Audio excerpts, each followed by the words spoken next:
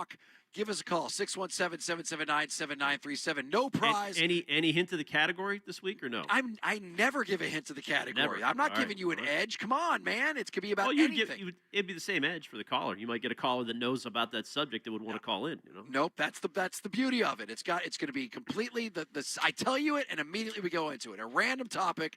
Let's see if you can do it. 617-779-7937. We'll do that in 2 minutes. 7. Ready to experience something new? All Trails helps you find your next hike. Whether you're looking for something nearby or planning a trip, read reviews from real people like you to choose your trail and know what to expect. You can also download the map in case service gets spotty. Plan and experience your next hike with All Trails, the app for exploring the outdoors. Download it today and find your outside. The greatest shopping event of the summer is here. Macy's Black Friday and July sale is back, where you'll find 40 to 60% savings on all the hottest summer fashion and more. Don't wait. Get first dibs on everything you love about Black Friday shopping, from unbeatable sales across the store to curated styles for the season at lower than low prices. Head to Macy's now for a fun-filled holiday shopping adventure smack dab in the middle of summer. It's the can't miss sale of the month, Black Friday and July at Macy's. Savings off select prices. Exclusions apply. Meet Lee Platts, a renter whose possessions fill not only her apartment, but also the darkest corners of a mini storage unit. A land of both truth and fiction. Truth, everything inside is protected by Progressive. Fiction, one day Lee will fit into her clothes from senior year of high school.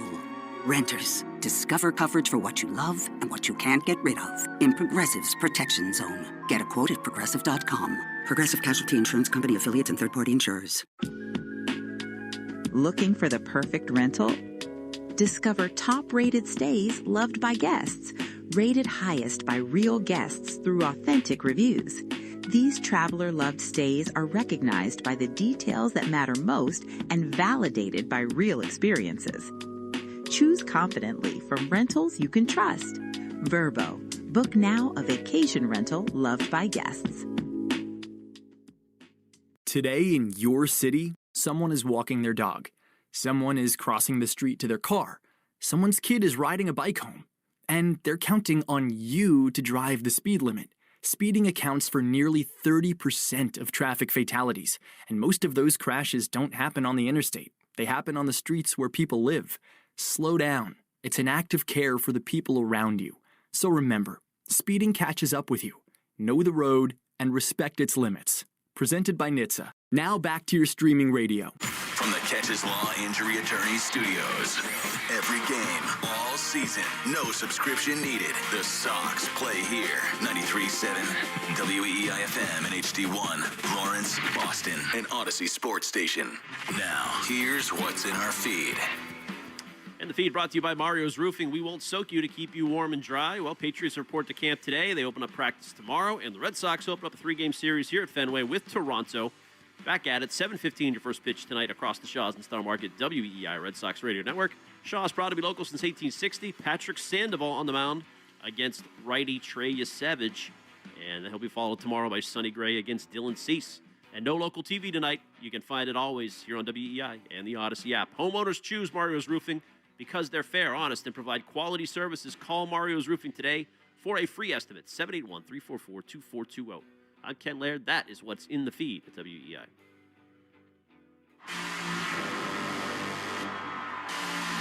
It's Rich and Ken with Ted Johnson. It is 93.7 WEEI. Rich Shirtenleaf, Ken Laird, Mr. Ted Johnson.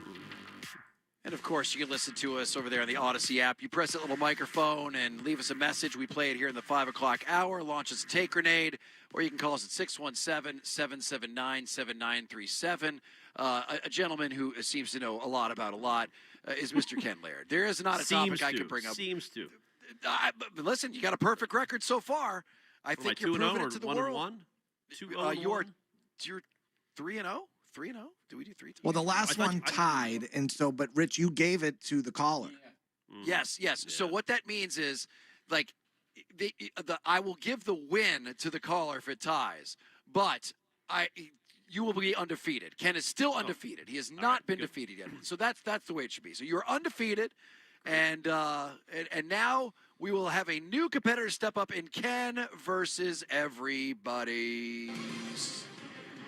All right, so Ken, step out of the room. I will. All right, put him in the soundproof little booth over there, and let's go to Craig. Craig, what is going on, my man? How you doing today? How you doing, Rich? Good to have you back on the radio, bud. Thanks, buddy. It's good to be back. You ready to take on the master, Mr. Ken Laird? Hell yeah. All right. This is for no real prize, just fortune and glory. And I'm going to give you a topic and then ask you 5 questions. If you can get more questions than our own Ken Laird, then you, sir, are the winner today. Are you ready, Craig? Yes, I am. All right, your category today is super teams. All right. Super teams. Yes, in honor of Jaylen Brown and LeBron James and Tyrese Maxey and Joel Embiid being on the same team together, a team that's easy to hate and a team that will implode. I am going to give you the names of people on the super team, and you tell me the name of the team. All right? Got it. Yeah, got it. All right. Number 1, Jordan, Bird, Stockton, and Christian Laettner. Dream team. You got it. Bam. Number 2, RZA, the Jizza, Old Dirty Bastard, and You God. Wu-Tang. You got it. Number 3, Sylvester Stallone, Jason Statham, Dolph Lundgren, and years later, 50 Cent for some reason. That would be the Expendables. You got it, dude. That's right. You're 3 for 3, killing it. Chris Cornell, Tom Morello, and those 2 other guys from Rage Against the Machine. Audio Slave. Dude, you got 1 more to go. 4 for 4. Samwise, Legolas, Aragorn, and Gimli. That would be the Fellowship of the Ring. Oh, we got a perfect score, bitches. Hell yes. On that, Ken. Way to go, Craig. Well done. Good job. Man, Thank you. You got to play the whole win thing there. I mean, that's good enough there, Stiz. We got to give him a little cool sound effect for that one. There you go. Wow, that's going to be very, very tough. Before he comes in, Stiz, do you think that Ken will be able to get all 5? You think he'll be able to run the table? I think it's going to be close. There may be 1 or 2 that he may struggle with, but I have faith in Ken. This is going to be good. I'm looking forward to this. All right, so Ken, pop those headphones back on. Let him out of the soundproof. And hang on the line, Craig, too, because we'll get to you. Put Craig on hold. I can hear Jackson in the background there. All right, so Ken, are all right? Ken, this is going to be a very, very tough one for you. The reason is that the best you can do is tie. My man ran the table. Damn. Ran the table. Oh, man. But I got faith. Stiz does not. He does not have faith in you. I have faith in you. I think that you're going to be able to run this table here. That's setting me up for a fall, but that's fine. Let's go. Ken, are you ready? I'm ready. Category is super teams. Super teams. I'm going to give you the names of the people on the super team. You have to tell me the super team. You ready? Do I have to go the year or just the team? Just the team. That's it. They all have a name. Are you ready? Mm-hmm.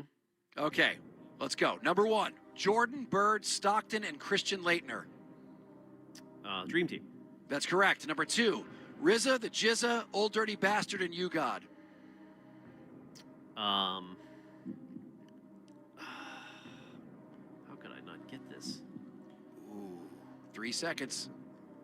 Oh, man. It's on the tip of my tongue, ODB. All right, go to number 3, Sylvester Stallone, Jason Statham, Dolph Lundgren, and years later, 50 Cent for some reason. Expendables. That is correct. Number 4, Chris Cornell, Tom Morello, and those 2 other guys from Rage Against the Machine. Cornell, Morello. 3 seconds. God, I'm blanking. Oh, you have not been to enough Bruins games. And number 5, Samwise, Legolas, Aragorn, and Gimli. Yeah, Lord of the Rings, but it's the Hobbits. No, the dwarves. What were they? Oh, you got 2 out of 5. That's the Fellowship of the Ring. Fellowship of the Ring. Well, there was 9 of them, though. And Chris Cornell, Tom Morello, and the Great Machine, Audio Slave, and then, of course, how do you not know the Wu-Tang Clan? Come on. I knew it, though. I knew these music ones under were the going to... pressure. I should know Wu-Tang. Well, you know what? Put Craig back up. Craig, Too much pressure. Sorry, congratulations. Craig. Not only did you beat Ken Laird, you embarrassed him. Like, I don't know if he'll ever recover from this embarrassing beatdown, Craig. That was sad. Congratulations. Thank you. Quite an honor. First in show history, right? Yeah, absolutely. You are now the first. He is no longer undefeated. You have beaten the streak. You are the Baltimore Orioles the other night. You smacked down somebody who was on a roll. Congratulations, Craig. You are king for a day, my friend. All right. Good to be king of something. All right. Thanks, Craig. Appreciate it. Hey, can I take Ken's slot on Monday since he lost? Yeah, you could. Sure, maybe you could. All right. I got one, and I just need you to – I had a bonus one just for you three, okay? And if the first one, look around. Do not Google. You're not allowed to Google. But between you three, Jackson, Stiz, and Ken, I want you to name what super team this is. Are you ready? The talents of Charles Barkley, Patrick Ewing, Larry Johnson, and Muggsy Bogues. Jackson, go ahead. Nope. If you know it, yell it out. I'm blanking. The talents of Charles Barkley, Patrick Ewing, Larry Johnson, and Muggsy Bogues. If you know it, 617. Celtic Pride? Nope, 617-779-7937. I was going to put this on here. I would have known it, but I thought that it might be a little too hard. It's just not my day. Space Jam? Be more specific. The first one? No, be more specific. They played against him in Space Jam. No, be more specific. Yeah, I can't get The much more specific. Monstars. Oh, there we go, Stiz. Oh, Stiz. That's right. Congratulations. And once again, it was not Charles Barkley, Patrick Ewing, Larry Johnson, and Muggsy Bogues. It was the talents, because remember, they sucked the talent out of them and put it into those giant. Oh, that was a good little clue. Good one, Rich. That was a great question. There you go. Okay, well, not bad. So, Ken, you got absolutely demoralized and humiliated. I don't know how you will ever recover. Ken, didn't we see RZA together? Yeah, we did. I mean, I know Wu-Tang. I know Audio Slave. I was just too much pressure. Bright I don't know. It really was. Hang on, stop. Ken, you saw RZA live? Well, we saw him up at Hampton Beach on the Greg Hill Road Show. Yeah. Oh, okay, Yeah. right. So this It's is just RZA though. Okay, wait. It wasn't Wu-Tang. Okay, so you actually went to the Hampton Beach Casino to just see RZA? No. This was at Bernie's Beach Bar that he was performing out on their outdoor deck. Great show. Yeah, Wiggy got us into a VIP spot. It was me, Wiggy, Ken, and Greg, and Max Lane.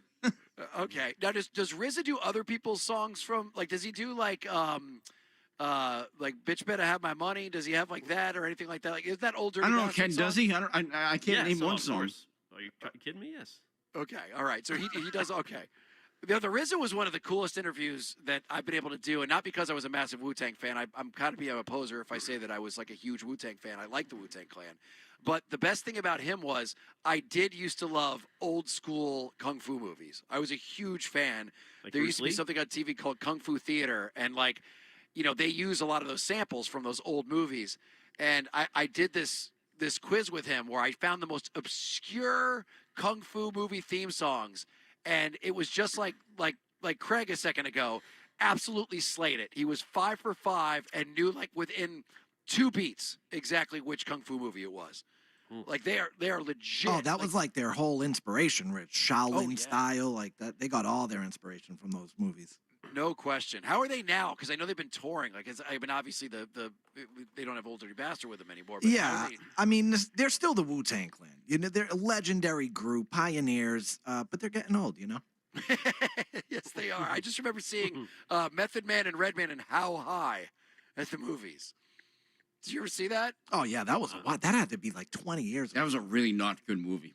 No, not great. That was around the same time as I think Who's the Man with Ed Lover and Dr. Dre, but it wasn't the Dr. Dre that we know from The Chronic. It was the guy fat at Dr. MTV. Dre. It was the guy from the radio MTV. guy. Yes. Yo MTV Raps. Exactly. Yo MTV Raps. All right. 617-779-7937. We will take your calls. Also, you got the Red Sox hopefully starting a brand new streak. Great stuff about Chad Tracy we've been learning and just how much of an influence he has over this team. And do you hate this Sixers team now? Now that LeBron is on there, as a Celtics fan, you still got Jaylen Brown on the team, but you got LeBron too. What are you thinking? Are you pissed off at Brad Stevens? Because if it wasn't for Brad Stevens, there would no longer be this super team, or there would never be a super team out in Philadelphia. We will take your calls and be back in 2. The greatest shopping event of the summer is here. Macy's Black Friday and July sale is back, where you'll find 40 to 60% savings on all the hottest summer fashion and more. Don't wait. Get first dibs on everything you love about Black Friday shopping, from unbeatable sales across the store to curated styles for the season at lower than low prices. Head to Macy's now for a fun-filled holiday shopping adventure smack dab in the middle of summer. It's the can't miss sale of the month, Black Friday and July at Macy's. Savings off select prices. Exclusions apply. Welcome to Ashfield Place, the safest town in America.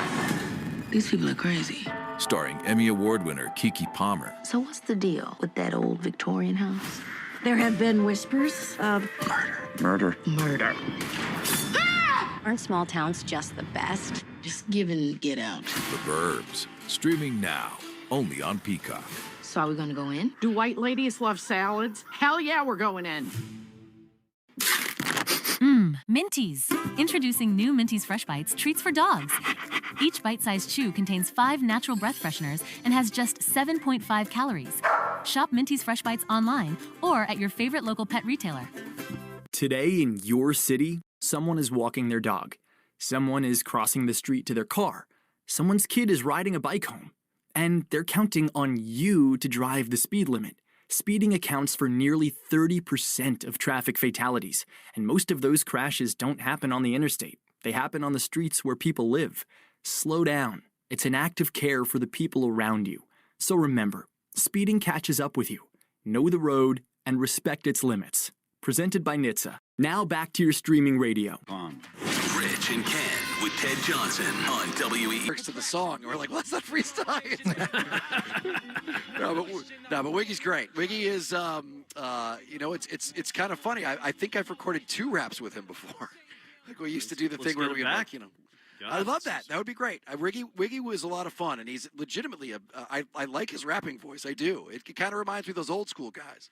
You know, the ones who would rap like this. You know, kind of like Curtis Blow. That's one of my. Wiggy admits he was an elite breakdancer back in Eastie, so that's his whole era, right? Is the slow rap. Is there a video of that? I would actually love to see it, like legitimately, because those old school breakdancing is something that needs to come back, and maybe it is back, and I just don't know about it. But I mean, those old movies like Beat Street and Breakin' 2 Electric Boogaloo. Yeah. Breakin'. That stuff's all right. That's all right by me. And I can't believe I'm saying that, but I find those wildly entertaining. There's a video of Jean-Claude Van Damme dancing in one of the break-in scenes that always makes the rounds on social media, and it's great. It's elite. It's like before he was known as Jean-Claude Van Damme, he's in this like jumper. It's unbelievable. Apparently, the way he got into movies is he showed up at the Golan Globus movie studio back in the day and just started doing karate moves in the lobby. And someone's just like, well, this guy looks kind of cool. Let's put him in a film. And then next thing you know, he is, of course, in Hard Target and Bloodsport and all those other films. All right. Let's take a call on line 1 because this has been an interesting thing so far. Is DJ still there? Let's go to DJ on line 1. DJ, what's up, buddy? How's it going?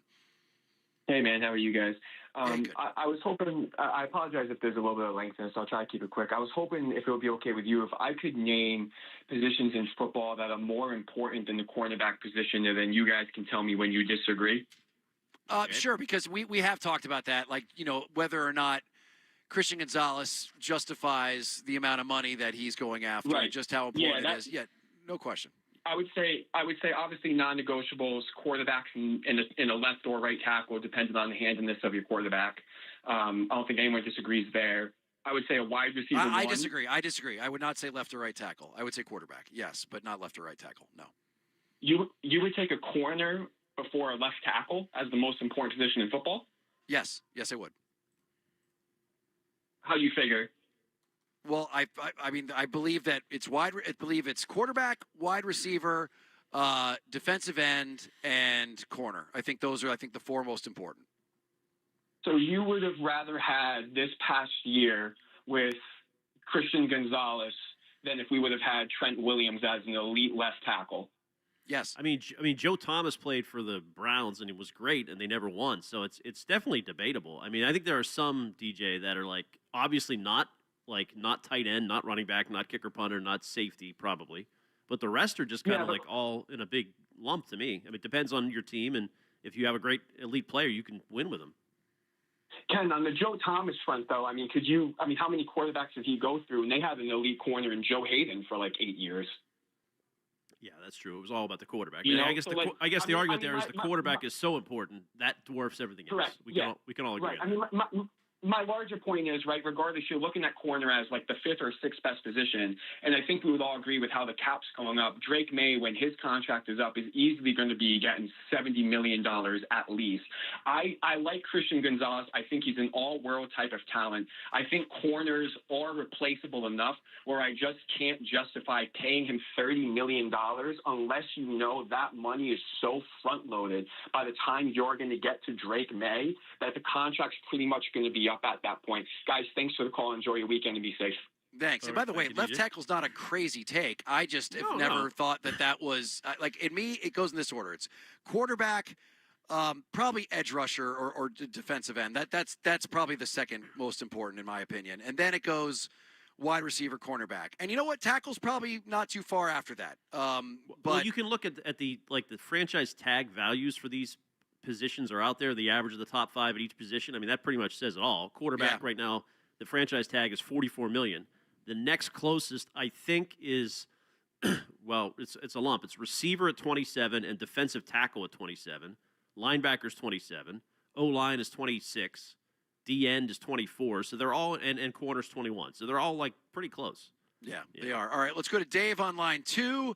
Dave, he has something very important to tell us. What's happening, Dave? Yeah, hello. Hi. Hello? Hello? Hello. Can you hear me? We got you. Yes, Dave, we can. Can you hear? Oh, all right. He saw the jizzer at the Ballroom Casino. It wasn't RZA. RZA wouldn't go to a Hampton Ballroom Casino. He was in charge of all the music. He's the reason why Wu-Tang Clan exists. He's in a bunch of movies. He actually directed a movie. So it wasn't the RZA, it was Jizza the Genius from the Wu-Tang Clan that they saw. And the second thing is, please may I speak on this quick? I don't want to take up. Ken's take on the Odyssey is awful. The Odyssey is a 9.5 out of 10. It's one of the most incredible movie experiences. I saw it in IMAX. Troy sucked. It was horrible. It was a trash movie. And I'm never taking Ken's advice on a movie as long as I live. I love Ken on the radio, by the way. He's great. But Ken, that is one of the worst takes ever, and I'm never going to take your advice on a movie. There's no way out. That's fine. That's fine. That's why I love this so much. It's like a movie club. We find out what our tastes are in movies. And I love Nolan. I gave it a 7.5. I don't think it's a bad movie. It's just overrated a little bit, in my opinion. That's all.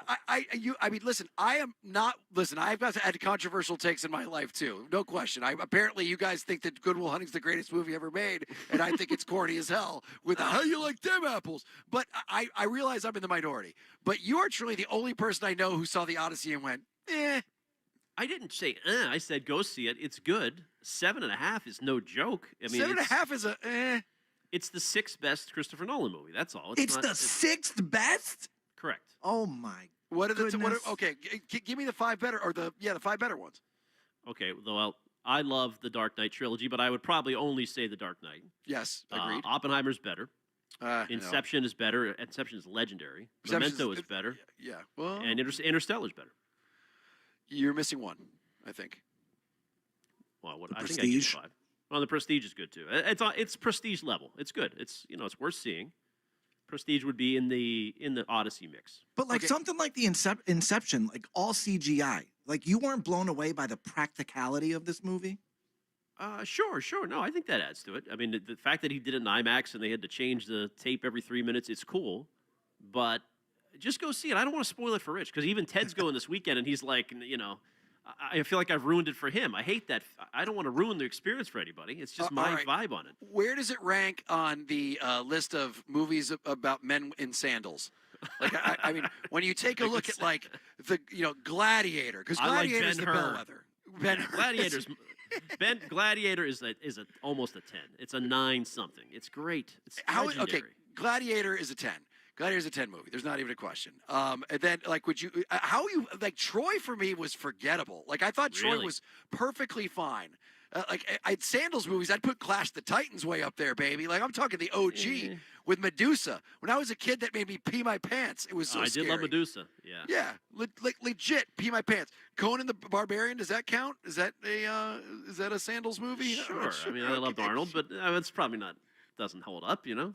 The Spartacus, I Beastmaster? don't think I ever saw. I mean, now Jason and the Argonauts, you brought that up. I mean, that was groundbreaking for those little skeletons. Oh, that was good. That was good. Where would you put 300? 300, really good. Really good. Better than this. 300. Oh my God. Yes. Rich, we need to. I'm about to pay for your tickets, like just to get you there. Go tonight, please. We need to end this madness. You didn't like 300? No, of course I did, but I liked. I mean, Odyssey is just on another scale, I would say. I love the way that everything looked completely real. Like it wasn't all fake backgrounds in 300. That's my favorite part. I'm fine with that. You know, I just want to be entertained. I don't really care that much if it was real or CGI or whatever. No, you know. I know. Listen, I mean, I liked, what was it? Sin City. That had a bunch of fake backgrounds, but 300 was perfectly fine. Gladiator is the bellwether for me. So if it's anywhere near as good. I'm in. I did not even mind Gladiator 2. It's not even, can't say it in the same breath as Gladiator, but I did not mind Denzel Washington going, I want power. Like that to me, he should have been up for Best Supporting Actor just for that line alone. All right. If you want to find out what the people of Philadelphia think, their heads are exploding right now that they just got Jaylen Brown for getting rid of Paul George, which is hysterical because they was originally have to pay people for picks to get rid of the guy, and some reason Brad Stevens loves him. And then they got LeBron James. The people of Philadelphia are covering themselves in peanut butter and running nude around the city right now. They could not be happier. And we are going to speak to Joe Giglio, who is one of the hosts over there in our sister station, WIP Philly. And he'll put some perspective on what he thinks about this thing and what he thinks about Brad Stevens gifting them a team that could potentially win a championship. We'll do that next. 93.7 WEEI, Boston Sports Original. The greatest shopping event of the summer is here. Macy's Black Friday and July sale is back, where you'll find 40 to 60% savings on all the hottest summer fashion and more. Don't wait. Get first dibs on everything you love about Black Friday shopping, from unbeatable sales across the store to curated styles for the season at lower than low prices. Head to Macy's now for a fun-filled holiday shopping adventure smack dab in the middle of summer. It's the can't miss sale of the month, Black Friday and July at Macy's. Savings off select prices. Exclusions apply. Welcome to Ashfield Place, the safest town in America. These people are crazy. Starring Emmy Award winner Keke Palmer. So what's the deal with that old Victorian house? There have been whispers of Murder. Aren't small towns just the best? Just give and get out. The Burbs. Streaming now. Only on Peacock. So are we gonna go in? Do white ladies love salads? Hell yeah, we're going in. Game night rush, or any night of the week, really, Genius keeps every order moving. From online ordering to your kitchen to the front counter. Big league reliability for any business. That's Genius. Today in your city, someone is walking their dog. Someone is crossing the street to their car. Someone's kid is riding a bike home. And they're counting on you to drive the speed limit. Speeding accounts for nearly 30% of traffic fatalities, and most of those crashes don't happen on the interstate. They happen on the streets where people live. Slow down. It's an act of care for the people around you. So remember, speeding catches up with you. Know the road and respect its limits. Presented by NHTSA. Now back to your streaming radio. What they did to your family, you're lucky to make it out alive. Streaming on Peacock. These men are going to come after me. Taking them out is my only chance. Put a bullet in her head. From the co-creator of Ozark. Looks like a family was running drugs. Execution-style killing is rare for the Keys. Any leads on who they might have been running for? The cartel killed my family. I'm gonna kill them. All of them. MIA. Streaming now. Only on Peacock. This is Service Pro Sports, and these are Jobber's blue-collar plays of the week. First up, a lawn care pro sends real-time job updates. One tap, 0 callbacks. Then, a handyman fires off quotes faster than the competition can blink. Folks, that's how you earn 5 stars. Start a free trial at jobber.com. Have you or a family member been diagnosed with early-stage non-small cell lung cancer that can be removed by surgery? Consider talking to an oncologist about your treatment options. Why? Because knowing your options before you have surgery can help your care team develop a treatment plan that's right for you. Learn about a potential treatment plan before and after surgery at askbeforesurgery.com. That's askbeforesurgery.com. And talk to an oncologist before your surgery. How We Met Your Mother is the How I Met Your Mother rewatch podcast with me, Josh Radnor, and series co-creator Craig Thomas. Follow How We Met Your Mother wherever you get your podcasts. Imagine that. New Game Plus with Oxy makes your laundry smell incredible and fights stubborn smells, like the ones your dog Biscuit brought into your freshly made bed last night. But you wash that all away with Game, and now you're drifting asleep to the scent and sound of waves. Ah, no, that's the dog licking your ear. Biscuit. It just might be our greatest scent ever, now with odor-fighting power. New Game Plus with Oxy. This is the story of the one. As a maintenance engineer at a beverage manufacturing plant, he starts his day knowing every line is ready to run because Grainger delivers the industrial-grade products he needs to keep mixers, conveyors, and packaging equipment moving. With Grainger's vast selection of bearings, belts, and motors, he keeps operations running smoothly, so nothing grinds to a halt. Call 1-800-GRAINGER, click Grainger.com, or just stop by. Grainger, for the ones who get it done. Rich and Ken with Ted on WEEI. Well, we've been waiting for, 20-something days now, and it is official according to Shams. LeBron James has chosen his next team, and he is signing with the Philadelphia 76ers on a 2-year, $8 million deal with a player option. LeBron James is coming to the Philadelphia 76ers. Holy crap. Do you know how hard it is going to be to get tickets to the games now? This is bananas. Every night is going to be like a movie. And I think this is one of the greatest days in Philadelphia sports history. He chose the Sixers. There aren't many days like this in the history of Philadelphia sports where players of this caliber choose to come here. Terrence in Springfield reacting with us. Terrence, good morning. We got LeBron! We got LeBron. They got him! Oh, it's so great. Keep that clip, because if the team implodes, then you can play that. But if you win a championship, you can play it too. It's great either way if you're in Philly. It is Rich, Ken, and Ted Johnson here on 93.7 WEEI. You can call us at 617-779-7937. And one of those voices, the lead voice there, is the voice of Joe Giglio from WIP, our sister station in Philadelphia, from the Hugh Douglas and Joe Giglio show. It's middays over there at WIP. And he's all afternoon been speaking to people of the city of Boston. Every single one of them should be sending an edible arrangement to Brad Stevens for gifting them Jaylen Brown, which ended up gifting them LeBron James, and has made truly one of the best stories in the NBA in a long time. My God, it's going to be a fun season. Joe, thanks for coming on, man. How's the last couple hours been for you? Oh, it's been incredible. And I'll be the first one to send that edible arrangement to Brad Stevens. Just let me know when we get off the air the address, and he'll get it on Monday. Because you're right, the Jaylen Brown thing put the wheels in motion. Guys, a month ago, I'm sitting on the air saying, you know what? The Sixers so far away, why not trade Tyrese Maxey for 4 number 1 picks? Like, they're screwed. They got no chance here. And now Jaylen Brown's in town, and here comes LeBron James, and the Sixers at this moment are the favorite in the Eastern Conference. What a ride it's been. You made a great point. This kind of thing, there aren't like a lot of superstars that say, you know what? I'm going to choose to go to a city that, much like Boston, has one of the meanest sports media, the fans that demand the most out of you, and if you suck, they let you know it. Like most athletes will shy away from a city like that. So for LeBron James to decide to go there, like, how weird was that for you? So it was weird, though.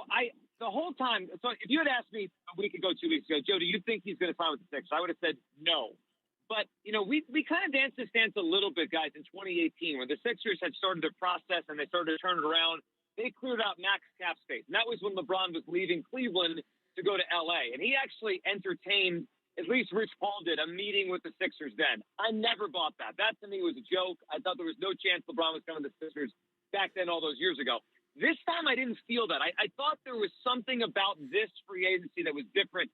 And really what caught my attention was none of these spots really made any sense. You know, like, he already went back to Cleveland and won. What's the point of doing it again? He already did the Miami thing. That didn't stand out. Maybe Golden State to play with Steph. That would have been kind of cool. But it didn't really have this. It didn't feel it was real. So the whole time I'm like, yeah, I don't think the Sixers. But if he really just wants to win a championship, if that's the objective this time, if it's not money, if it's just about a championship, this makes some sense. And there's no connection here that is unlike the connections before. So I thought there was a shot. And then when the news came down, honestly, my first reaction was, like, when the producer got my ear, our producer that got my ears, like, we got LeBron news. I assumed he was about to tell me he's going to Miami or he's going to Cleveland. And I had to break the news to everyone. This thing was over. And when he said, no, he's coming here, I was like, holy crap. The Sixers just got LeBron James. Hey, Joe, what did Sixers fans think of the Jalen piece before LeBron? And how do you think they will feel now that he'll fit in with LeBron? He's had a little beef, as I'm sure you know, with Bronny and going back. Yeah, well, the Jaylen Brown thing was remarkable because that, you know, it's as shocking as this is, at least there's, you know, been breadcrumbs for 2 or 3 weeks, right? You know, Rich Paul and Bob Myers on the podcast and dropping hints about the Sixers. Sham saying everyday Sixers are part of it, Windy too. So, like, we at least knew this was possible. The Jaylen Brown thing, one of the most shocking notifications I ever got because, you know, first of all, we just assumed that Paul George had negative value. So, you know, when you kind of put the trade pieces together, it's like, well, wait, we only gave up a first-round pick, you know, when you think about it for Jaylen Brown. So people are over the moon about Jaylen Brown. You know, there's a little bit of, hey, are the Celtics pulling one over our eyes? Like, is he going to show up with one leg? Like, what is going on here?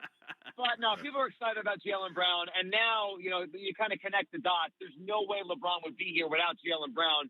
It makes that trade even better. Hey, Joe, what is Joel Embiid's kind of reputation there? Because, I mean, you know, Jaylen Brown, after getting knocked out by your 76ers in the first round, said it was his favorite season ever. And we all know Tatum missed most of the season, and we all crushed him for it. And then Joel Embiid, after getting swept by the Knicks, says basically the same thing. How was that received, and how do people view Joel Embiid there in Philly? Yeah, that wasn't received well, especially by me. That you know, he figured things out and played half a season. But Joel, it's complicated with Joel. You know, there's a lot of people that like him and feel like, you know, he's been the one guy that's been the constant, right, for a decade here in Philadelphia. And he's obviously a great player when he's healthy, and he's going to be in the Hall of Fame. He won an MVP. I'm on the other side to where, yes, all those things are true about his talent, but he has come up short so many times in big moments, and he never stays healthy. I think he's the one piece of this puzzle that everyone is still not really sure how this is going to work. Like, Maxi's excellent. Edgecombe looks like he's going to be a star, you know, as time goes on here. Obviously, Jaylen Brown now and LeBron.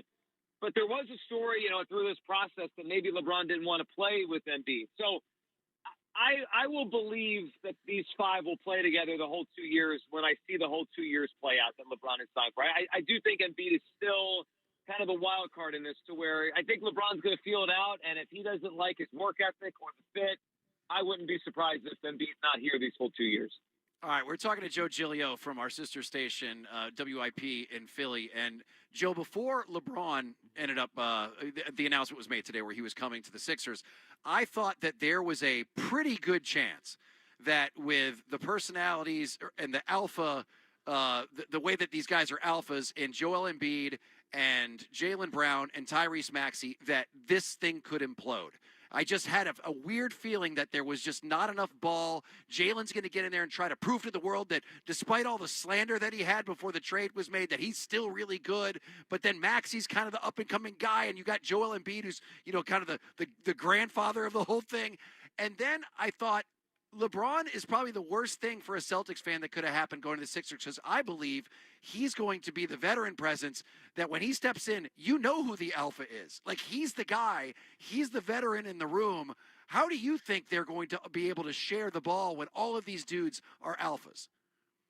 It's a great point, and I felt something similar. Like, there was a combustible element to this before LeBron. I actually saw a stat right after the trade went down that if you look at the usage rates of the 5 starters that were now projected to be the Sixers starters, including LeBron, it's a crazy number to where obviously someone's going to have the ball less, or multiple of these guys are going to have the ball less than they just did in order for the math to work on this. So they have a challenge here. But I agree with you that LeBron feels like the perfect antidote for this, because who's going to tell LeBron no, right? Who's going to tell LeBron, no, you don't know what you're talking about? And really the Sixers need this, because I think they could have wrestled with each other for the basketball for relevancy, for the guy to be the guy.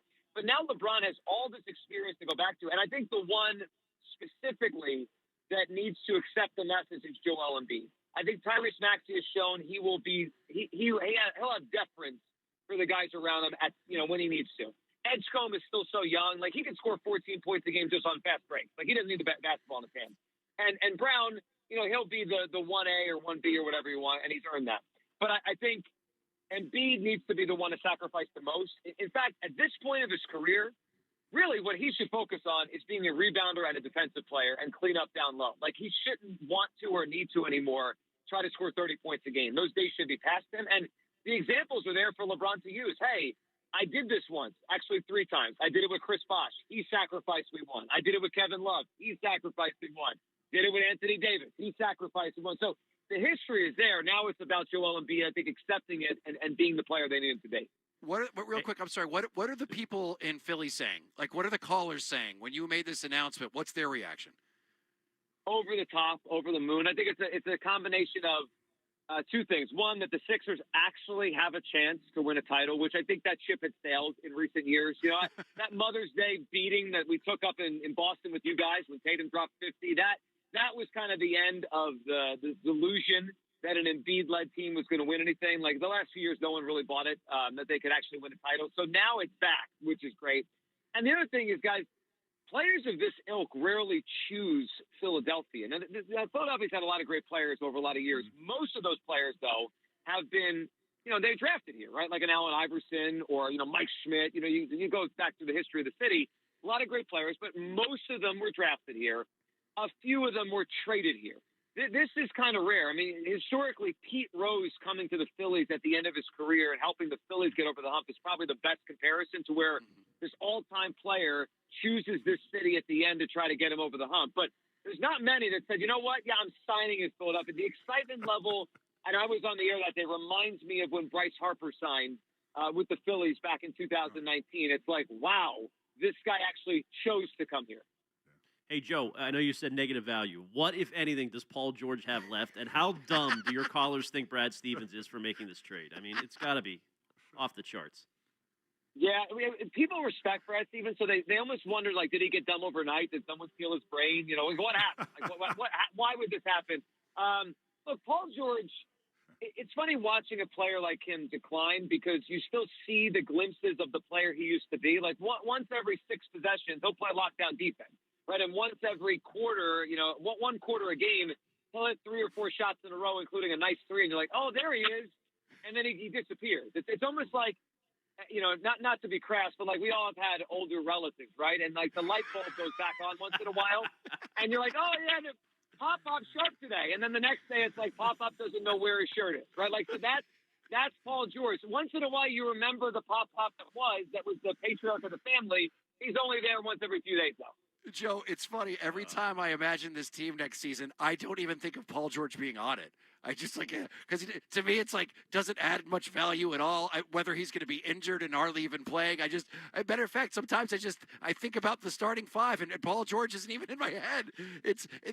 Man, if you could have heard the calls when we found out that we were getting Paul George for a guy who was in the running for MVP last year, it's just. It's this season, man. There's so much pressure on these Celtics to just not just be awful.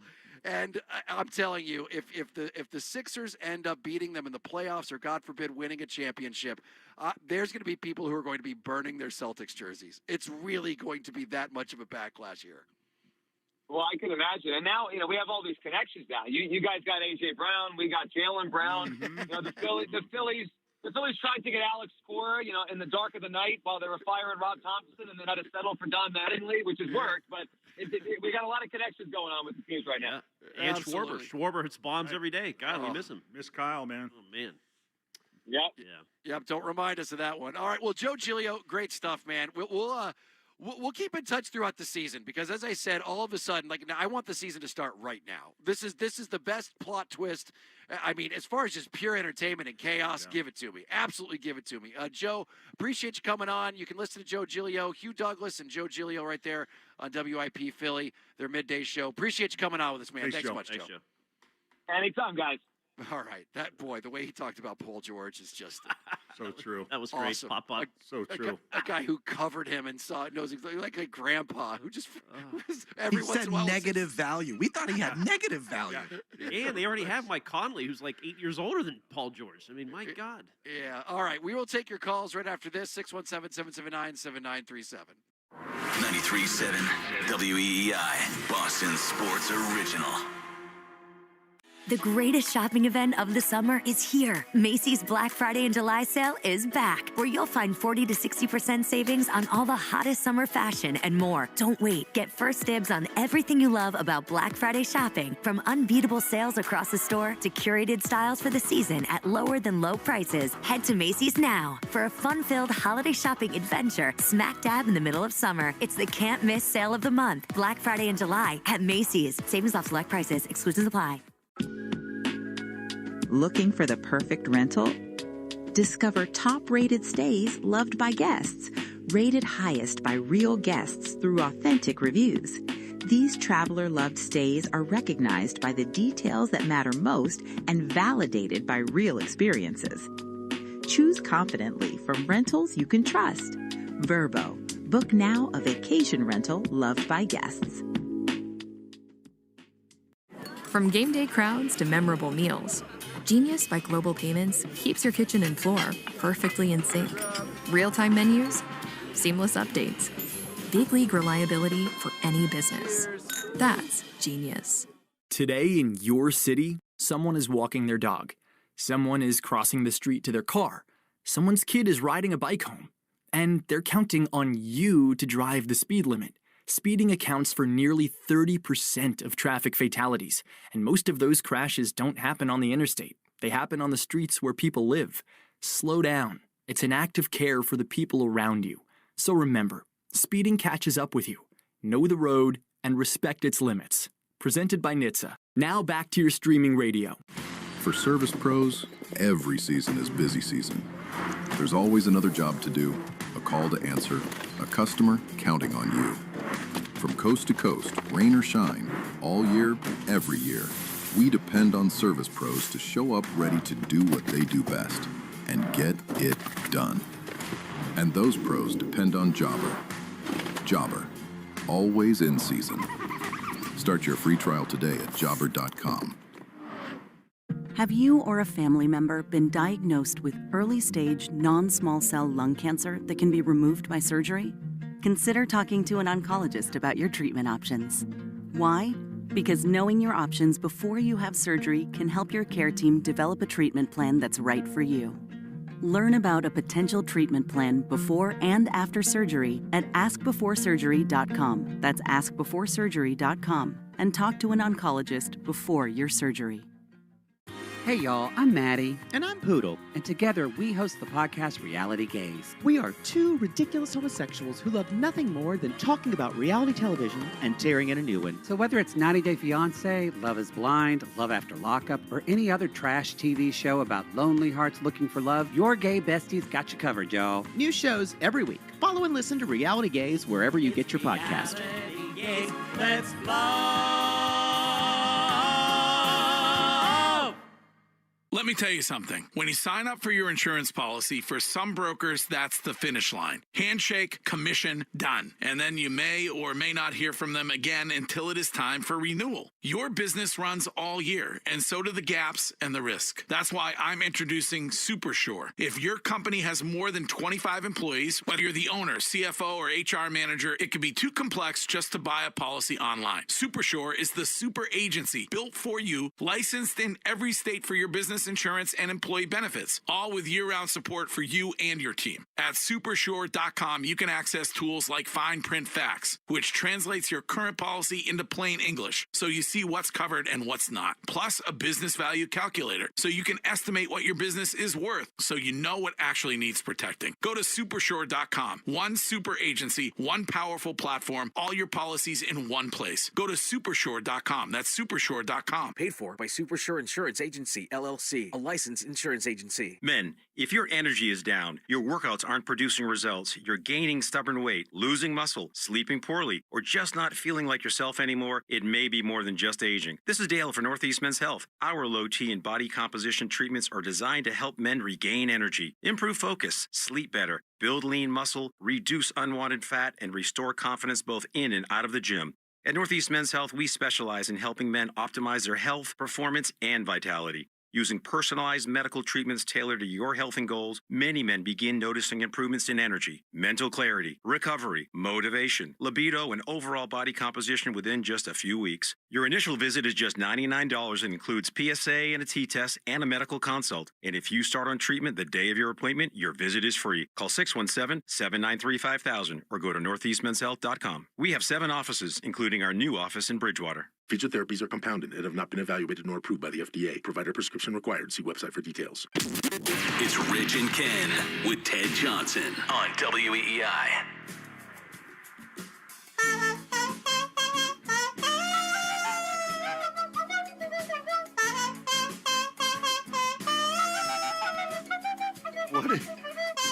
What is this? Oh, this is a super famous thing on YouTube called Crappy Flute, where they redo songs with recorders. Okay, I've never heard that. All right, I'd say that's enough. All right. Thank you, Stiz. I think I'm... Stiz and I accidentally picked wrong. We've been laughing our asses off at this for the last 5 minutes. Oh, man, that is... That doesn't hit the ears well. It is Rich Ken Johnson. It's no fart version of Yankee Doodle Dandy, which you can find on YouTube. Wow, that's my next one. Which every once in a while, just randomly, I'll get like a little sound file texted to me by a friend of mine, and I'll press play, and that's what will be on there. And unfortunately, it gets me every single time because inside I am a 12-year-old. It is Rich Ken and Ted Johnson here on 93.7 WEEI. You can call us at 617-779-7937. Gentlemen, a lot of people have opinions on this whole LeBron to the 76ers. And by the way, it's great that we can talk about all sorts of such great things from the Ford Clubhouse Fenway Studio. It's beautiful outside. For the other game, they're going to start another streak. Brought to you by your New England Ford dealers and employee pricing for all. You pay what we pay. Ford, the official vehicle of Major League Baseball in that dirty water. So yes, so many people are chiming in on this whole, LeBron James and the Sixers, and we were even talking about, I said it earlier, now that he's with the Sixers, and this is apparently going to be his last stop, he will never be the greatest of all time because I think he's a ring chaser, unlike Michael Jordan. And, gentlemen, the President of the United States has chimed in on the LeBron versus Michael Jordan. And by the way, I asked our friend Christian Arcand to put his headphones on to hear this because I know he will have an extreme reaction to our president reacting to the big news of the day. This just happened within the last 30, 45 minutes. The President of the United States chiming in on LeBron versus Michael Jordan. Let's roll. Today it was announced LeBron James has decided that he wants his next team to be the 76ers. Where do you stand on LeBron versus Michael Jordan as the best ever? Well, Michael Jordan's a guy that's a friend of mine. Play golf with him. He's a really good guy. And I think LeBron is, maybe he's a racist. Maybe he doesn't like Trump. I don't know. But I only like people that like me. So I would say Michael Jordan all the way. There's a war going on, right? I'm just saying. Isn't there other things to ask him about right now? The only thing Trump and LeBron agree on is that every conversation should eventually become about them. See, and you were worried that Tom Brady couldn't run because, people would have to like him so much. This is perfect. Some for intern at ESPN just canceled the rest of the show and said, we got 4 hours tomorrow, baby. We got 4 hours. listen, say what you will about Trump, but he's the only guy alive that can make LeBron the sympathetic figure in Boston. Well, and as I texted you, Rich, I mean, Trump is the only guy that has made AI irrelevant because the real thing was more shocking than the AI version would ever be. I texted that to you guys. I said, "Is this real?" And then I looked, and it took me 2 seconds. Like CNN's tweeting it and stuff. Can we play this one more time? Like this is him just being asked, "Hey." Kind of a light little thing. And I'm not even going to do hey, there's a whole war going on. I understand that. I get it. But it's just, to me, it's like, hey, Jordan versus LeBron, what do you think? This is your time to kind of act human. Little fun diversion, That's right. And let it roll. Today, it was announced LeBron James has decided that he wants his next team to be the 76ers. Where do you stand on LeBron versus Michael Jordan as the best ever? Well, Michael Jordan's a guy that's a friend of mine. Play golf with him. He's a really good guy. And I think LeBron is, maybe he's a racist, but maybe he doesn't like Trump. I don't know. But I only like people that like me. So I would say Michael Jordan all the way. I mean, 23 seasons, 4 titles, 4 whatever thousand points, and the president's official scouting report is doesn't like me. Congrats, LeBron. You finally posted a stat that Jordan can't chase. He could be a racist. Maybe. I mean, this isn't real life, right? Do you remember a time where this would have been the country would have stopped for a moment if the president said that? And now this is everyday occurrence. It's a Friday. I hardly remember that world, Rich. Let me just tell you, I hardly remember it. Long time. Let's get Brady in there, can't we? I mean, he's going to settle it all down. I guess so. All right. Well, maybe he's a racist. I don't know. Okay, Mr. President. Thanks. We should just end every conversation with that now. Just talking about anybody. Maybe he's a racist. I mean, you have it. You're in charge of the FBI. Maybe you investigate it. Find out. Patrick Sandoval's pitching tonight, Rich. Maybe he's a racist. Maybe he's a racist. Who knows? I don't know. All right. Well, I had to play that because it's going to be everywhere. I heard that and I was just like, I can't believe this is real. It's crazy. Well, of course. And by comparison, Jaylen Brown's reaction was just fine. Throw the ball up or whatever. I mean, so the big winner of the day is JB. We can all agree. He is headed for a title. He's going to get his second ring before Tatum does. He probably will win Finals MVP. And the guy, it's a great day to be Jaylen Brown. Jaylen Brown, maybe a racist. I don't know. Could be, maybe not. I mean, just add that to every sentence. Just, as I said, go into your kid's parent-teacher conference. So, what do you think of your son? Well, he's got, his best friend, Joey, could be a racist. He's a big fan of, a social studies teacher, though they're learning about, the Rome right now. He could be a racist.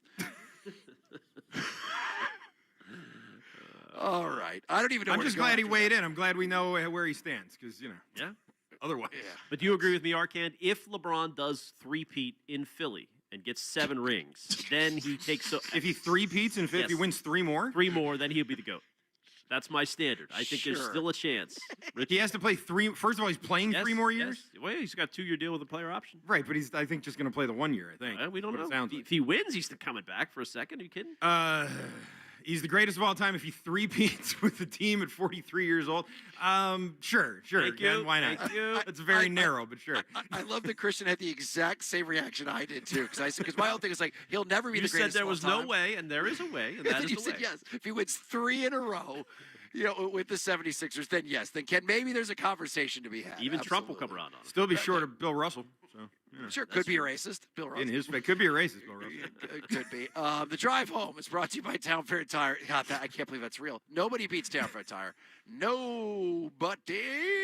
And, before we take off, just want a big thanks to Cars for Kids, the easiest way to get rid of your old car. Donate today, and your car can be picked up tomorrow. Donate now at carsforkids.com. That's cars with a K.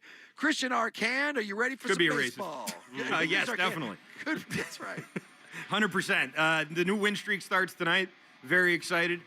Savage going for Toronto. He's been pretty good, but I think that the Red Sox here have a great chance to show everyone that, we didn't just watch a fluke for 3 weeks. So looking forward to it tonight.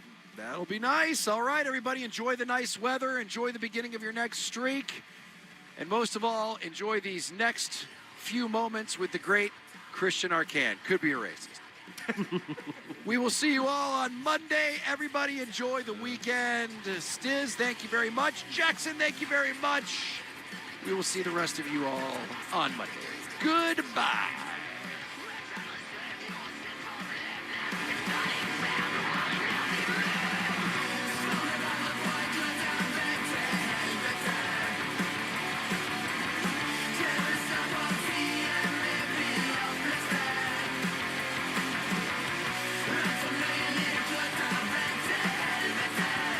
The greatest shopping event of the summer is here. Macy's Black Friday and July sale is back, where you'll find 40 to 60% savings on all the hottest summer fashion and more. Don't wait. Get first dibs on everything you love about Black Friday shopping, from unbeatable sales across the store to curated styles for the season at lower than low prices. Head to Macy's now for a fun-filled holiday shopping adventure smack dab in the middle of summer. It's the can't-miss sale of the month, Black Friday and July at Macy's. Savings off select prices. Exclusions apply. Have you or a family member been diagnosed with early-stage non-small cell lung cancer that can be removed by surgery? Consider talking to an oncologist about your treatment options. Why? Because knowing your options before you have surgery can help your care team develop a treatment plan that's right for you. Learn about a potential treatment plan before and after surgery at askbeforesurgery.com. That's askbeforesurgery.com. And talk to an oncologist before your surgery. Okay, last meeting wrapped. It's too late to cook. Should I order poke or a burger? At war with myself, feeling choosy. Burger or tuna, what a doozy. If only I could have one of every bite. Why can't we have food without the fight? With Wonder, you can combine 20 restaurants in one delivery, so you never have to choose. Use code MEALTIME for 50% off your first Wonder order. Terms apply. See wonder.com/new customer. Progressive presents ways to save money that aren't bundling your home and auto insurance with Progressive. Thanks again for taking me to the game, man. I can't wait to get in there. By the way, what's in the bag? Oh, I bring my own hot dog and peanuts. Saves a ton. Savvy. And what about the beach chairs? Why buy seats when you can save big and bring your own? We can't get in without tickets. Tickets? What do you think the portable TV is for? Don't save money pretending to go to the game. You could save hundreds by switching to Progressive. Get a quote at Progressive.com. Progressive Casualty Insurance Company, affiliates, and other insurers. Not available in all states or situations. From the Catches Law Injury Attorney Studios. Every game, all season, no subscription needed. The Sox play here. 93.7 WEEI-FM and HD1. Lawrence, Boston, and Odyssey Sports Station. Time now for the Christian Arcan Show. Yo, it's all Arcan. On WEEI. Good evening. Welcome in. It's the Christian Arcan Show here at WEEI. We are live in our Ford Clubhouse Fenway Park studios. We are Boston Sports Original, and tonight we are here with you for 5 seconds. About 10 minutes. Stanley Stiz is here. Well, not really here. He's back in Brighton. I'm here, and I'll be taking you up until Red Sox pregame, which is hosted by me also. And we have time to get to maybe 1-2 topics here. I do want to touch on the Red Sox, of course. Do a lot of that, obviously, in the pregame show, but kind of a rebirth for this team today, it feels like. You know, like they've hit the highest of highs. They've hit close to the lowest of lows. And now here they are with a lot of time between now and the end of September to show us and everybody what they're made of, what they really are, and what to expect here going forward down the stretch of this season and potentially into the postseason. But the big story of the day, story that's got everyone from myself to our great leader speaking on it, is that LeBron James is signing with the Philadelphia 76ers a 2-year, $8 million deal with a player option. You know who I really feel bad for? Is that Miami Heat guy who posted the press conference thing and then ended up that had to be retracted and all of that. I do wonder what the deal was with that. Like, did he want to go to Miami and then that happened? And he was like, well, I can't ruin my announcement, so I guess I'll just go to Philly. I don't know. It's LeBron. It's possible. This is something. Can't help but think that Brad Stevens helped facilitate this. Because LeBron would go anywhere, right? I mean, he could go anywhere. He's only making $4 million. $8 million. Oh, sorry, $2 million. 2-year, $8 million. Nothing. He could go anywhere he wanted to. And he decides to go to the Philadelphia 76ers. Now, why did he choose to go to the Philadelphia 76ers? Because he loves Tyrese Maxey? Because he loves Joel Embiid? because he loves teams that get knocked out in the second round of the playoffs every year if they even make it that far? Or did he go there because Jaylen Brown went there, because Brad Stevens traded Jaylen Brown there? Is that the reason why he went there? And it's not all just basketball reasons. It's LeBron James at age 43, whatever he is years old, trying to stay relevant, dragging it out for weeks. Like, it was the most transparent thing I've ever seen. No one really cared about this. It was sort of okay, LeBron, like, where are you going to go? You're going to go to Miami with okay. You going to go back to Cleveland again? Oh, boy, all right, geez. Watch out. You're going to go to Golden State, you and Steph and Jimmy Butler, the oldest team in the world? Oh, boy, watch out. This was the only place that really could make an impact like this. This was the only spot that would have that kind of juice. So I'm not surprised. I'm really not. Even if he'd gone back to Miami, like he's been to Miami before, and I don't even think the Miami Heat with Giannis and Bam Adebayo quite strike that same kind of chord that Maxey, Jaylen Brown, Edgecombe, Embiid, and now add LeBron to that, and you've got something there. You know, like that's the type of move. It's going to be in the headlines. It's a much bigger headline than if he had gone back to Cleveland. It's a much bigger headline than if he went back to Miami, and it's because Jaylen Brown was traded there. So, in some ways, it really seems like you traded Jaylen Brown for Paul George and also basically swapped Brown for George and also gave him LeBron, even though you didn't have LeBron to give. But it does kind of feel that way. Can't help but think that the optionality of the Boston Celtics is not looking quite as special right now. Not a lot of optionality going on over there in Philadelphia now, is there, huh? That's a lot. It's a lot of money you're dishing out there, not to mention whatever you got to pay Edgecombe. The optionality in Philadelphia, oh, they must just be really bothered by that, wouldn't you think? You know, don't you think that's just the number one thing at the top of their mind is, wow, we made all these great moves. We have all this great talent and all these great players. But what about our optionality? That's really suffering right now, our optionality. Someone please think of the optionality? Doesn't seem like that's a big problem. And you know, it's interesting. After the trade, the Jaylen Brown trade, I really thought the odds for Philadelphia to win the East, or at least to finish ahead of the Celtics, were going to skyrocket. I thought they were going to blow right past them. And they didn't. They really didn't. Now they have. And I don't know how to read that. I don't know if that means that Vegas thinks LeBron James going there is a bigger deal than Brown going there, or if they think that Brown going there by himself wasn't enough. They still needed that extra thing, but if they got that extra thing, it would push them over the top. I don't really know. I feel like if they had just gotten LeBron and not Jaylen Brown, that wouldn't have catapulted them to where they are now. It's getting the two of them, obviously, that did that. But it's interesting to me that they needed LeBron to nudge them over the line of being better than the Celtics. You know? Better odds than the Celtics. Maybe it's not directly that. It's about what they think people are going to bet on. But when you swap Jaylen Brown for Paul George to a team that already beat you, it's like, well, where was all this action on the Celtics coming from in the first place? And now it's no doubt about it. Now it's very clear. Edgecombe, Brown, Embiid, LeBron. Jeez. That is some kind of starting five right there. That's like a potential all-time starting five. Potentially. Not saying it is yet. But that is something. I do wonder, like everyone's been wondering all day since this thing got announced, is Jaylen Brown's mindset right now. Last I saw Jaylen Brown, and I'm not telling a joke here, this is true, I saw he was playing baseball in the Dominican Republic in some summer league with a bunch of, I don't know if they were kids or what they were. It seemed like he was bigger than them, but he's 6'7", so he's going to look bigger than everybody. I don't know exactly how old the baseball players were, but he like took an at bat, and you saw him running around the bases and like slide head first into home. Very athletically. And that's the last I saw of Jaylen Brown. I don't really know what he's up to. I don't know what his mindset is on this. I know that right now he's going to be tweeting things like, hey, look how good I got. Everything's going so great here for me. But, eventually the clout from all of this is going to disappear. And what's going to be left is Jaylen Brown now potentially being the fourth option, right? Fourth option on that team.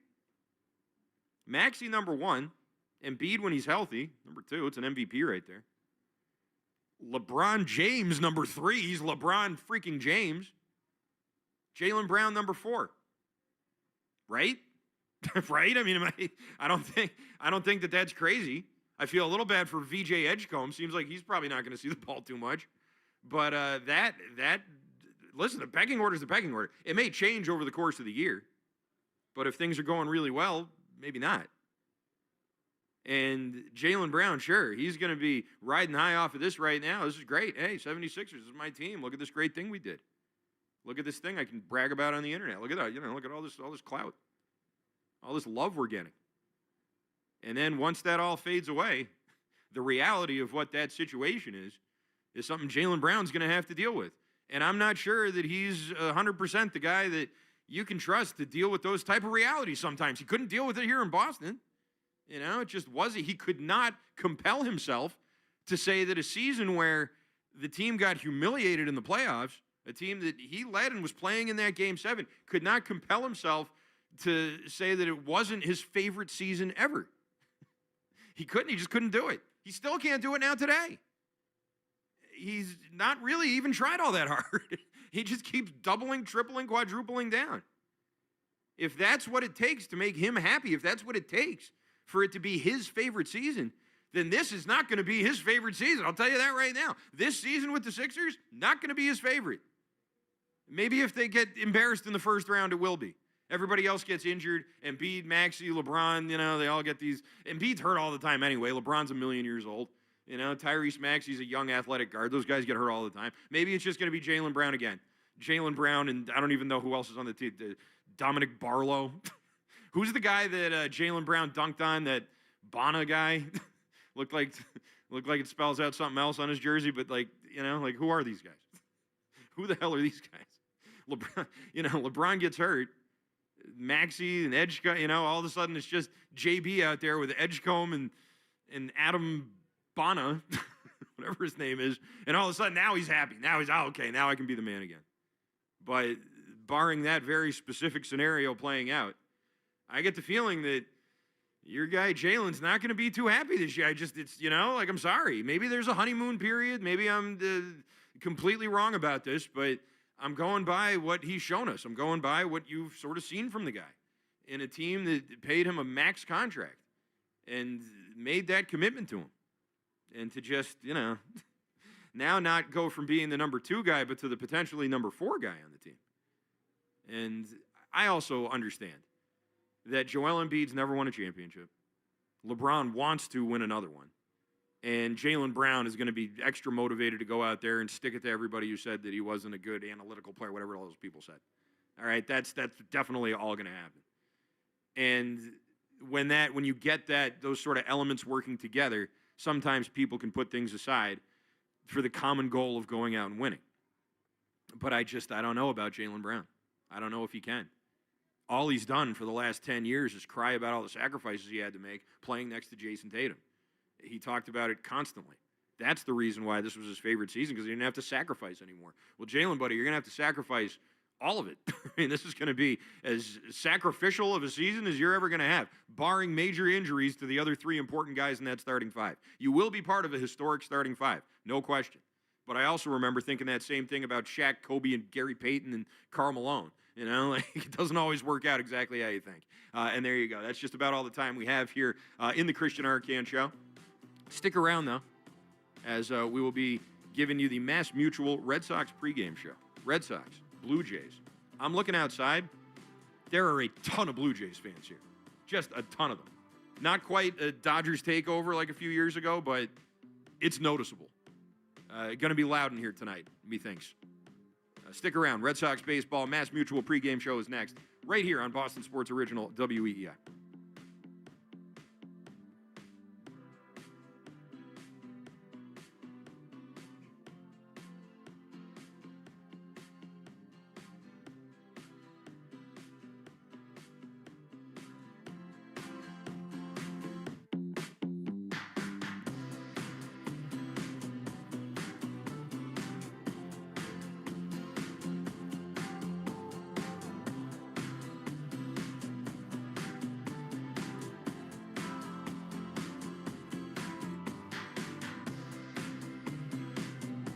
The greatest shopping event of the summer is here. Macy's Black Friday and July sale is back, where you'll find 40 to 60% savings on all the hottest summer fashion and more. Don't wait. Get first dibs on everything you love about Black Friday shopping, from unbeatable sales across the store to curated styles for the season at lower than low prices. Head to Macy's now for a fun-filled holiday shopping adventure smack dab in the middle of summer. It's the can't miss sale of the month, Black Friday and July at Macy's. Savings off select prices. Exclusions apply.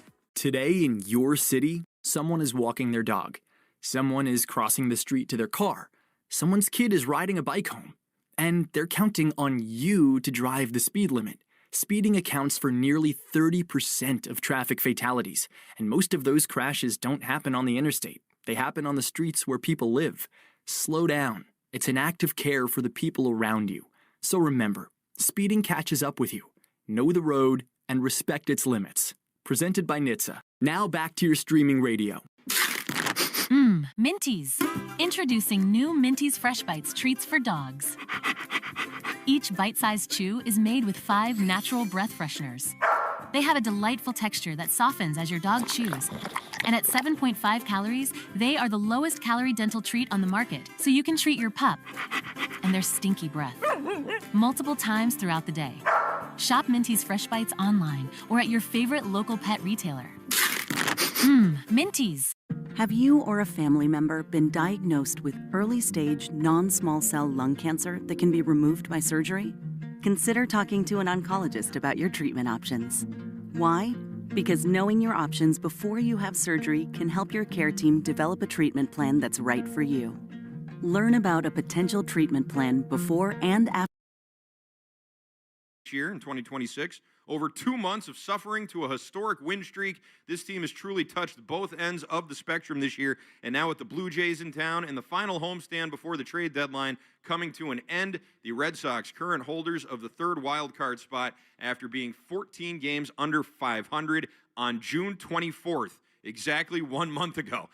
They have reestablished themselves as a team to be taken seriously in the American League, and in doing so came very close to making history. The Sox came into Wednesday night's finale with the Orioles 1 win away from setting the franchise record for consecutive wins after reeling off 15 straight against some of the best and also the worst teams in baseball. Red Sox entered Game 2 of the doubleheader with history in their minds. Unfortunately, the Orioles starter Kyle Bradish did 2 things he does not usually do. He pitched well against the Red Sox, and even more surprising, pitched well at Fenway Park. Bradish's numbers against Boston and at Fenway pretty rough, but you would not have known it Wednesday night as he cruised through that Red Sox lineup. It also helped that he got staked with a 4-run lead in the first inning as the Red Sox spot starter Eduardo Rivera, once again pitching in the night game of a doubleheader, did not have it. He loaded the bases with 1 out, allowed a run on a wild pitch, and then Dylan Beaver stepped in with 1 out and runners on 2nd and 3rd.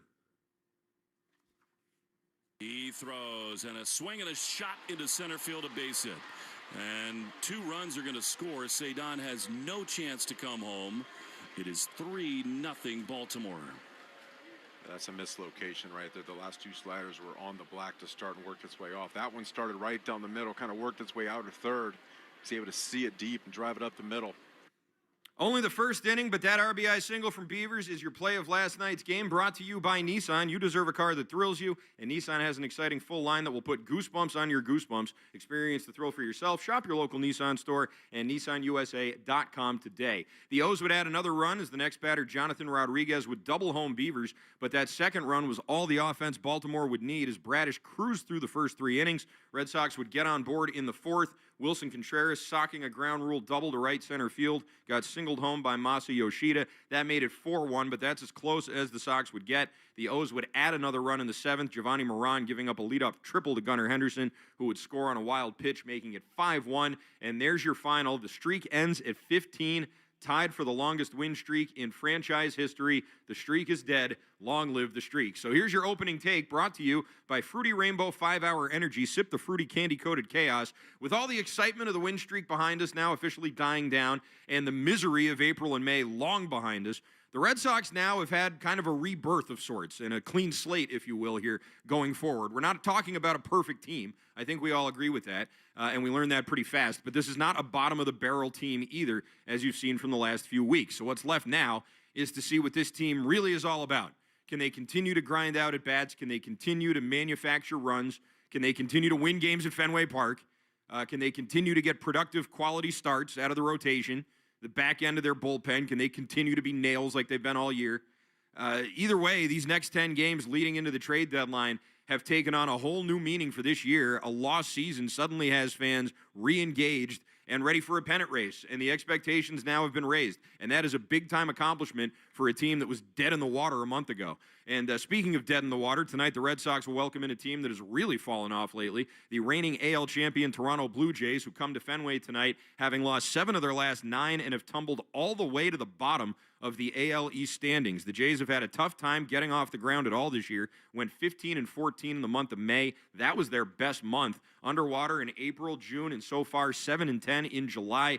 No doubt the Jays were watching the Red Sox catch fire and wondering, when is that going to happen for us this year? Hopefully the answer to that question is not tonight or anytime this weekend for that matter. And that brings us to tonight's pitching matchup, brought to you by Town Fair Tire. For the best prices on tires, nobody beats Town Fair Tire. Nobody. For the Red Sox, Patrick Sandoval making the start, his 3rd start of the year. He comes into tonight with a clean record, 0-0, a 4.82 ERA. It's his 3rd start since coming back from Tommy John. Last week, he went 5 innings, 9 hits, 4 earned, 5 strikeouts, left the game against the Rays, but came back to win. The Red Sox did 7-6. That was the Wilyer Abreu go-ahead home run in the 7th inning. For the Blue Jays, Trey Savage getting the start, 4-5 with a 3.78 ERA.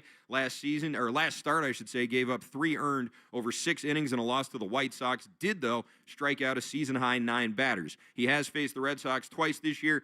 Both Toronto wins, one in April, one in June. He picked up a win and also a no decision in 12 2/3 innings against Boston. He has yet to walk a batter this year. Tonight's first pitch is at 7:15 and is brought to you by Jeffrey Glassman Injury Lawyers, Boston's go-to injury attorney for over 30 years. If you've been hurt in a car or work accident, you got to get Glassman. Call all sevens at 617-777-7777. You can watch Red Sox pregame on Twitch. Just follow WEEI. It's brought to you by Subaru of New England. Subaru summer is finally here. Details at SubaruofNewEngland.com. It has been a quiet season so far for Trevor Story. He has been out since May, had hernia surgery back on May 21st of 2026 to correct his issues here. He has been taking on-field batting practice, participating in pregame defensive drills at Fenway Park, eyeing a comeback here at some point in August. He spoke to Rob Bradford all about that here in the 2-Minute Grill.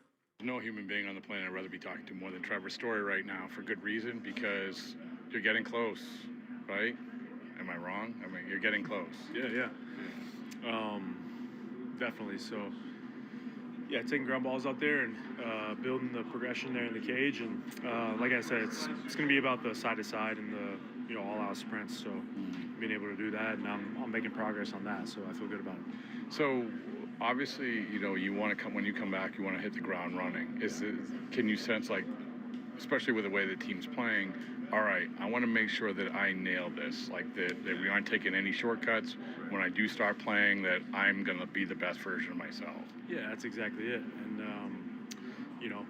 the point of getting the surgery is to come back better, and feeling better and not having to deal with the stuff that I was dealing with before. So, that's the main goal is when I do come back, I'm ready to go on both sides of the ball.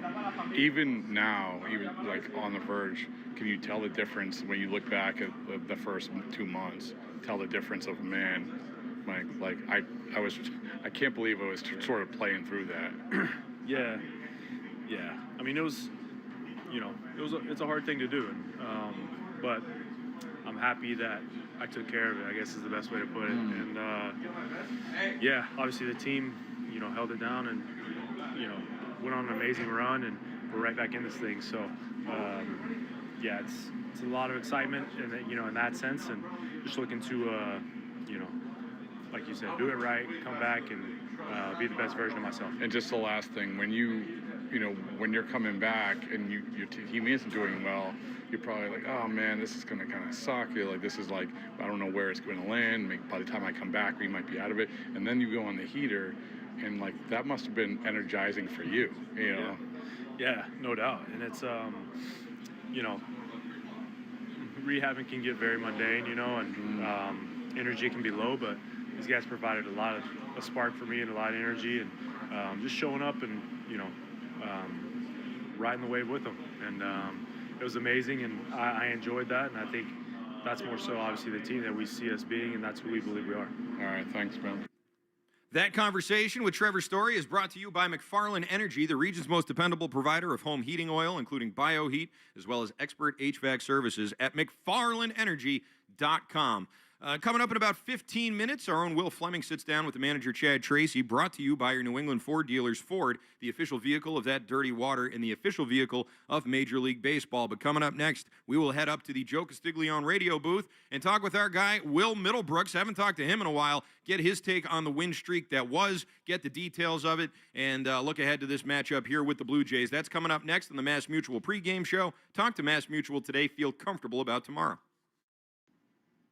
For over 200 years, Eastern Bank has been headed in a single direction, forward, helping you meet your personal financial goals and working with local businesses as the #1 SBA lender in Massachusetts. Eastern Bank. Join us for good. Learn more at easternbank.com, member FDIC. Hey gang, it's Jill Schlesinger. I'm launching a new show. It's called Money Moves, and we are gonna move. We are gonna answer your financial questions and take the mystery out of your financial life. Follow and listen wherever you get your podcasts.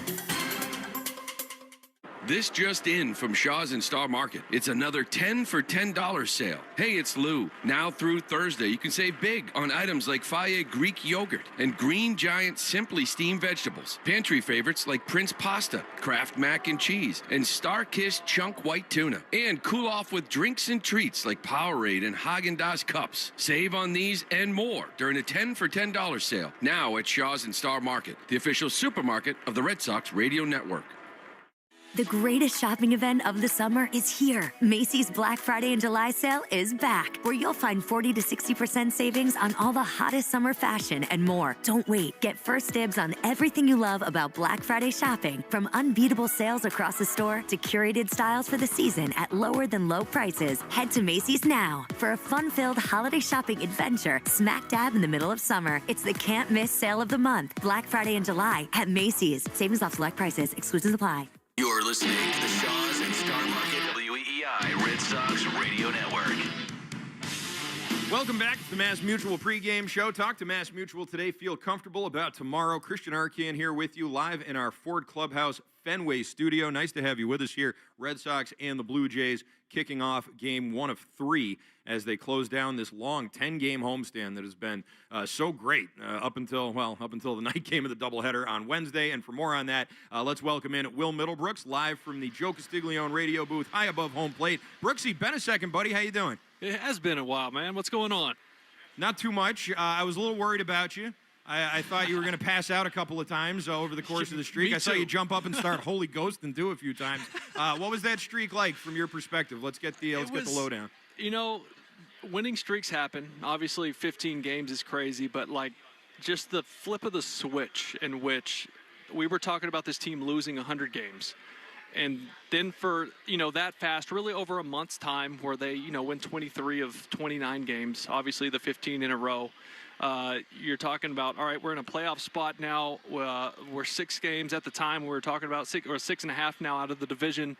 It's just, I don't think anybody expected this. I mean, even the most positive of positive fans of this team did not see this coming. So you're happy for the guys. You're happy for the coaching staff that they've brought in here and had to, pretty much swim upstream trying to figure this thing out on the run, build relationships and trust, and all while trying to win major league games. It's been pretty cool to see these guys have some success. No question about it. Now, I agree with you. I think this has been rejuvenating for everybody involved in these broadcasts and the city and everything else. What's the key to avoiding a post-streak letdown? See, not listening to you guys, because that's it's amazing. You win 15 in a row, and it's like now you turn on the radio and everybody's like, well, see, here we go, they lost the game. Yeah, man, it's baseball. Like you're gonna lose games. That's what makes it that much more crazy what they just rattled off. Like they're gonna lose games. This is Major League Baseball, right? So I think they got to get healthy. I don't know if they're going to. You're going to get Trevor Story back at some point. I think the trade deadline has a lot to do with their success going forward as far as, do you go get a shortstop? And does Trevor Story move to second base? Do you go get a big impact bat to add to Abreu and Cedon and Contreras in the middle of the lineup? Because they put the pressure on the front office. Like, they don't have a choice now unless they just totally fall apart over the last 10 days here. That they're going to have to do something, and they're going to have to go make not just one of those like small little, here's a reliever, here's a backup catcher. Like, no, like you need to go get a couple guys that are going to help win you ball games, because this team has done everything and more that they've been asked to get themselves back into this, and you got to reward them with something.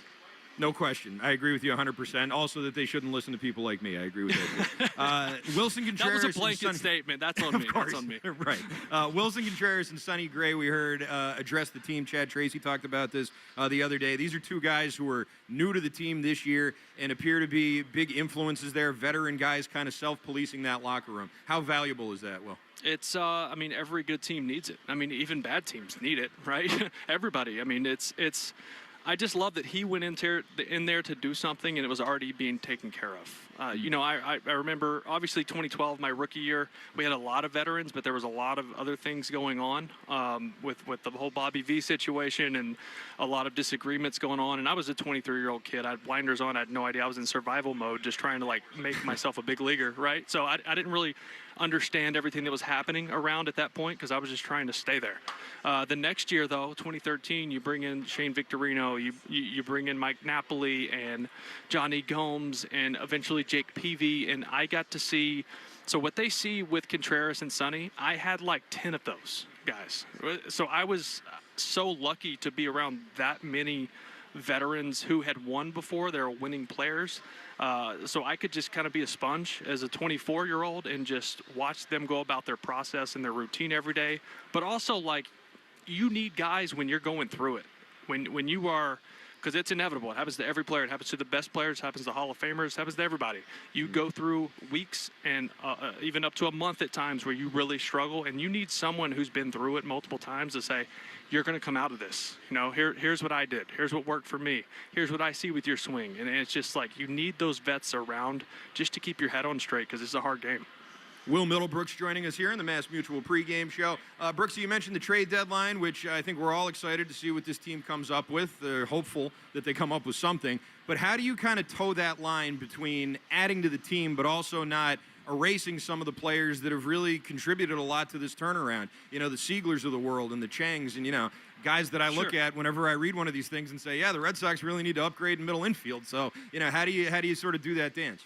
Yeah, you do, but at the same time, if you're looking in a race in September and you get in the postseason and you're, you know, playing for something really important, and this is not to take away from those guys, but are those the guys you're leaning on, or do you go get a proven veteran in that spot and to continue to let these guys develop and hopefully they help you down the line? Because, I mean, Siegler slowed down a lot, right? He's been exposed, and now there's more of a book on him. You see this with young players all the time. They come up, pitchers just kind of pitch them to the book. They have like some AAA scouting reports, but it's not as in-depth as what they see at the big league level. And once you've got about a month or two, they start looking at you and saying, this is what you do well, this is your deficiencies, and we are just going to pound the deficiencies until you make an adjustment. And you've seen that with him lately with your breaking balls and things like that. Now, as far as Chang goes, you got to love him defensively. He's been phenomenal at shortstop. You cannot take that away from him. He's getting his hits. He's moving guys over. He doesn't move the needle for you. I think he's a bridge guy for coming in and when you deal with injury and you need players to plug in that you can rely on to just catch the baseball. But I think if you really want to make this team better, you go get an impact bat for those positions in the middle of the infield, at least one. Yeah, I think you have to do that. It's you know, not like you just completely get rid of everybody, but you do want to make the team better for sure. This Toronto Blue Jays team, Brooksy, they were here a month ago and they swept the Red Sox at Fenway. They have not really been able to get going this year. I'm sure they looked at the Red Sox over the last 3 weeks and thought, when's that going to happen for us? Why isn't that happening for them? What's wrong with them? It's crazy to me. You know, you look at their lineup, you look at guys like Alejandro Kirk. Obviously, he was dealing with injury, so he missed a lot of time. I think he came back a little too fast, and he's really struggled. He's gotten going a little bit more than he was at the beginning, but George Springer's hitting 229. He's only got 10 homers. You got Vladdy Jr. Like, what the heck is going on over there? 6 homers? He'll homer against us. Don't worry. We'll get him hot. I mean, he mashes here more than too. I mean, he hits here more than anywhere, right? It's crazy what he does here. But then some of their guys, like their pitchers that you see, just haven't been quite as dominant. Like Gosman hasn't been the same guy. He's at a 4.5 ERA. Cease has obviously been really good, but when he pitches, they don't score. So it's like he's still like 6-5 with a 2.6 or whatever it is. And then you have some guys in their bullpen that they've really overused, and I think it's starting to show up at this point in the season. Brooksy, great stuff, man. Great to talk with you again. We'll look forward to the call of the game. All right, I'll talk to you after we win 15 straight again, all right? Sounds good. The new win streak starts here tonight, Brooksy, from your lips to God's ears. Thanks, Appreciate it. All right, there you go. Will Middlebrooks live up there in the Joe Castiglione radio booth. And coming up next, his broadcast partner tonight, Will Fleming, will sit down with Chad Tracy, presented by your New England Ford dealers. That's coming up next here on the Mass Mutual pregame show. Talk to Mass Mutual today. Feel comfortable about tomorrow. Today in your city, someone is walking their dog. Someone is crossing the street to their car. Someone's kid is riding a bike home. And they're counting on you to drive the speed limit. Speeding accounts for nearly 30% of traffic fatalities, and most of those crashes don't happen on the interstate. They happen on the streets where people live. Slow down. It's an act of care for the people around you. So remember, speeding catches up with you. Know the road and respect its limits. Presented by NHTSA. Now back to your streaming radio. What if one bottle could replace the benefits of 8 steps in your skincare routine? Get glass-like skin and your time back with the resurfacing compound by U Beauty. This transformative serum works to visibly brighten, smooth, and even your skin while helping minimize the look of pores, dark spots, and fine lines, all in one multitasking formula. It's breakthrough science and streamlined simplicity in a single step. For science-proven results without the clutter or confusion, shop the resurfacing compound by U Beauty now at ubeauty.com. That's the letter U, BEAUTY.com. Try U Beauty today. Listeners, I want to tell you about a new podcast from Odyssey called Family Lore, where people tell interesting stories about their family history and then we investigate the truth behind them. Family Lore is available now on Apple Podcasts, Spotify, or wherever you get your shows. Ready, set, summer with the Honda Summer Event. With available features like all-terrain tires and off-road tuned suspension, the rugged Honda Pilot, Ridgeline, CR-V, and Passport have all you need to get summer ready with the most fuel-efficient full-line automaker in America. Visit your local Honda dealer today.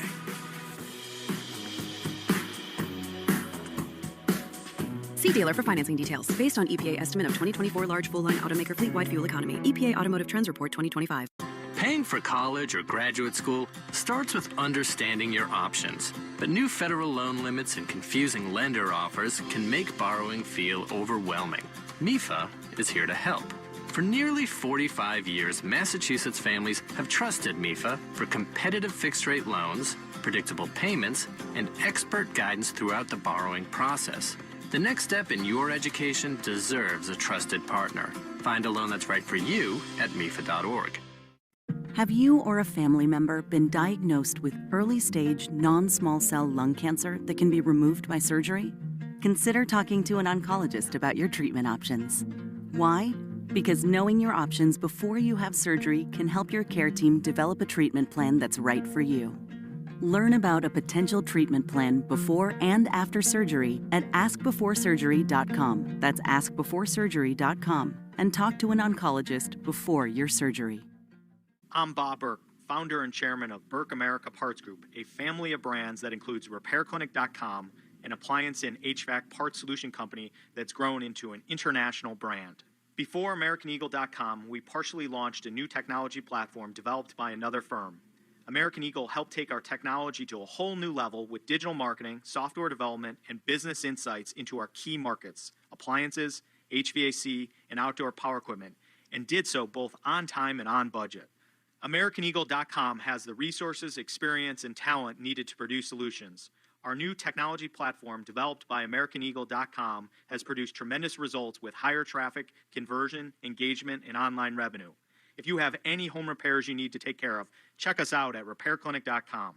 If you need a world-class website or technology project, then I would highly recommend AmericanEagle.com. Call AmericanEagle.com at 773-NETWORK. That's AmericanEagle.com, 773-NETWORK. The greatest shopping event of the summer is here. Macy's Black Friday and July sale is back, where you'll find 40 to 60% savings on all the hottest summer fashion and more. Don't wait. Get first dibs on everything you love about Black Friday shopping, from unbeatable sales across the store to curated styles for the season at lower than low prices. Head to Macy's now for a fun-filled holiday shopping adventure smack dab in the middle of summer. It's the can't-miss sale of the month, Black Friday and July at Macy's. Savings off select prices. Exclusions apply. Hey there, it's Jill Schlesinger. I'm launching a brand new show. It's called Money Moves. Follow and listen wherever you get your podcasts. Hey, Red Sox Nation, what if you could replace your roof once and never think about it again? With Interlock Metal Roofing, you get the last roof you'll ever need. Strong, stylish, and built to handle New England weather. Backed by a lifetime warranty and trusted by homeowners across New England for over 25 years. Don't wait for the next storm to make the call. Make the smart switch today. Visit interlockroofing.com or call 866-733-5811 for a free quote. One roof, one call for life. Interlockroofing.com. Never re-roof again. More Boston sports opinion, more often. Just download the Odyssey app. Now, back to Red Sox baseball on WEEI. Welcome back. It's the Mass Mutual pregame show. Talk to Mass Mutual today. Feel comfortable about tomorrow. Christian Arcand here with you. Red Sox and the Blue Jays set to play the first of a 3-game set here at Fenway, the final 3 games of this 10-game homestand. And before every game, we interview Red Sox manager Chad Tracy. Chad Tracy on WEEI is brought to you by your New England Ford dealers and employee pricing for all. You pay what we pay. Ford, the official vehicle of Major League Baseball, and that dirty water. Here with manager Chad Tracy is the voice of the Red Sox, Will Fleming. Another beautiful summer night at Fenway Park in the dugout with the manager, Chad Tracy. The streak is over, but what a run it's been, Chad. An incredible ride. I think the weather, the doubleheader, probably a little misfortune to make it likely to kind of keep that thing going. But when you step back and reflect, how cool it is that you guys just did what you did. Yeah, I didn't take a ton of time to reflect in the moment because I was just trying to get ready for the next game and try to win the next game and then do it again the next day. So, but you're right, when it finished, and I think probably appropriately finished a doubleheader, but finished before an off day, which you don't choose when it's going to end, but if I had to choose, it would be before an off day where everybody can actually take the time to reflect on what they just did.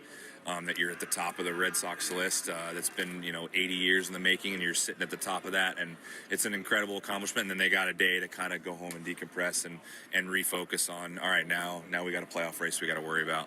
You've had such a good feel for when to communicate with your guys, and you were thinking about it. You were going into the clubhouse to say, hey, let's reflect on this, and 2 of your leaders were already leaning into that message with Wilson and Sonny. What did that mean to you, and what did it tell you about the way this group is going? Yeah, it just made me smile, honestly. I was walking in there, and I saw it, and I just kind of stood on the outskirts and had a smile, and listened to every word, and said, this is exactly what I was going to say, so I don't really need to say a whole lot. I added a little color at the end, but they took care of it. It was awesome. It's to your point, when that's happening, when your 2 most veteran players are now taken care of and messaging the team and they're doing it, then you're in a good spot. So that's a good thing. It makes you feel like the team now understands. In my opinion, what that streak, the streak was cool. What it did was it helped us understand who we are as a team and the different ways that we're able to win games. And hopefully now we can carry that for the next 60 games. I feel like I talked to you about Wilson and Caleb more than anybody lately, but there's a reason for that because they're kind of like the spirit animals of this team right now. Wilson does it with his bat, with his mouth, with his emotion. This streak that you went on was fueled by him, don't you think?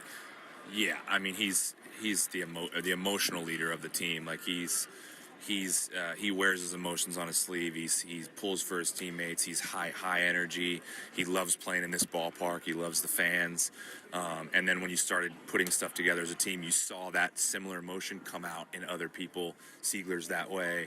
The whole group kind of became that way and fed off of it. So, we're lucky to have him, man, and Sonny, and just a lot of these guys, that have found we've all found our footing, but and then now you see these guys leading the team. It's fun to watch.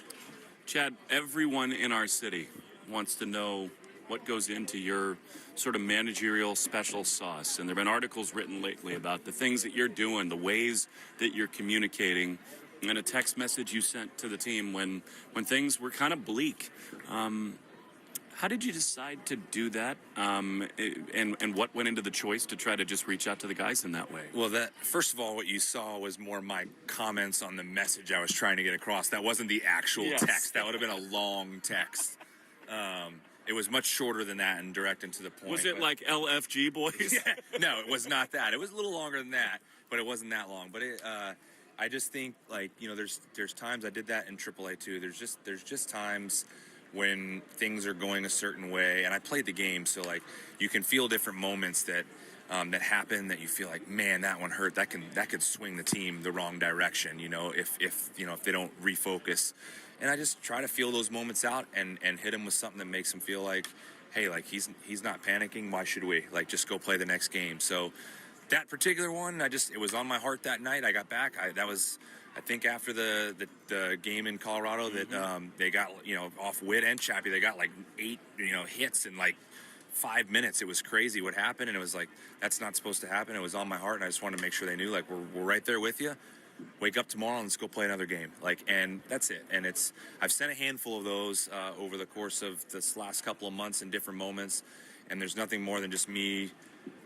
I don't know. Some of it's to help myself, but it's like a lot of it's just feeling a moment when I feel like they need to hear something. That's all. This town is so invested in this team again, Chad, and I would ask Alex this occasionally because he would get looped into some of the conversations around what might be coming in the next couple of weeks. You've got so much going on with this team. Are you tuned in at all, even on the periphery of what might be coming at the trade deadline? Are you talking about like with conversations or Twitter or X? Because if you're talking about Twitter or X, I'm not tuned into that at all. Conversations with the front office. Conversationally, like there hasn't been a ton of it going on with me yet. I think a lot of that stems from the fact that there's still 10 games till a break, and that there's still so much fluidity in like who's buying, who's selling. Like the American League still sits in this weird place of like nobody's run away yet, and there's still a lot of teams in it. So I think there's still some clarity to be made there on like, is anybody going to sell, and is there even any sellers out there right now? So like that part haven't got into a ton. I certainly don't pay attention to things I see on social media. 90% of it's not true, but I'm sure a time will come and those will pick up. To that point, Chad, this Toronto team comes in, and you guys have done a really nice job putting some distance between you and them. And this series actually comes at a great time where you could kind of, you know, really, really damage them. It's a nice opportunity, isn't it, against one of your rivals? Yeah, you also have to look at the fact that, like, despite what they're going through, they're still a good team, you know? Like, they went to the World Series last year. Their lineup is, when you look at the names in the lineup, they're formidable. And, like, we can look at it that way. And I'm sure they're looking at it like, hey, we can get ourselves, you know, back into some relevance if we do well here. So you can't – it's still a very good Major League Baseball. Every Major League Baseball game's hard. They're a good Major League Baseball team. And we still have to go out and play good baseball and execute because they're not going to just roll over and die. So – but for us, it's just about let's take care of the game today, and we're trying to continue to carry momentum as far as the way we played baseball this last 3 weeks. One of the very most fun things about this run is that Fenway is back. And you and I both know that these Friday nights, it's going to be packed. The green jerseys are going to be on. How fun has it been for you to be right in the epicenter of really the revival of one of the great ballparks anywhere? I've enjoyed this a lot based on the way things were going before, and it was like we weren't hearing that. It was loud. It was just different kind of cheers, boos, and they were not really thrilled with the way the team was playing, rightfully so. To be a part of what we just did and see this play, that was my first opportunity to see Fenway the way I've heard it can be, and it lived up to the billing and then some. Man, that was loud. It was a playoff atmosphere, and that was one of the only pieces of color I added. Is like, regardless of the streak being over, I was like, I promise you, these people are going to pile in here on Friday and they're going to be ready to roll, and the guys know that. So they're proud of that fact that we've got this place now. We're now being chased instead of chasing, and these people know it, and we know they're going to pile in here. And now you're a Hall of Famer. You spent your off day up in Worcester going into the Woo Sox Hall of Fame. Can you tell us about what that experience was like? It was incredible. We had talked about that, and they had told me in spring training that was coming. It was going to be a lot easier to figure out a date when I knew I was in Worcester. Good problem to have now. It complicated things a bit when I came here. It was like trying to find a date that was like, so it wasn't just an induction when I can't be there. I wanted to be there. I spent, this year was my 5th season there. The amount of people I've encountered, the friendships I've made, and I spent more time in that place than I do at my own home. And that's, objectively true. I've spent more time in that ballpark and in that place than I have my own home. And to be honored that way and be able to go see everybody and say hello again was really special to me. Did Dr. Charles talk for more than or less than 30 minutes? More. He's awesome to listen to, but I think it was 33 minutes, but it was exceptional. Love that guy, but more than 30. Sandoval, your pitching is kind of in flux as Connolly and Ranger try to fight their way back into this rotation with health and sickness and all that stuff. What about Sandy today? I really think he threw the ball well in Chicago. The last start, they got on him a little bit with some hits, but I thought the stuff looked really good. He was still in the mid-90s with his fastball. He was landing his off-speed. He just didn't execute a few pitches. He said, I feel like if I execute those 3 pitches, the entire outing's different. So we got a guy out there with good stuff. He's got a great changeup, and I just want to see him attack the zone. And if he attacks the zone and controls count leverage, he should be in good shape. Guy's got a lot of experience. And lastly, Savage is a phenom. And yet it feels like the way that your offense got going in this stretch is pretty well suited to kind of handle him in that he wants you to swing at balls out of the zone. Is that the key to try to get to him today? Definitely, especially with 2 strikes, some of the split and slider and things below the zone. And it's difficult. Some of these guys, it's difficult because you're preparing and you're looking at it like, maybe the last game, it's like, yeah, but we're not the same team. This is how we were before, and like, oh, he did this and this and this. Like, we have different names on the field, and also the identity of the team and the quality of the at-bat has changed. So it's almost like you look at it, you pull it up and you're like, just push that away. Like, what has he got and how are we going to attack him? And let's go do it with this brand of offense and see what we got. He's good. He's a good pitcher. He's got good stuff.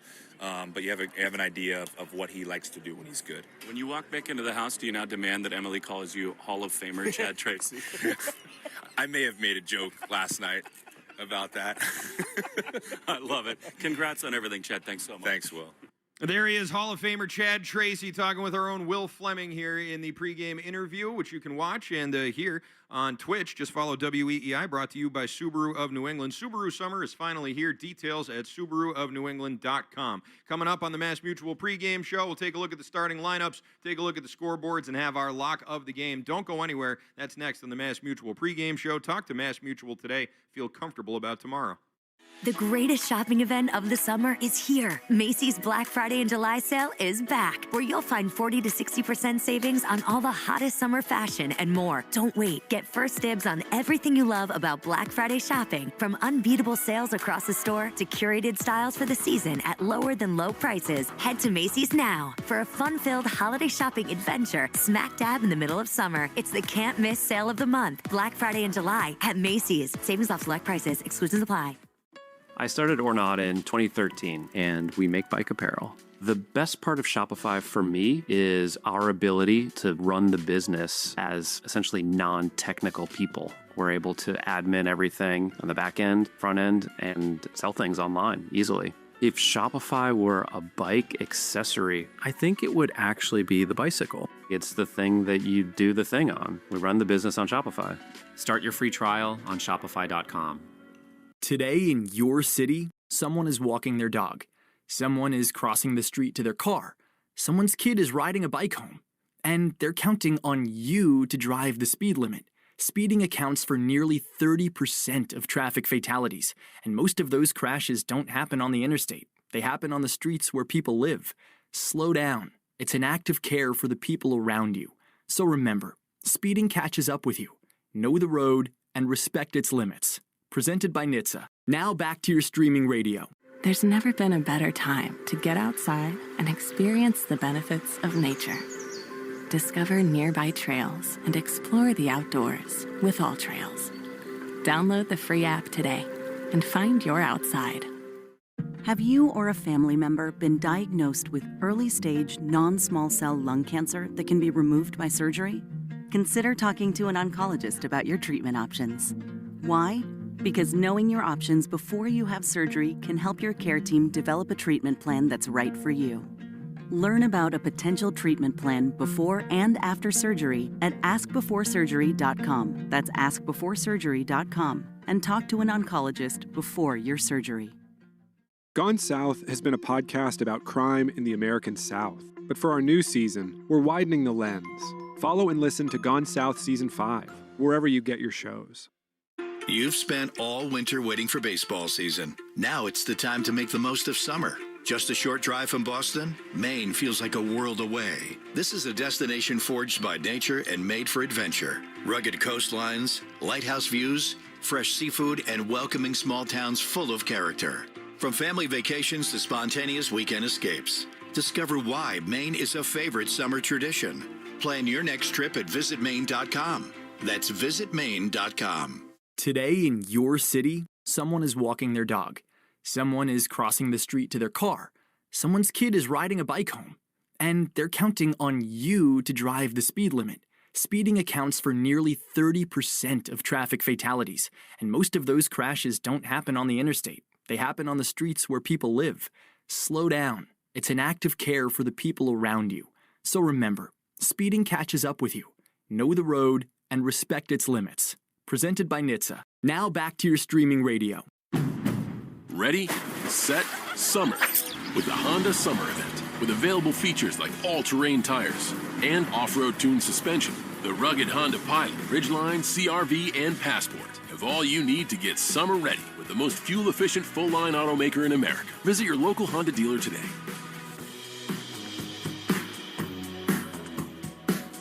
See dealer for financing details. Based on EPA estimate of 2024 large full-line automaker fleet-wide fuel economy. EPA Automotive Trends Report 2025. What is insurance? Insurance transfers certain risks between parties. Without insurance, the economy would really stop. In simple terms, insurance is like community. It's protecting every last asset that somebody has built over a lifetime. You're in it together. You feel supported. From the beginning to the end. What insurance is just taking care of people. It's definitely a way of life. Cross Insurance. Our way of life since 1954. Red Sox Review after the game on 93.7 WEEI. Welcome back to the Mass Mutual pregame show. Talk to Mass Mutual today. Feel comfortable about tomorrow. I'm Christian Arcan, live from Fenway, and it's time for tonight's starting lineups, brought to you by Morgan & Morgan, America's largest injury law firm. Let's meet tonight's players. For the Red Sox, leading off at second base will be Anthony Siegler. He'll be followed by Ceddanne Rafaela in center, Wilyer Abreu in right, Wilson Contreras batting cleanup at first, Masataka Yoshida, your number 5 hitter in DH. He'll be followed by Caleb Durbin at third, Jaron Duran in left field, Andrew Monasterio will get the start at short tonight and bat 8th. Number 9 batter is Connor Wong, the catcher for the starter, Patrick Sandoval. For the Blue Jays, the only active player named Ernie in the league, Ernie Clement leading off at shortstop, followed by Vlad Guerrero at first. Kaz Akamoto will be your number 3 hitter and third baseman. He's hitless since the All-Star break. George Springer will bat cleanup in DH. Alejandro Kirk is your catcher, number 5 hitter. He'll be followed by Davis Schneider in left. Dalton Varsho in center. Luis Urias is your second baseman, and Miles Straw will bat 9th and play right field behind the starter, Trey Yesavage. Time now for a grab and go presented by the Bees Knees Benefits app. Here's Bradfo. It's time for the grab and go. A quick look at the biggest Red Sox storylines of the day. Here's Rob Bradford. It's time to grab and go once again from Fenway Park, where the Red Sox looking to start another win streak after winning 15 in a row, then losing one, then having an off day. They take on the Blue Jays. Blue Jays team who have won 5 of 6 games in the season series against the Red Sox, holding Boston to just 10 runs. The Jays have a 9-15 record against other teams in the American League East. The Jays have dropped 7 of the last 9 games. They avoided a 4-game sweep by the Rays, but still, they're having a really hard time scoring runs. Played just 9 runs over the last 6 games combined. They rank 30 of 30 teams in runs scored this season. Okamoto is not part of the solution, recently anyway. He still has 20 more RBIs and 12 more homers than any teammate, but it's just 3 for 21 with 8 strikeouts against the Red Sox this year. Vlad Guerrero, outstanding numbers at Fenway, as mediocre as he's been this year. Remember, slashing .342 with an OPS of over 1,000 in 56 career games. His 49 RBIs in Boston are the most by an active visiting player. That's what's grabbing and going. There's your Bradfo Grab and Go presented by the Bees Knees Benefits app. Make it part of every game day and get 50 cents off per gallon on your first fill-up or $5 off in-store. Download the Bees Knees Benefits app today and start saving. Terms apply. Subaru summer is finally here. Details at SubaruofNewEngland.com. Here's your Subaru scoreboard update. The Rockies lead the Brewers 5-2, bottom 9 in Milwaukee. Cubs and Pirates scoreless in the top of the second in Pittsburgh. Tigers up 2-0 over the Royals. First inning just ended there in Detroit. And now let's get to your lock of the game, presented by Interlock Metal Roofing. Visit interlockroofing.com and never re-roof again. I'm going to go with Wilson Contreras over 1 base or over 1.5 bases. You can get that for plus 115 at your local sports book. So go ahead and lock it up. You've been listening to the Mass Mutual pregame show. Talk to Mass Mutual today. Feel comfortable about tomorrow. Hang tight. Red Sox in action next, right here on the Shaws and Star Market, WEEI Red Sox Network. You've been listening to the Mass Mutual Red Sox pregame show. Mass Mutual. Talk to Mass Mutual today. Feel comfortable about tomorrow. The Red Sox are coming up next on the Shaws and Star Market WEEI Red Sox Radio Network. Hi, it's Justin from Stop & Shop, but in the summertime, I'm better known as Grill Master Jay. You can find me in the Grill Master's natural habitat, our meat department. Sure, we have your classic burgers and dogs, but it's our Nature's Promise grass-fed steaks that'll really wow your cookout guests. And that's just the start. Make sure you swing by our meat department because we're going to be rolling out feel-good deals and high-quality meats all summer long to keep your cookouts sizzling. Good things are in store at Stop & Shop. New customer, new market, new country. You're a growing business, but growth can bring complexity in the form of new sales tax requirements, more registrations, more filings, more deadlines. Now there's Numeral, the done-for-you sales tax solution that handles all the time-consuming details associated with sales tax, from registrations and filings to rates and remittance. Visit Numeral.com now to connect with a sales tax expert and get a free tax analysis. Numeral.com. Tonight in your city, someone is walking their dog. Someone is crossing the street to their car. Someone's kid is riding a bike home. And they're counting on you to drive the speed limit. Speeding accounts for nearly 30% of traffic fatalities, and most of those crashes don't happen on the interstate. They happen on the streets where people live. Slow down. It's an act of care for the people around you. So remember, speeding catches up with you. Know the road and respect its limits. Presented by NHTSA. Now back to your streaming radio. Life can feel overwhelming, but on my podcast, From the Heart with Rachel Brathen, we're in it together. Every Friday brings you a new story. Listen to From the Heart with Rachel Brathen wherever you get your podcasts. This is Rich Rubino. I spent years separating good advice from a sales pitch. So when my hip pain started getting worse, I wanted answers. I called Boston Prolotherapy and spoke with Dr. Franke. I figured, okay, this is where I get the prolotherapy pitch. But that's not what happened. After going into the office, talking through my pain, reviewing my x-rays, Dr. Franke told me prolotherapy wasn't the right fit for my issue, and he didn't push for surgery either. For my sciatica, he suggested stretching and specific exercises. A couple of weeks later, Dr. Franke called me to check on me. I wasn't even a client, and he still checked in. The pain, gone from the advice he gave me. Hey, you guys, it's Teddy J here. Guys, sometimes the answer is prolotherapy, and sometimes it's not. But either way, Dr. Franke will give you an honest opinion and sound advice. Have joint pain? Well, call 833-GO-PROLO or online at bostonprolotherapy.com. Amy Cox did something smart. She saved hundreds on auto insurance switching to Progressive.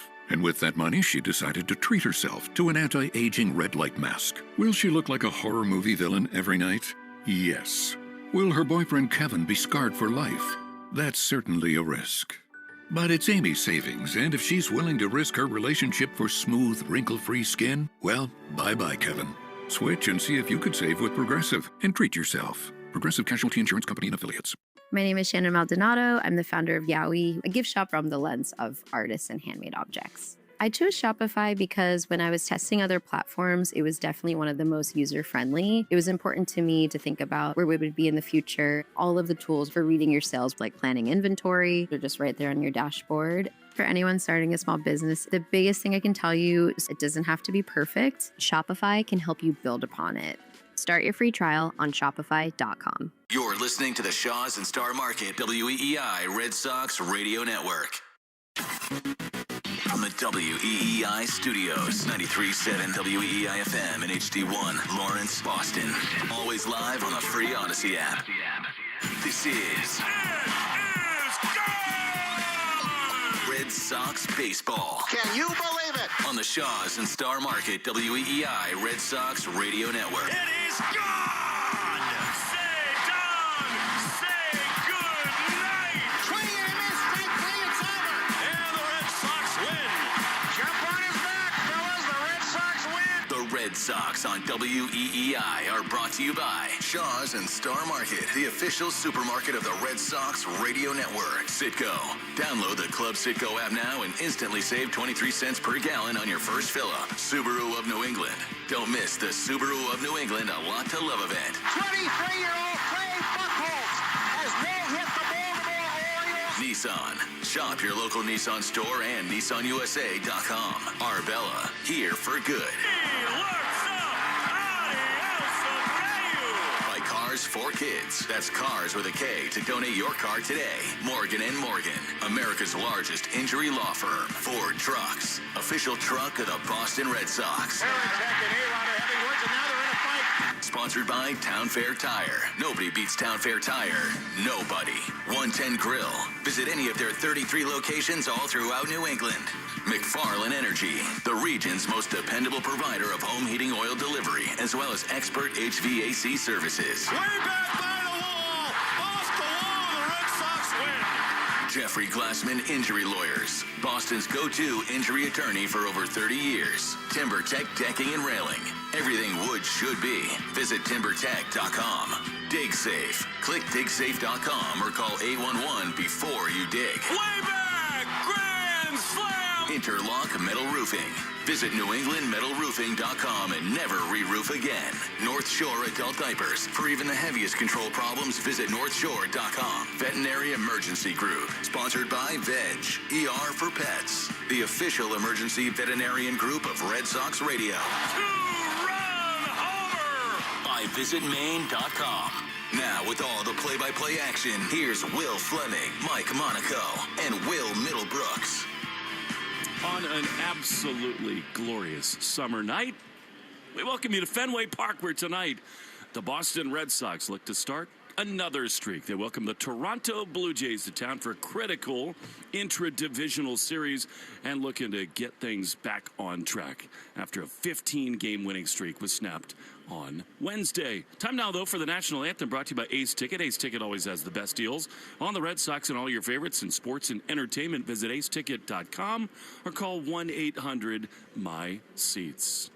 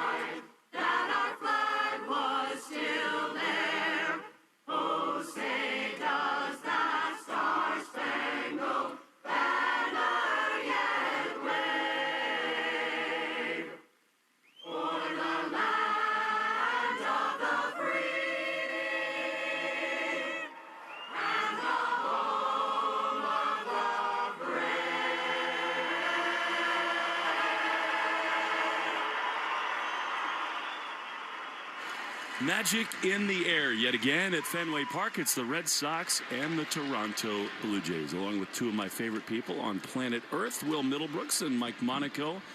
I'm Will Fleming. It could not be a more splendid night for baseball. The Red Sox saw their 15-game franchise-tying record winning streak snapped, but that does not dampen the spirits of this ball game this evening, this weekend, at a big-time series between the Sox and the Jays. Will Middlebrooks, it was a magical, incredible ride between the last few weeks with the Red Sox. And even though they lost the back end of a doubleheader, you refocus after an off day. Blue Jays, they really matter in this race. And you have a chance, really, if you win a series, to kind of bury one of your divisional foes, change their outlook at the trade deadline. That is very much in the lens of everything that people are talking about in big league baseball. You turn the page, and this becomes a really big 3 games. Yeah, you turn the page, but what happens when you have a winning streak like that with a younger team is you create this belief of, okay, we can do this, right? Because you go from this team, and we're talking about losing 100-plus games, everyone down, everyone grinding, trying to figure it out, and then all of a sudden they flip this switch, and with the leadership in that clubhouse and the youth that's in there and then the pure talent that's in there, they now have this belief, and when they come to the field every day, they expect to win now, which they've been lacking this entire season. So do I think they're going to rattle off another 15? No, I don't. But they're going to win a lot more games now that they probably wouldn't have, just because they are expecting to win baseball games. And, Mike, this is a stretch now. You're about 10 days away from the trade deadline, and they just got to keep the momentum going, because all indications are that they saved the season. They're in a playoff spot right now, 2 games clear of the Seattle Mariners for the second wild card. They put some distance between themselves and other teams. This next week is so critical, and it starts here tonight with the Blue Jays. They've just got to keep going. I love the way that Chad Tracy put it to you in the pregame conversation. Like, the off day kind of came at a good time because of that. One, you could take stock of the winning streak and appreciate what you just did. And no, it wasn't 16, but man, it was a special 15. And then he said, and now we're in a playoff hunt. And they're talking about the division too. Like, they're not just talking about being a playoff team. They're looking up at the AL East on the green out in left field, and it says 6.5 back of Tampa Bay. And you got so many of these wins against the best teams. And yeah, 10 games to go until the trade deadline, 2 Mondays from now. Let's see what this team can add, because it's a really interesting group, and with the injuries and guys maybe coming back, it's a really interesting outlook for what this team could do. Meantime, Will, this Toronto Blue Jays team, they snapped a 4-game losing streak with a win in their series finale, but they are really scuffling, and they're a fascinating team. They were in the World Series last year, and they had huge expectations coming into this season. They've had some injury, but more than anything, they've just kind of got a World Series hangover. What's going on right now with the Toronto Blue Jays? Well, it starts with Vladdy Jr., right? This is a guy who we think every year he's going to get MVP votes, and he has 6 homers. He has driven in 42, right? He's still getting his base hits. He's hitting 260, but not the caliber of player that you've seen from him over the last few seasons. And I think that's really hurt their lineup when that guy's not getting circled as often. So other guys are getting pitched tougher, right? And their offense just really hasn't gotten going to where we've seen them play at a certain level over the last few years. And you have some guys like Gausman. Kevin Gausman's really, I don't want to say struggled. He just hadn't been himself. He's got a 4.5 ERA. Cease was an all-star and was really good, but they don't score runs when he pitches. He's 6-5 with a 2.6, right? So you're going to see some good arms. But like I said, their offense is their biggest issue. And could he be on the move? Gausman at the deadline. There's so many questions looming around this Blue Jay team. And if you told me 2 months ago that on an Apple telecast on a Friday night at Fenway, the Red Sox would be 6 games ahead of the Blue Jays, and that Caleb Durbin would be interviewed on the warning track in front of the first base dugout, I would not have believed it. And Mike, Caleb Durbin has just been the heartbeat of so much that has gone right for this team. Right. If Wilson Contreras and Sonny Gray are kind of the leaders of this group, one position player-wise, one pitching-wise, well, Caleb Durbin typifies the turnaround. As he has turned things around, so have the Red Sox. Those have gone hand in hand, and he's hit for power, and he emerged out of the slump. And I think the way that he embodied toughness, too, with, mangling his finger and then not missing really any time. Like, I think that embodies kind of the grit of the group too. So yeah, I think he's a perfect encapsulation for why the city has fallen in love with this group again over the last few weeks. Injury report brought to you by CVS. CVS knows that where you get your medicine matters. That's why CVS is by your side when you need them most. Welcome to CVS, the official pharmacy of the Red Sox. Well, Ranger Suarez is, I think, likely to pitch on Sunday. They don't need to make it official, but he has checked all the boxes as they kind of get him closer to starting. Peyton Tolley is in line to maybe make that start. They might push him back. Connolly early through again. He's feeling good. So some of these left-handed starters, which have been the heartbeat of this run, are trending in the right direction. Yeah, which is nice. And obviously the emergence of Jake Bennett has really slid into where Garrett Crochet was. Obviously, he's not Garrett Crochet. He's not going to go out and punch out 12, but he is putting up similar numbers as far as success goes so far. Dare I ask you for tonight's starting lineups? You can ask me whatever you want, Will Fleming. All right, this is your booth, all right? This is the Morgan & Morgan starting lineups, America's largest injury law firm for the visiting Toronto Blue Jays. Ernie Clement will play shortstop and lead off tonight, followed by Vladdy Guerrero Jr. Like we told you, only 6 homers, but in 56 career games at Fenway Park, he has 49 driven in. He has homered here this year. Batting third, Kazuma Okamoto. He'll play third base. In the cleanup spot, we'll call him local boy George Springer. He'll be the DH. Batting fifth will be Alejandro Kirk. He'll do the catching. Batting sixth, Davis Snyder. He'll be in left field, followed by Dalton Varsho in center.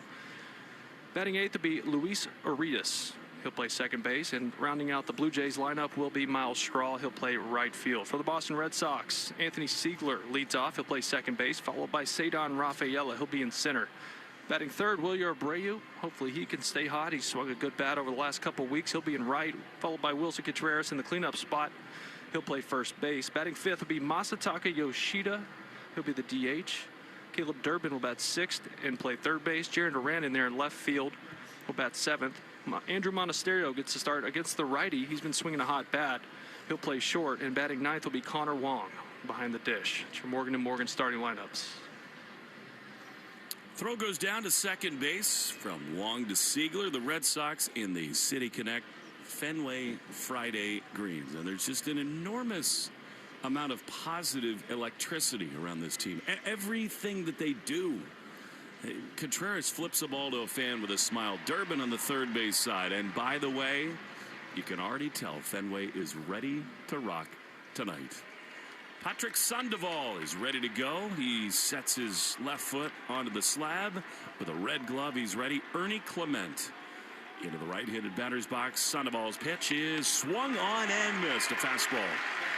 We are underway right on schedule. 1 minute behind time. 7:16. 76. Absolutely, yes, glorious degrees. Here's a changeup swung on and missed, and it's 0-2. You can't have a better night for a ball game with everything that's going on with the Red Sox. This is ideal here at Fenway Park. Clement, a cult hero in Toronto, an unbelievable postseason run for him. Here's a soft ground ball off the glove of Sandoval. He picks it up, and that is unlucky. In an 0-2 count, if he lets it go through, it's an easy play for the shortstop Monasterio. It clips the glove, and the Blue Jays have the leadoff man aboard. Yeah, sometimes pitchers get a little excited. You just need to get out of the way, let your infielders do their job. I think maybe he thought it was hit a little softer and it was still going to be a tough play for Monasterio, but he makes that play. But with it clanking off the glove, there's absolutely no chance to throw out Clement getting down the line. It's so hard to turn off your instincts, I would imagine. They gave that an error, by the way. Did they really? Wow. I think that might get changed. Here's Vlad Guerrero Jr., leadoff man aboard the pitch. Vladdy loves Fenway, and that one misses down and away for ball one. I mean, he is, as Will told you in the pregame show, he's the most confounding player in baseball this year. Production way down, but you say that and you hold your breath. 1-0 to Vladdy. He lines it foul down the right field line, out of play. 259, 6 homers, and 42 driven in. 0 home runs at Rogers Center. It is July 24th. He has not hit a home run in their home ballpark. That's nuts. Absolutely nuts. Time and temp brought to you by Plymouth Rock. 1-1 from Sandoval, and a strike on the inside corner. Adrian Johnson is the home plate umpire. Paul Clemens at first. Quinn Walcott at second with Ramon De Jesus in the rocking chair at third. Well, his stance actually looks a little different right now. He's got the bat held high above his helmet. 1-2, and he drives one high into left field, but just off the end of the bat. Duran is there on the dirt to make the play. And there's one down. It's amazing, Will. It's so easy to say from here. But so often, Vladdy just looks terrifying. And in that stance, everything he's got going on, the actions at the plate, they just look totally different right now. I think we call that PTSD. We've seen him do some big-time damage in this ballpark. He's 342 here. He's hit 1 million homers. He's driven in almost 50 runs. So there's a reason we feel that way. Here's Kaz Akamoto. Double play depth over to Pole from the Red Sox. Here's a swing and a foul into the pavilion level on the first base side. Strike one. Okamoto is in a rut right now. 0 for his last 22 with 8 strikeouts. It goes further than that. He's 7 for his last 53. In his last 15 games, so not seeing the ball great right now. That's why the Blue Jays are on a real skid right now. 0-1. Contreras holding Clement at first. The pitch is a little bit outside. Sinking fastball 96. Good velo from Sandoval. What are you looking for from Patrick tonight? Well, I think if he's able to pitch with that fastball in on these righties, his changeup is a very good pitch. Lots of swing and miss, lots of weak contacts. Already used it a lot here early. 1-1. To Akamoto. Pitch a little bit outside. There was that change, but missed a little bit outside. So he runs into problems at times. You'll see that he's already done it a couple times in this game where he pulls that changeup over the plate, and when it can be effective in, because normally if you're facing a lefty, you see changeup or a ball coming in, you think it's a fastball, so it can be effective, but it's best when it's away from those hitters. 2 balls and a strike. One down, top one. The pitch is fouled back. A sinker, 96, top of the zone. Almost like he's cutting it or just yanking it. Yeah, just yanking it, because it's still got he turns over on the rotation, so it's not necessarily cutting. I think it's just more of a location issue with his mechanics. 2 balls, 2 strikes to Akamoto. He's hit 22 home runs. Sandoval takes a deep breath. Looks to the runner at first. Clement looking kind of runnery, and a throw over to first. Contreras tags him with the baseball in his bare hand. And not nearly in time.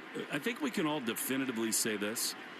These City Connect unis are absolute nails. Oh, I think, bias aside, I think these are the best in the game. These are so good. 2-2. Pitch is just a little low. They want a challenge. That looked good from here. And early on, a very significant challenge. And it is a strike. Bottom of the zone. Right. Cisse Puede, and they're 2 away. He has been so good back there. So good. Rarely does he miss. He'll take some shots when he has a couple of those challenges in his pocket late in game. In the 9th inning, he might use one that maybe is off the plate just to take a shot. But during the middle of the game, early in the games, he's been dead on with it. All right, here's George Springer, who himself loves Fenway Park. The pitch is outside, dropped by Wong. He picks it up with a bare hand no throw to second. Clement dives in with a head first slide. Almost like a cross-up in a way, where it was in the dirt there, a changeup. And Wong just couldn't get enough leather on it. Defensive alignment brought to you by James Hardy. Hardy Siding is America's #1 brand of siding. Contreras at first. Siegler at second. Monasterio, the shortstop, with Durbin at third. 1-0.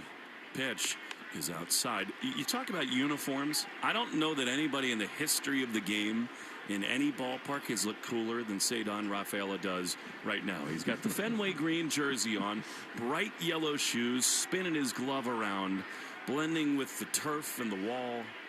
He's in center, Abreu in right. Here's a pitch to Springer that's low.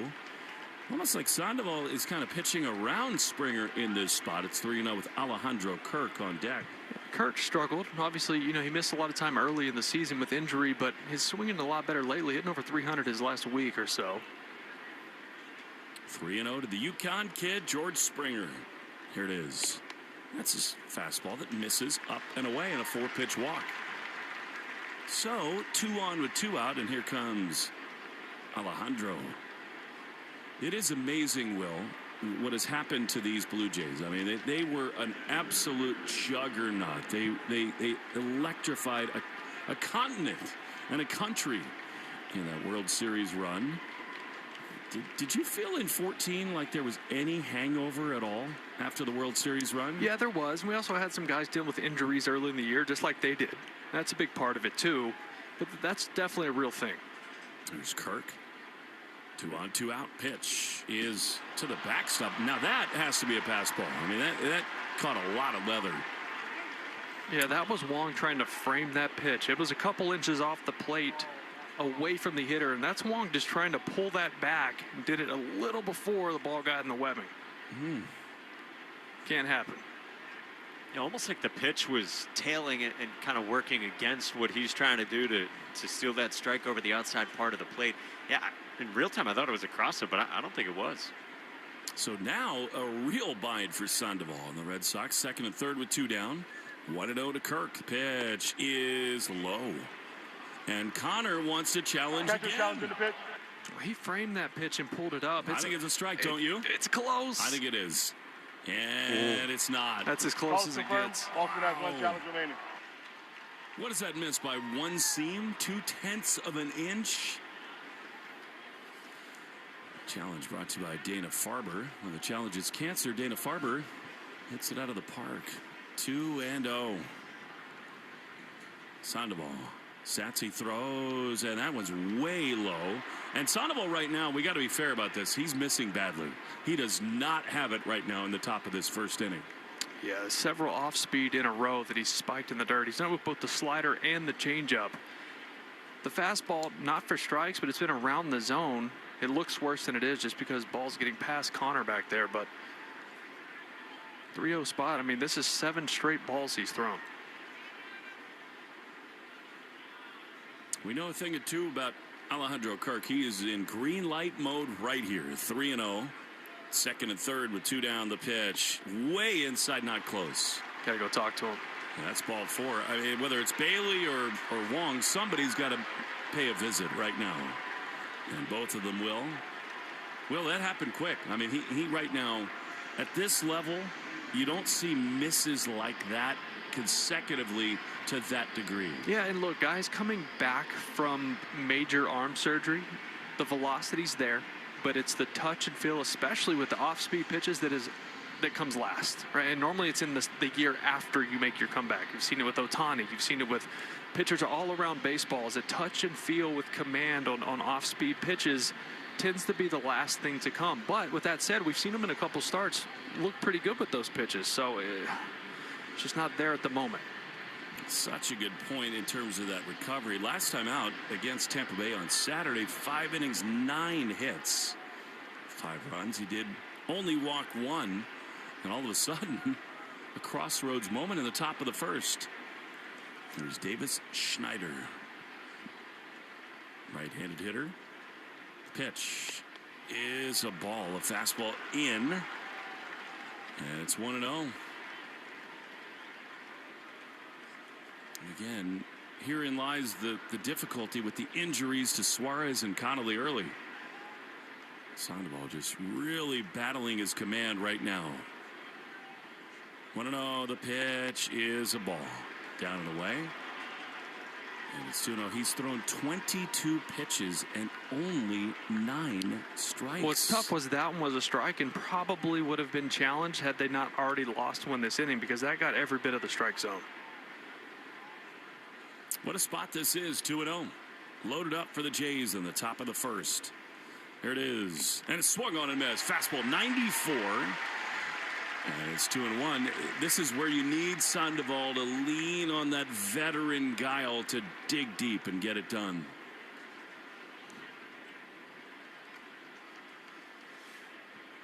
Two balls and a strike. Blue Jays at every base. Pitch is right there. A strike on the outside corner. And he's just ripping fastballs this at bat. He just got to come right after a guy in Schneider who has really struggled this year. I don't know why Schneider wasn't dead red right there. Right, the one pitch he had thrown in about 9-10 pitches was a fastball for a strike. He was going back for it. Now he's in position if he wants to throw a changeup, he can. 2-2. Blue Jays at every base. The pitch. Fouled back. Wow, a fastball again. Now that one was up enough, and it stays 2-2. So now what do you do? I mean, it's been 5 fastballs. Do you just trust that Schneider's not onto it when you haven't had great feel for the changeup? After that swing, I'm trying to change up here. Okay. I know you don't want to go full count. I get it, but you also have to make a pitch, or it could be 4-0 quick. 2-2. Sandoval sets the pitch. Is strike 3 call. Changeup. He got him. Beautiful, enormous pitch from Sandoval. And somehow, some way, hello, Houdini. No score after half an inning on the Shaws and Star Market WEEI Red Sox Radio Network. Tonight in your city, someone is walking their dog. Someone is crossing the street to their car. Someone's kid is riding a bike home. And they're counting on you to drive the speed limit. Speeding accounts for nearly 30% of traffic fatalities, and most of those crashes don't happen on the interstate. They happen on the streets where people live. Slow down. It's an act of care for the people around you. So remember, speeding catches up with you. Know the road and respect its limits. Presented by NHTSA. Now back to your streaming radio. Sometimes it feels like the news is full of things that have never happened before. And that is not exactly true. In fact, it may have happened this very week, hundreds or thousands of years ago. I'm Sally Helm, host of the podcast History This Week from the History Channel. Trade embargoes? Thomas Jefferson tried them. Rent too high? We've been arguing about that for a while. Each episode is proof. The past isn't that far away. Listen to History This Week, available now on Apple, Spotify, or wherever you get your podcasts.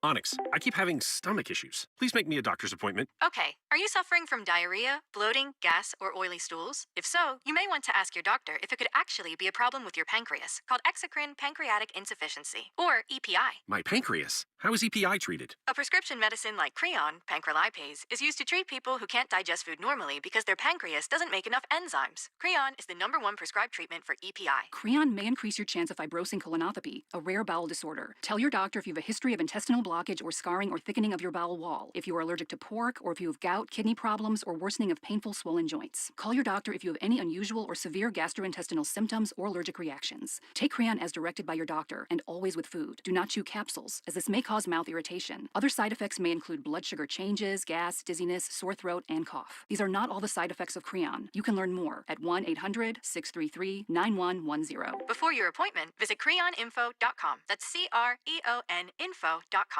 You're listening to the Sox on the Shaws and Star Market WEEI Red Sox Radio Network. Now, back to the play-by-play action.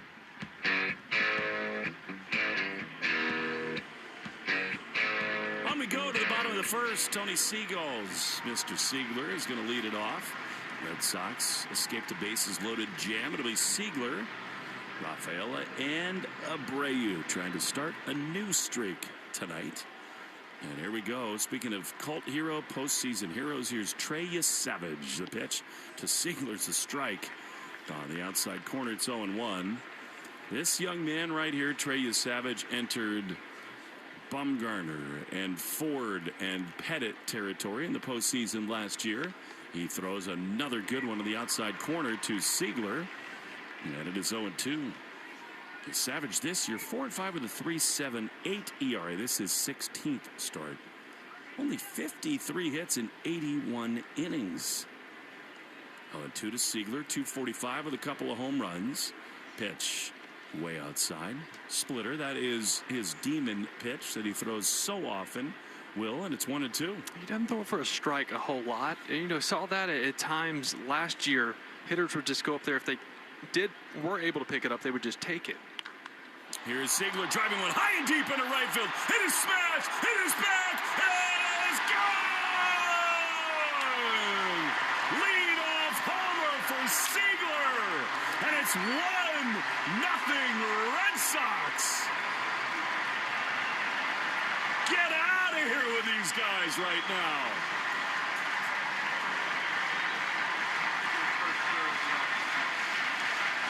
Well, the Sox needed that, and Anthony Siegler needed that.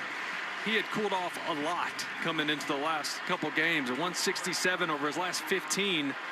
It was like the league was adapting to him. He hadn't adapted back, but he got a slider over the plate right there and clobbered it. to right. So here now Cedon. Come on with this group right now. And Rafaela takes a strike. He, with Contreras, with Durbin, that was a cement mixer that he smashed out. When Seigler does stuff and goes crazy, it seems to really ignite this team as another pitch into Cedon, 0-2. Well, and just momentum, too. Like, Sandoval's on the ropes there. He's fighting his command. He's trying to find it. You get out of that inning against Schneider, and then you get that shot in the arm from Seigler. 0-2 is swung on a miss. Cedon flat-footed there. He is gone. That's the first career leadoff home run for Seigler. Fourth season leadoff home run for the Red Sox this season. Thanks to Noah Perlman for that note. That came out of nowhere. And by the way, that was an absolute bomb from Seigler. Get the vibes back in check for the Sox. Here's Wilyer Abreu. Yes, Savage throws, and Wilyer takes a splitter outside, ball one. The movement on that pitch is just absurd. Now, a lot of it has to do with the release point. He is so over the top. It comes from so high, it just dives. 1-0 is looped into left field. Over to his left is Schneider. He's there to make the play. How do you handle that well? What do?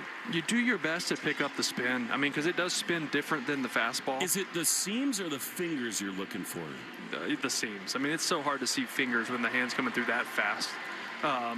Sometimes splits can almost wobble out of the hand. If they don't have as much spin on them, they can almost knuckle a little out of the hand. His just dives. I mean, you have to treat it like a changeup more than anything because it runs away from lefties. Here's a guy who runs into every fire. Wilson Contreras, the Red Sox leading by a run. The pitch is a fastball. It almost makes you think he was looking for something else right there. Wanted to see out of Savage's hand.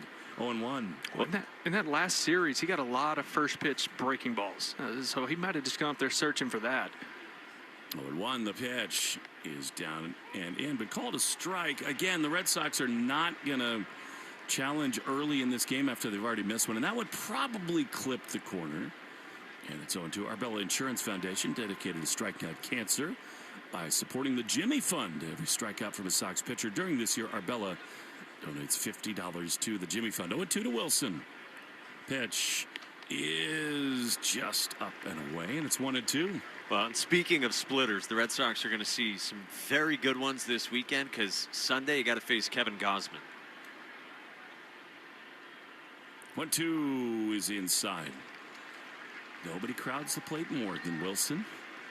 Well, Savage not scared to go in there with the fastball, right? Contreras likes to crowd the plate so pitchers don't go in there, but the two fastballs for strikes were right on the inner corner. 2 balls, 2 strikes. The pitch is a little looper to the mound past you, Savage. Clement cannot make a play. Head first slide for no reason, but why not for Bowser into first base, and the Red Sox have a 2-out head. Yeah, I just love it, right? He plays with his hair on fire. That ball was clobbered 34.7 miles an hour off of the bat. That's one of those you get jammed so bad with a fastball in, your bat doesn't even break. Wilson had to locate it off the bat. He got jammed so much his head had kind of spun out toward the third baseline and had to locate it. I don't love the dive into first. I'm scared for all 10 of his fingers, but he's all right. He was rolling right there, too, by the way. Pickle juice needed. Here is Masa Yoshida, takes a strike on the inside corner, and it's 0-1. Yes, so catch us up to speed on the pickle juice with Lenny. Will is kind of scared of it, to be honest. I've done it with you before. Yeah. He loves that we do it with him, which is great. 0-1 to Masa. Pitch is low, and it's 1-1. So we just decided when he hits, we're going to do it. And we told him that the other night. He goes, stay with me, guys. Let's go.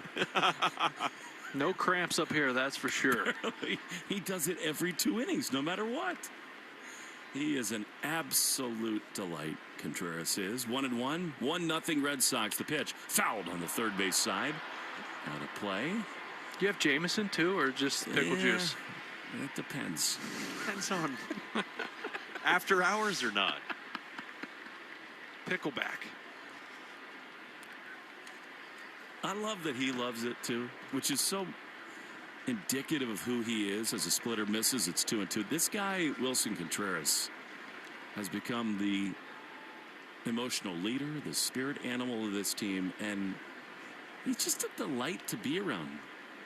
2-2. Pitch. Massa fouls it off on the third base side. As fiery and intense and passionate as he plays the game off the field, he's just a big teddy bear. He is. He just comes up, he gives you a hug. How are the girls? What'd you do on your off day? I'm like, all right, I like this guy. Isn't that the perfect balance? Yes, totally. Fire and ice. 2-2. Pitch is way outside. He's running. The throw and a delayed steal. Not in time. Missed the tag. First slide. Bowser. Is he hurt? You hope not. Head first slide again. He's looking at his left hand. Nothing was crooked. I was looking at it. I was looking to see a finger pointed the wrong direction. That was a delayed steal, by the way. That is him trying to take advantage of the catcher just falling asleep. Clement he jammed his left pinky. It looked like a left pinky to me almost. Yeah, left pinky or left ring, I think on the knee of Clement. So 3-2 to Yoshida. Contreras working on his left hand. Pitch is ball 4. Massa walks. And the Red Sox have 2 on with 2 out for Bowser Jr. Caleb Durbin coming to the plate. This is another part of this great stretch that's been so fun, is that these 2 guys, Wilson Contreras and Caleb Durbin, have become like brothers, father and son. You're right about that, guys. It was the ring finger, the pinky, right into the knee of Clement. All right, here we go with Durbin. Time to light the house on fire. 2 on, a run in with 2 out. Savage battling big time. The pitch is low with a slider, and it's 1-0.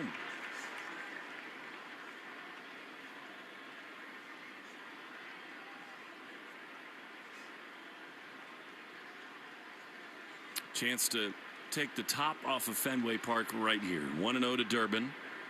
Pitch is a strike. Very close on the inside corner. I think it probably was. And it's 1-1. 2 sliders to start this at bat. Obviously, with runners in scoring position, he goes to his off speed a ton. How about hang one right here? 1-1. The pitch is fouled on the first base side. That was a fastball at 96 miles an hour, and it's 1-2.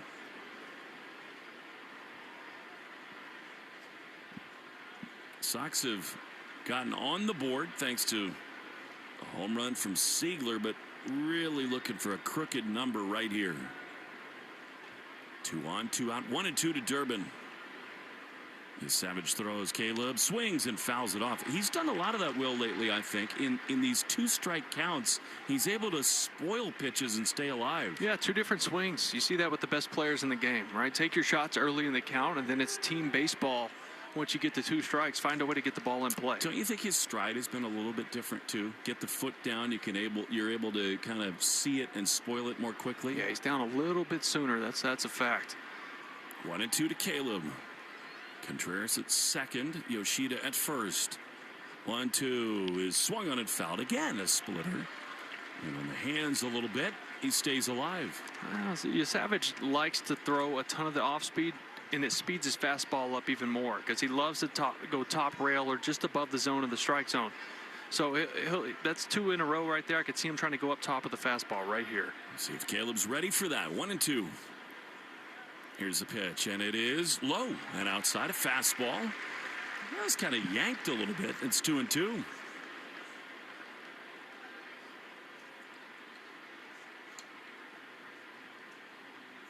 Sox 1, Jays nothing. An absolutely packed house on a perfect night at Fenway as Durbin swings and misses at a slider, and he is gone. The inning is over. However, the Red Sox get a run on a Siegler home run. 1-0 Boston after 1 on the Shaws and Star Market WEI Red Sox Radio Network. You can't predict the future, but you can prepare for it. Arizona State University is building degrees for what's ahead. Programs designed around emerging fields, taught by faculty whose research is shaping our future, not just teaching about it. It's why we've been ranked #1 in innovation for more than a decade. Your future is worth preparing for, and you don't have to prepare alone. Future-proof your career. Explore more than 350 programs at asuonline.asu.edu. That's a degree better. Tonight in your city, someone is walking their dog. Someone is crossing the street to their car. Someone's kid is riding a bike home. And they're counting on you to drive the speed limit.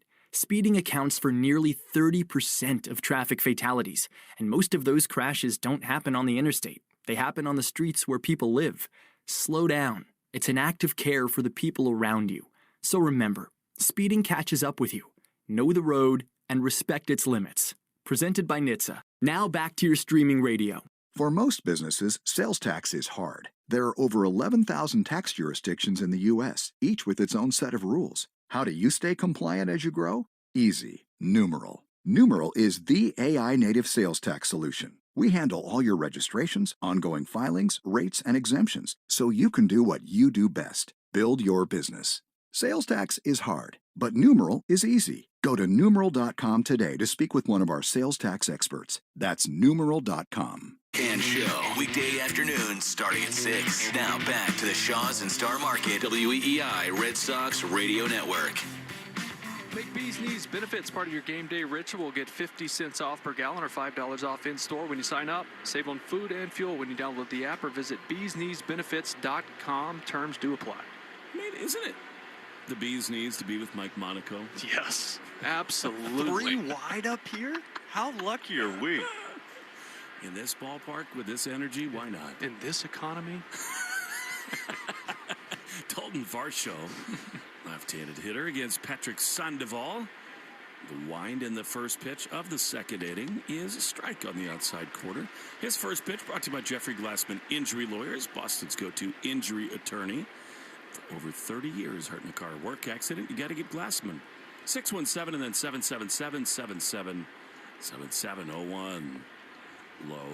And Varsho, another big part of their offense that struggled a lot lately. Last 15 games, 146, just 2 RBIs, not really walking much either. He's been putting the ball in play, but weakly. You mean like once a week or just without a lot of power? Without a lot of power. 1-1 misses a little low. One ball in play per week. I've been there. It's kind of with my driver. 1 a week is good. 2-1. Dalton Varsho, the hitter. Sandoval throws and a foul to the third base side. You know, you can say it about just about every Blue Jays player.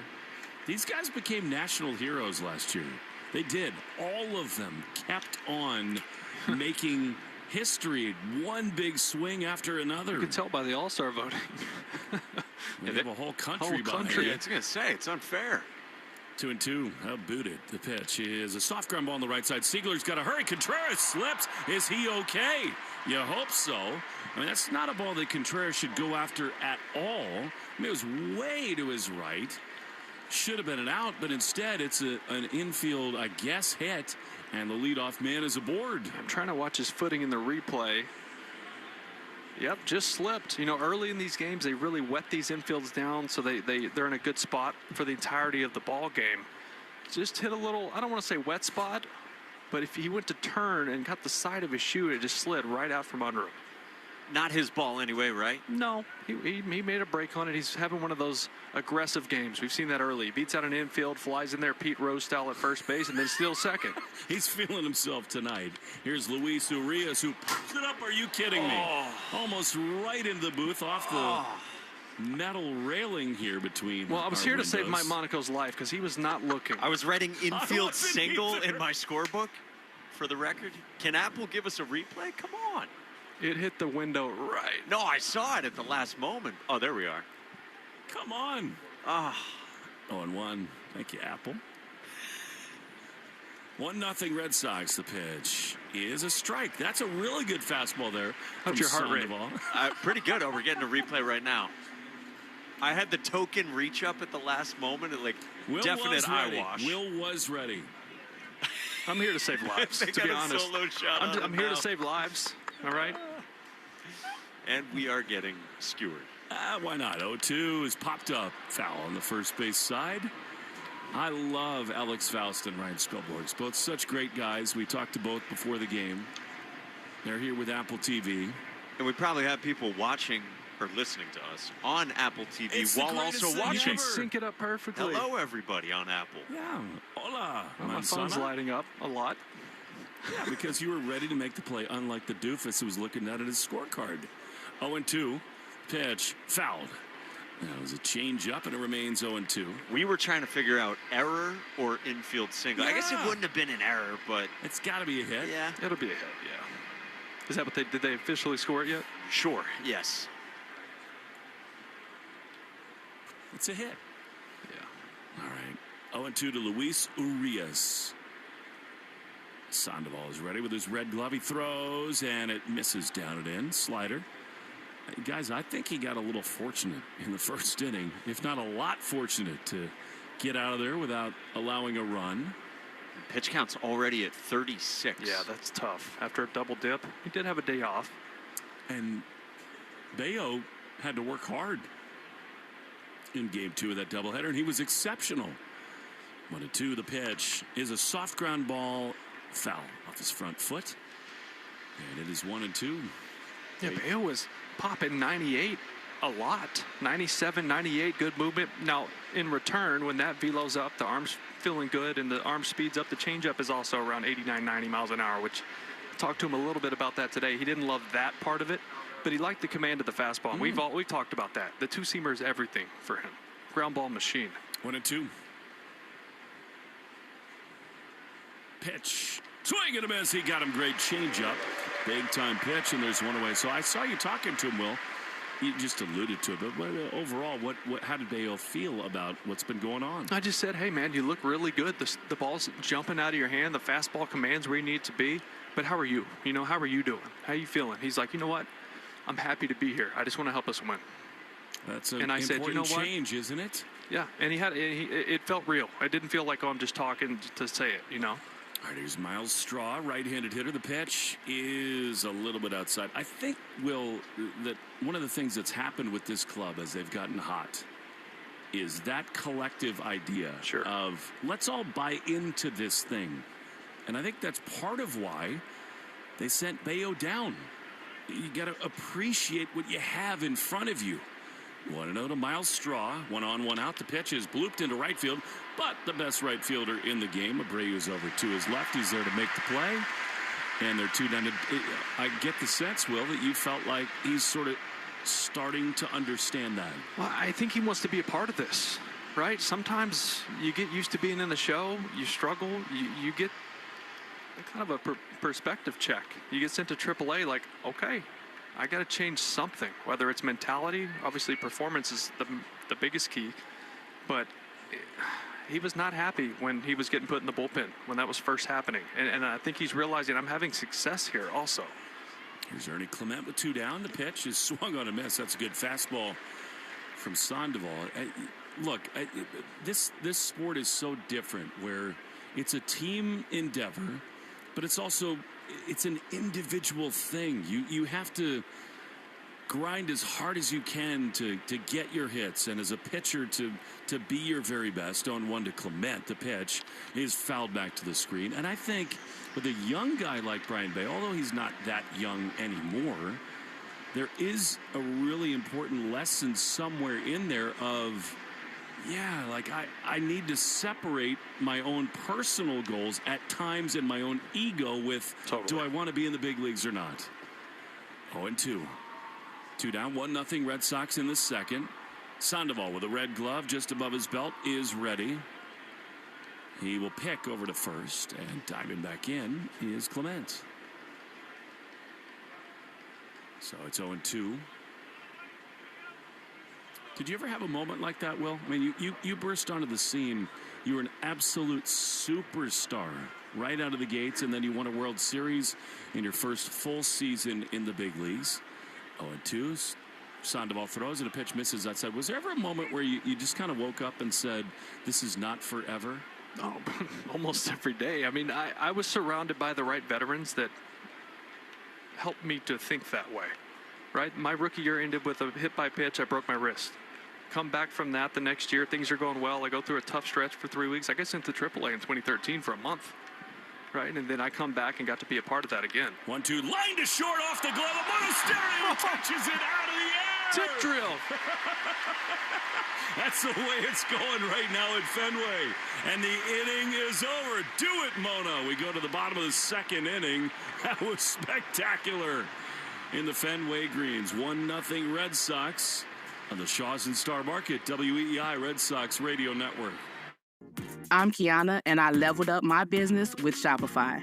Once I figured out that Shopify was a thing, I never turned back. I can create a site with my eyes closed. Shopify thinks ahead of us, and it thinks about the customer more than anything. Every day I'm thinking about some other new business, but Shopify is doing it to me because it's so easy to use. It's like I can't stop. I'm addicted. Start your free trial at shopify.com. Listeners, I want to tell you about a new podcast from Odyssey called Family Lore, where people tell interesting stories about their family history and then we investigate the truth behind them. Family Lore is available now on Apple Podcasts, Spotify, or wherever you get your shows. Tonight in your city, someone is walking their dog. Someone is crossing the street to their car. Someone's kid is riding a bike home. And they're counting on you to drive the speed limit. Speeding accounts for nearly 30% of traffic fatalities, and most of those crashes don't happen on the interstate. They happen on the streets where people live. Slow down. It's an act of care for the people around you. So remember, speeding catches up with you. Know the road and respect its limits. Presented by NHTSA. Now back to your streaming radio. For over 200 years, Eastern Bank has been headed in a single direction, forward, helping you meet your personal financial goals and working with local businesses as the #1 SBA lender in Massachusetts. Eastern Bank. Join us for good. Learn more at easternbank.com, member FDIC. For the best deal on any name brand tire, get to Town Fair Tire. For the guaranteed lowest price and the most free services, nobody beats Town Fair Tire. And I mean nobody. Town Fair Tire. Hi, this is Jarren Duran. You're listening to the home of the Red Sox, WEEI.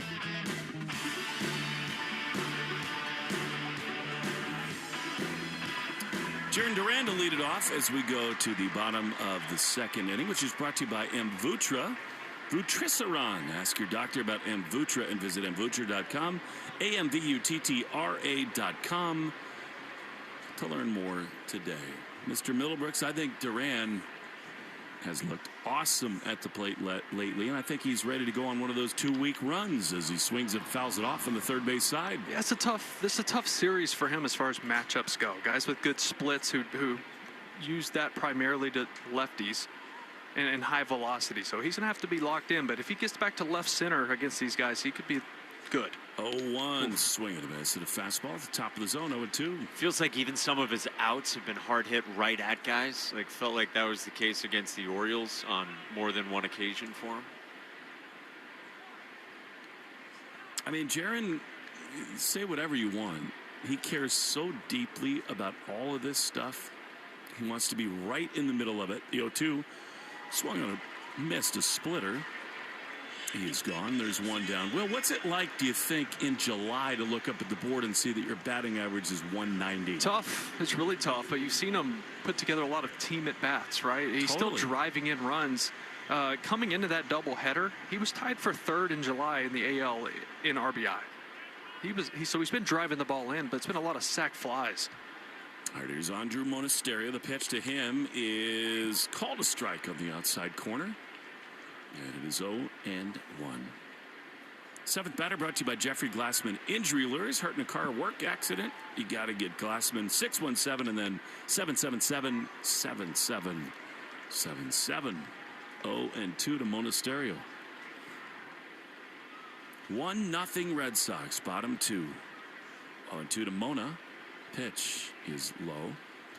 I thought you asked a great question before the game, Will, about why Monasterio got the start instead of Chang, and the answer is high fastballs from Savage. High fastball and that split that's so effective against left-handed hitters. He goes to more sliders against righties. 1-2 is fouled off, and Mona's been hot. Yeah, sure. I mean, during that win streak, he hit like 340. I mean, he was ripping the cover off the baseball. A ton of extra base hits too. A lot of doubles. He's hitting 351 in July. He's 8 for his last 14 coming in, and we saw it in that Mets series Will Fleming when we were there. Like, it was extra base contact. It was loud from Monasterio. Big spots against big pitchers. 1-2, swinging a drive down the left field line, but foul. He almost caught some green right there. He got a splitter there, but that was hanging over the middle of the plate. He did not get that one down where Savage wanted it. All right, Mr. Middlebrooks. So he kind of hung a slider and splitter there. What's next? I think he tries to expand with the slider further away off the plate. He's still up 1-2 in this count. One down, bottom two.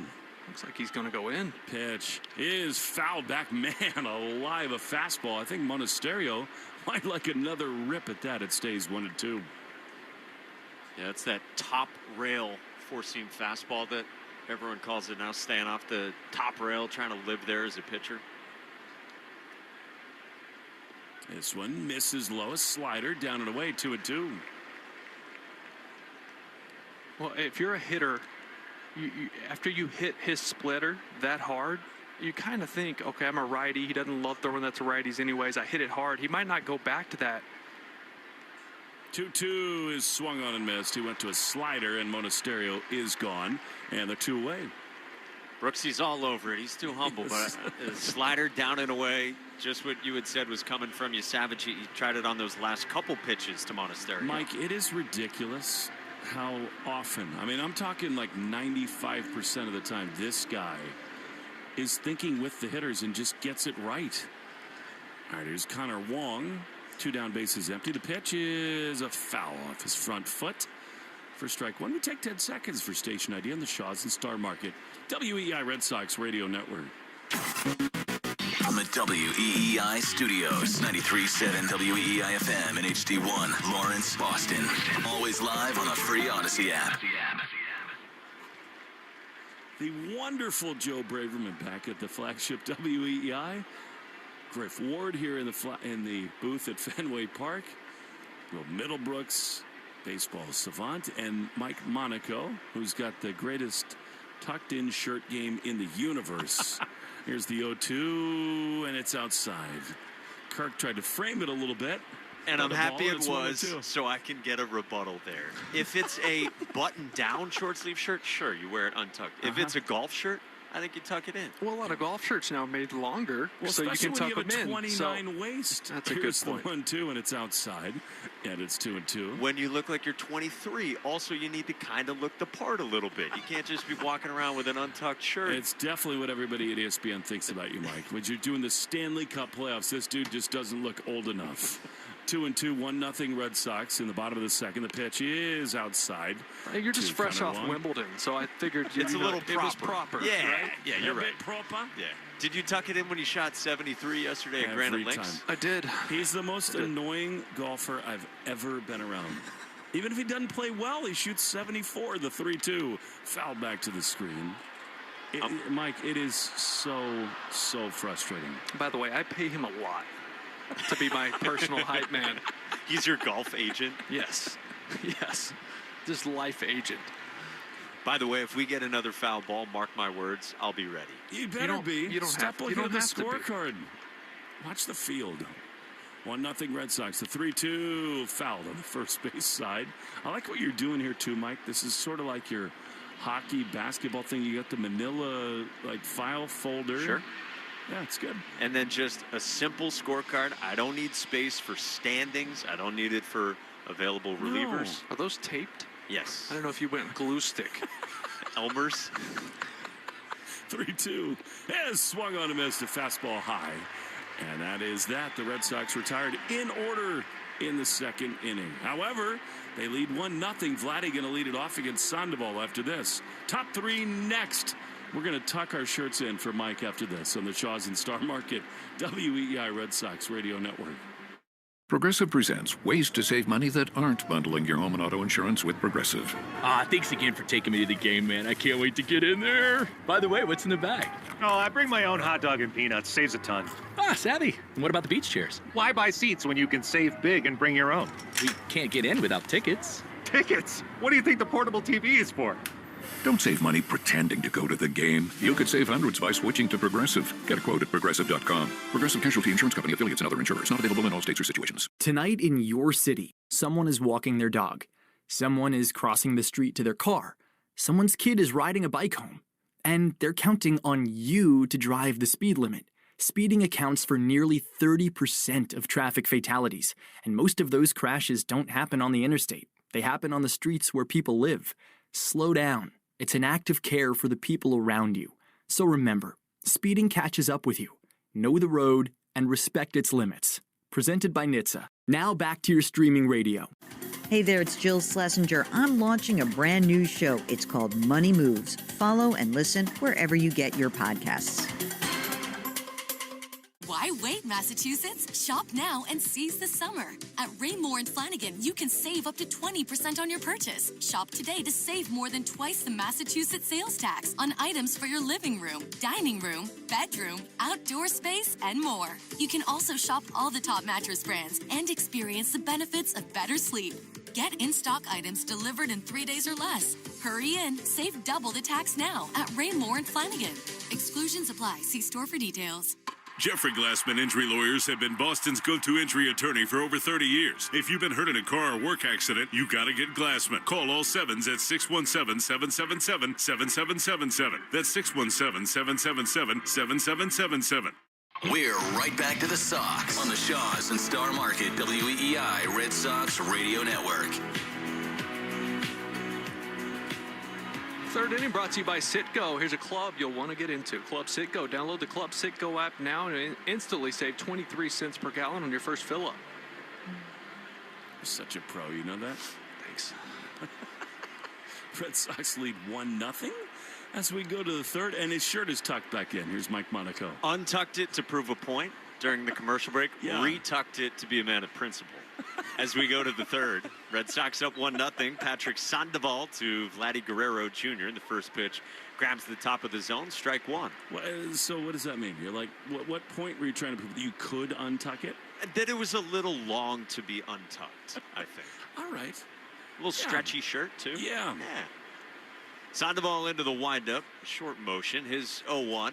Guerrero swings and he pops it up toward the first base bag. Contreras backs up. He leans. He makes a two-hand catch, and there's one away to start the third. Isn't it crazy what is happening with Vlad Guerrero this year? I mean, this is a guy who's one of the superstars of the game, and he is totally lost at the plate. I'll say this. I love it when he plays the Red Sox. I hate it for the game of baseball because he's one of the stars, right? The same could be said with Fernando Tatis Jr., who is starting to hit more homers now, but still not the same guy. He hit a 470-foot homer the other day. One out, base is empty. Here's Okamoto, who struck out looking his first time. And that's up high, ball one. What was your longest home run in the big leagues, Will? It was before they measured, like with StatCast, where you get it instantly. Yeah. My first career one here was good. It was like 450 something. But I hit one in Yankee Stadium into the second deck that was like 470. 1-0 pitch. Okamoto takes down 2-0. What a jerk. No big deal. You asked. It's not like I brought it up. Oh, guys, hey, let's ask me that so I can talk about it. Set me up on that. Red Sox up 1-0, top of the third on a packed Friday at Fenway. Sandoval's 2-0. Okamoto swings and he bounces it at short. Monasterio had to back up from the outfield grass. He gloves and throws in time to get Okamoto. And there's two down here in the third. A great play by Monasterio. That was one, if he comes in, even if he charges it immediately, it's going to be one of those tough in-between hops, but he knows the base runner. Okamoto, not a burner at all. He's able to go back on a 45-degree angle, 3 or 4 steps, and then get rid of it quick. Made a good throw to Contreras over at first. Talked about Monasterio's bat improving recently. His defense has also gotten better for the Red Sox, especially at short over the last few weeks. 2 outs, base is empty, and now George Springer, who walked in the first when Sandoval left the bases loaded and was able to post a 0. 1-0 Red Sox, top 3.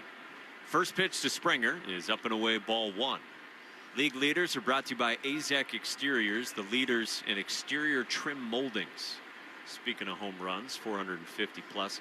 Home run leaders in Major League Baseball. Number 1 is Yordan Alvarez with 34. Kyle Schwarber second with 33. 1-0 is just up high, 2-0 on Springer. And then Hunter Goodman is third with 31. Colorado Rockies catcher, who last couple seasons has been blasting home runs. Sandoval's 2-0 to Springer. He swings and he drives this in the air to left. Jarren Duran creeps in a couple of steps. He calls for it and makes the catch in left center to end the inning. 1-2-3 for Patrick Sandoval for the first time. We're through 2.5 at Fenway. The Red Sox 1 and the Blue Jays nothing on the Shaw's and Star Market WEEI Red Sox Radio Network. Our kids are grappling with anxiety on a scale no generation has faced.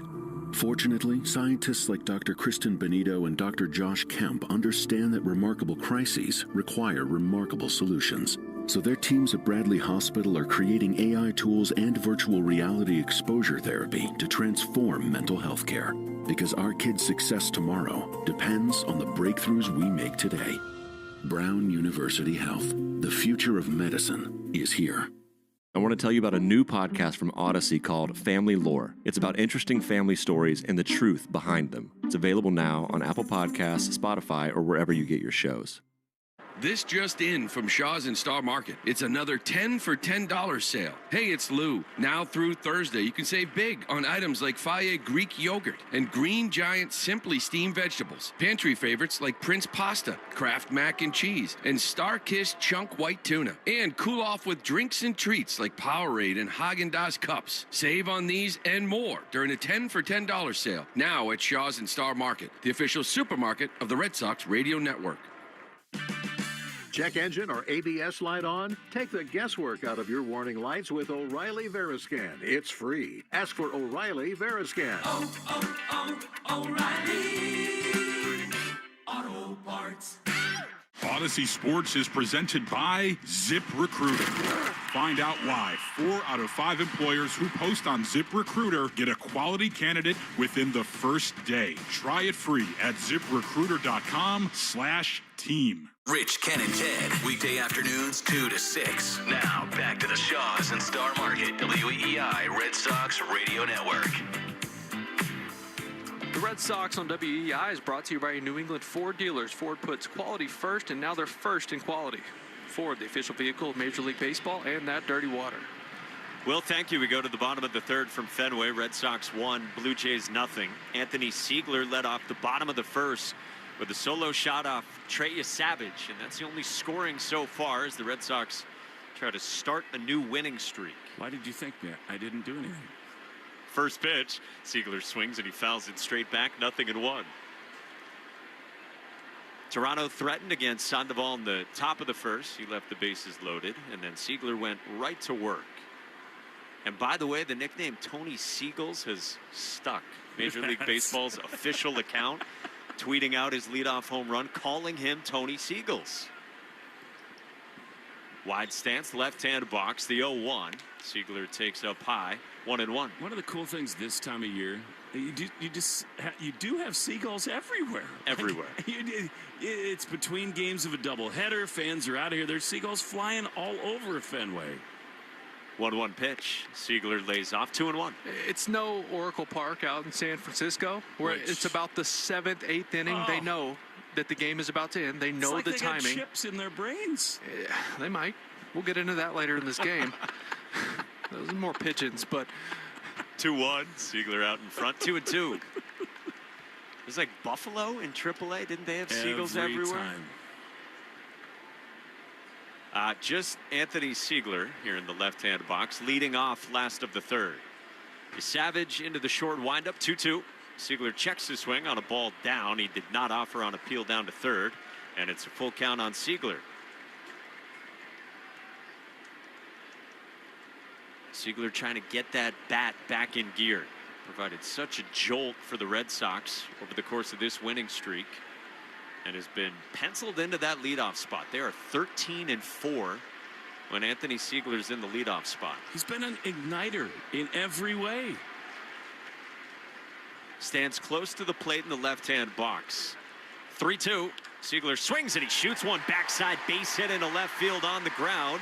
A hard-earned single to lead off the bottom of the third for the Red Sox up 1-0. That's just a beautiful thing right there. Work of art for a hitter. You have to cover the splitter, right? You just saw it. You've seen it twice in the at-bat. He made you look silly once on one right down the middle. You're thinking he could go to this pitch, so your approach has to be drive the fastball the opposite way. It'll keep you on the off speed. Got a fastball down the middle, just smoked it to left. So Siegler's on in front of Cedon Rafaela. Righty against righty, first pitch, and Cedon cuts through the pitch up in the zone, a slider, and it's 0-1. Cedon aggressive. He struck out his first time against Savage on a slider. Sox up 1-0 in front of a packed house at Fenway with the sun setting.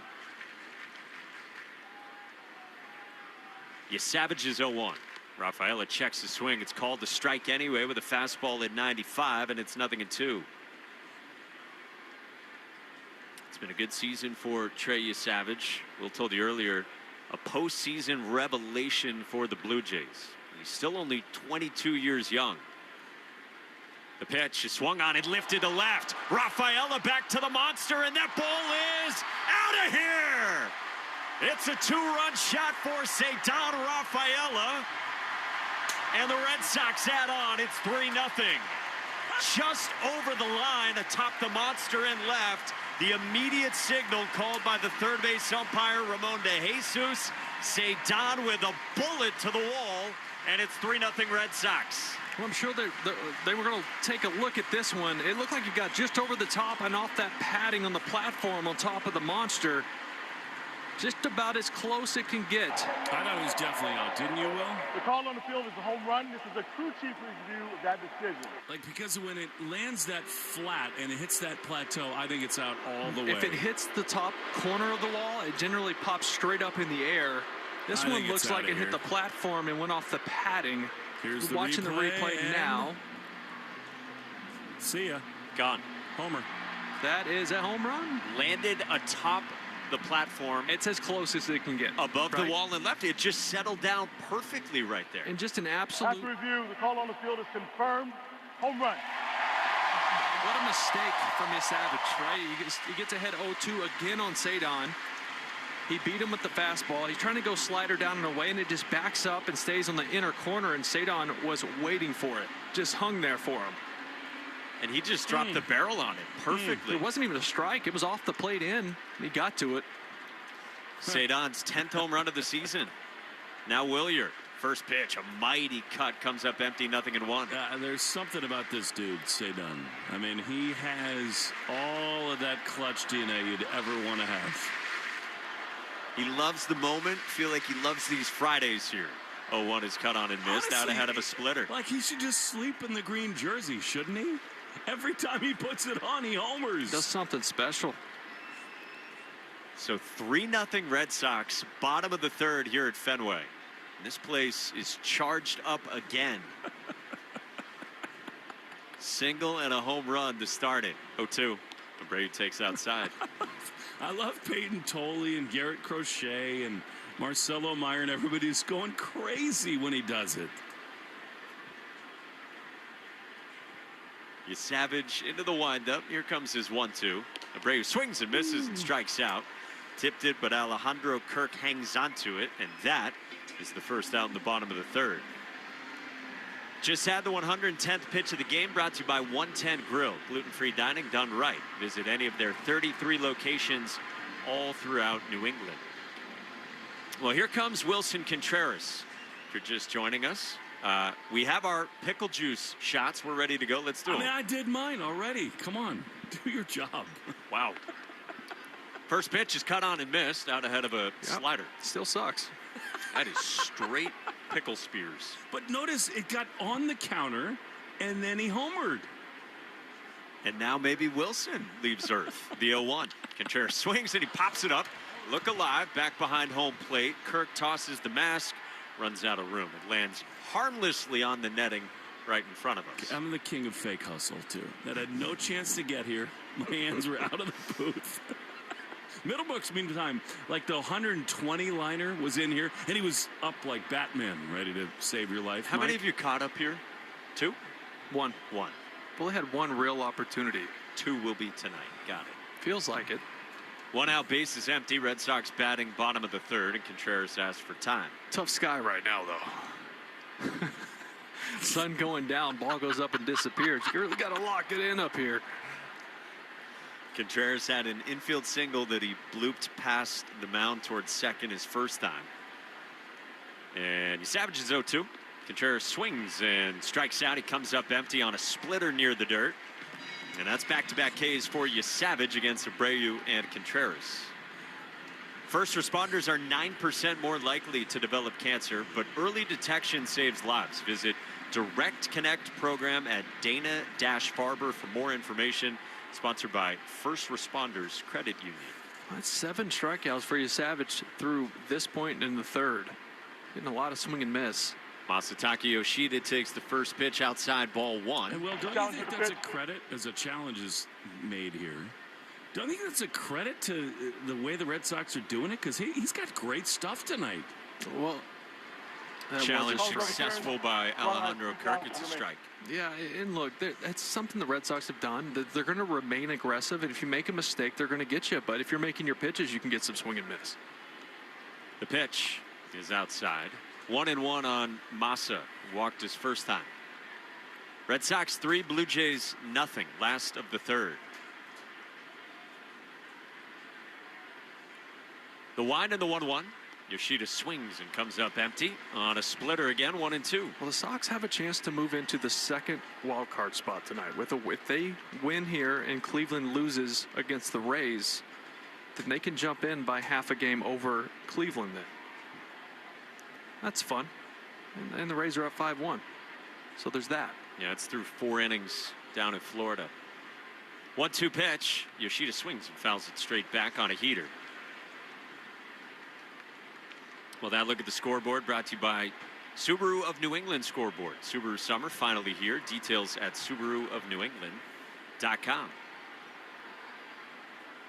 Savage goes into the windup, 1-2. Yoshida takes down 2 balls and 2 strikes.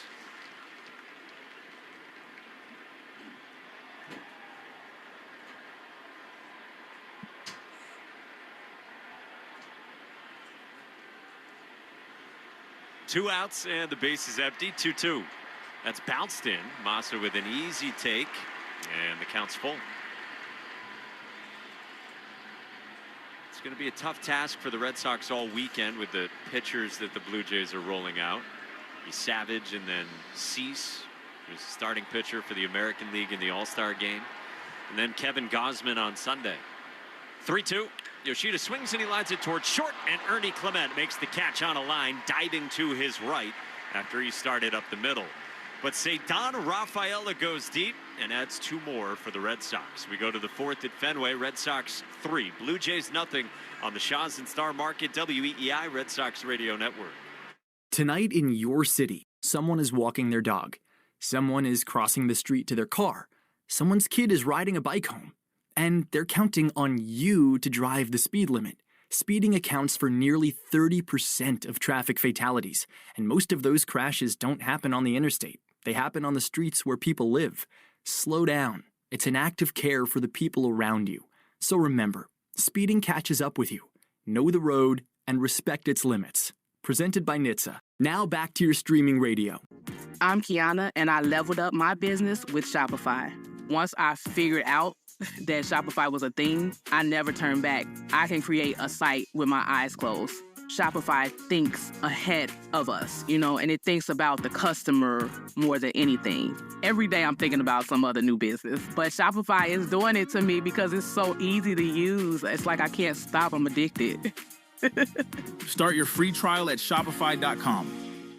Warehouse careers packed with potential. Uline is hiring now at its new Plainfield Fulfillment Center. Warehouse pay starts from $26 per hour and up, plus a $5,000 hiring bonus. And your full health insurance coverage and 401k match start on day 1. Named by employees to the Forbes list of best large employers 3 years in a row. Join a company with stability and success you can count on. Apply now at uline.jobs/CT. That's uline.jobs.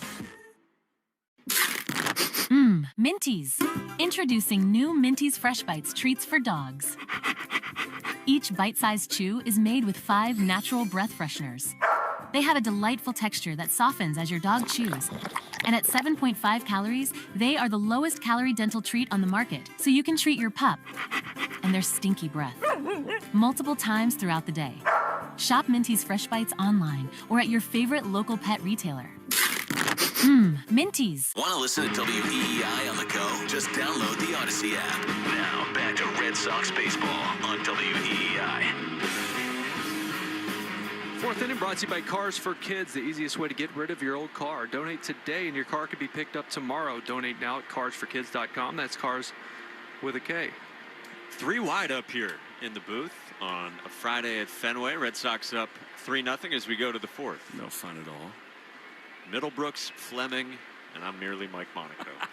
Alejandro Kirk leads off against Patrick Sandoval here in the fourth. Sandoval into the wind, and the first pitch is outside ball 1. The cool thing is that the winning streak made it all so much more fun. I mean, this whole thing has just become a season again. And now you start to think about what they might add on and what might happen in the next couple of months. 1-0. Swinging a line drive into right field, a base hit past Siegler at second. And Kirk begins the fourth inning with a hard hit opposite field single. Like, Will, you and I were slogging through the season while Mike was drinking Pimm's cups at Wimbledon. But True. It is so cool to have this be a season again. We got our summer back. And maybe some fall. Long ways to go, a lot of baseball to play, but at least you feel like now this push they're making that they can improve here at the end of July, early August, and get better to make that push. Davis Schneider bats after he struck out looking his first time on a changeup. First pitch is up high, ball 1. What would both of you guys like to see the Red Sox do at the deadline 2 Mondays from now? It's got to be an infielder that can swing the bat, right? So there's some options out there. I feel like most of those options are maybe not as good defensive players as what we have, but they're going to help you offensively. 1-0 is swung on a foul back. The Zach Nettos of the world. Obviously, I would love a Jeremy Pena, local guy from Rhode Island, played at Maine. But with the way Houston's playing, they're not going to trade him. They need him. Luis Arraez is on that list. He can play second base. Matt Chapman, Willie Adames, but you get Matt Chapman. Do you move Durbin and the season he's having at third base to second base? It's a tough decision. 1-1. Schneider swings and cues it fair off the end of the bat in front of the plate. Wong scoops, throws to second, and gets it there in time to cut down Kirk for the first out in the fourth. You kidding me? I did not think there was any chance he's going to second base, but that's knowing the base runner there. It looked like it just beat him. They're not going to look at it. Wow. That is knowing the speed of I Alejandro thought he was Kirk. calling him off to throw to first. I did too. But, I mean, that's the beauty of playing catcher. Everything happens in front of you, and he got a good gauge on that. He knew his arm. He knew the speed of the base runner. He had a tiny lead at first also. Heads-up play. He'll take that. Boy, that is really good from Connor Wong behind the plate with the Red Sox up 3-0 here in the fourth. So 1 away. Schneider now aboard at first, and the batter, Dalton Varsho. He had an infield single his first time. First pitch, down and away, ball 1. So you're in the Matt Chapman camp, Will Fleming? I think he's the perfect fit. I really do. And I know Durbin's been unbelievable over there. Matt Chapman is the best third baseman that walks planet Earth They right could now. easily be the 2 third base Gold Glove winners this season. Yep. I think Caleb could be a great second baseman. I do too. He profiles more as one. 1-0 pitch is swung on and lined over short into left center field, and that gets to the gap. Cedon cuts it off quickly, and that keeps Davis Schneider at second as Cedon pounced on that ball in left center. See, so it's so easy to focus on the diving plays when he climbs the wall and makes a play. Those are the plays that make him great also right there, right? Where he cuts a ball off, holds it to a single. That's a double most of the time with any center fielder out there. He cuts that ball off, gets it in, holds both base runners to one bag. Just huge from Cedon. He got a great jump, and then he was flying. Red Sox up 3-0 on the Blue Jays, top 4 at Fenway. So first and seconds, more traffic for Patrick Sandoval to navigate after he had an 8-pitch, 1-2-3 third inning. To the 8th spot, Luis Urias struck out swinging his first time. Sandoval checks second, and the first pitch is swung on and popped up foul. And that'll fade off toward the Red Sox first base dugout, and Contreras is over to make the catch for out number 2. Mike, I just think, not to play GM. I hate doing that. The teams that are mostly out of it. The problem is right now that there are not many sellers. Like there's 5 or 6 teams that are just out of it. And they have catchers and shortstops and third basemen available. That's just the reality of this thing. So many teams are going to want to hang in and try to hold on to their talents. Especially in the American League. With how tight it is, especially compared to the National League.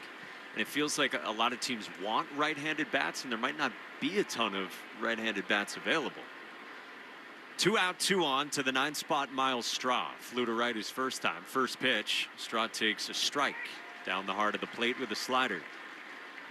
Sox 3, Blue Jays nothing, 4th inning. A lot of catchers, their names have popped up, whether it's Shea Langoliers, Hunter Goodman in Colorado, Adley Rutschman in Baltimore. 0-1.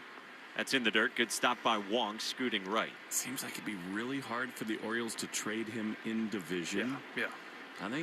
I think the guy that gets really interesting is Langoliers. Oh, yeah. I like him a lot. Shea Langoliers. I like the way he swings the bat. Ton of power, ton of home runs from Langoliers. 1-1. Straw swings and he lines it toward left. Jaron Duran comes in. He makes a shoulder-high catch, and the inning's over. You're saying I can have another dumb home run call with Langoliers? Let's go. We love wordplay. A 0 for Patrick Sandoval. He leaves 2 in the 4th. To the bottom of the 4th next. Red Sox up 3-0 on Toronto on the Shaw's and Star Market, WEEI Red Sox Radio Network. New customer, new market, new country. You're a growing business, but growth can bring complexity in the form of new sales tax requirements, more registrations, more filings, more deadlines. Now there's Numeral, the done-for-you sales tax solution that handles all the time-consuming details associated with sales tax, from registrations and filings to rates and remittance. Visit Numeral.com now to connect with a sales tax expert and get a free tax analysis. Numeral.com. Tonight in your city, someone is walking their dog. Someone is crossing the street to their car. Someone's kid is riding a bike home. And they're counting on you to drive the speed limit. Speeding accounts for nearly 30% of traffic fatalities, and most of those crashes don't happen on the interstate. They happen on the streets where people live. Slow down. It's an act of care for the people around you. So remember, speeding catches up with you. Know the road and respect its limits. Presented by NHTSA. Now back to your streaming radio. I'm Jenna Fisher. And I'm Angela Kinsey. And we have the podcast Office Ladies. Every Wednesday, we'll be sharing even more exclusive stories and lots of laughs. Follow and listen to Office Ladies on the free Odyssey app and wherever you get your podcasts. If you ever reach for a cheers when your favorite song comes on, you're ready to embrace the haze with Hazy Little Thing from Sierra Nevada. Hazy, citrusy, smooth, juicy but not sweet, hoppy but not bitter. America's best-selling hazy IPA for good reason. Hazy Little Thing. Enjoy responsibly. Hi, this is Caleb Durbin. You're listening to the home of the Red Sox, WEEI. Now at Shaw's and Star Market, it's a 10 for $10 sale. Save on items like Faye. You like that? Love it. Greek yogurt and vitamin water. Come Pantry on. favorites like Prince pasta and Starkist chunk white tuna, and cool treats like Haagen-Dazs cups. A lot of protein in Greek yogurt. Middlebrooks, he's always juicing. He is. Trying to add to that tee shot. Yeah. Bottom of the 4th inning. Red Sox up 3-0 on Toronto. Caleb Durbin leads off. Takes inside ball 1. Easy on the juicing. Responsibly. Yeah. He likes protein. Big steak and potato guy. Is that Mitch Moreland? 1-0 is bounced in. 2-0 on Durbin. By the way, it was pretty good Texas guy. Yeah, Texas guy. It's in my DNA. Texarkana. Base is empty. Durbin leading off here. We need to be by his pool while he makes steaks. I've seen him grilling. He's sent me pictures. I need it. 2-0 is swung on and cued foul into the bat behind the plate. Pretty simple rub there. Really? What you got? You know what I've started doing lately is I dry brine.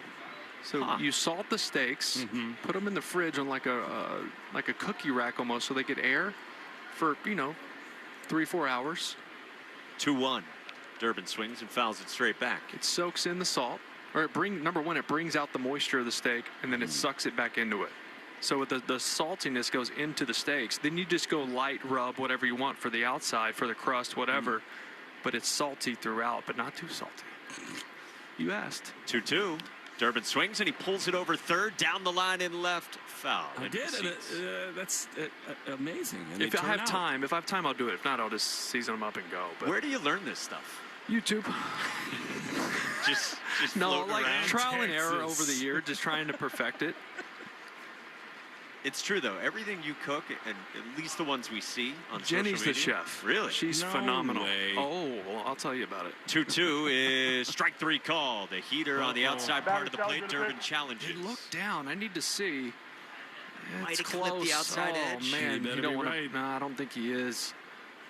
It's a strike. So he gambles. And the Red Sox are out of challenges here in the bottom of the fourth. Jenny had a full ride to multiple culinary institutes out of high school. Come on. And last minute decided to go to ZooMass instead. No. Wow. To have a normal experience.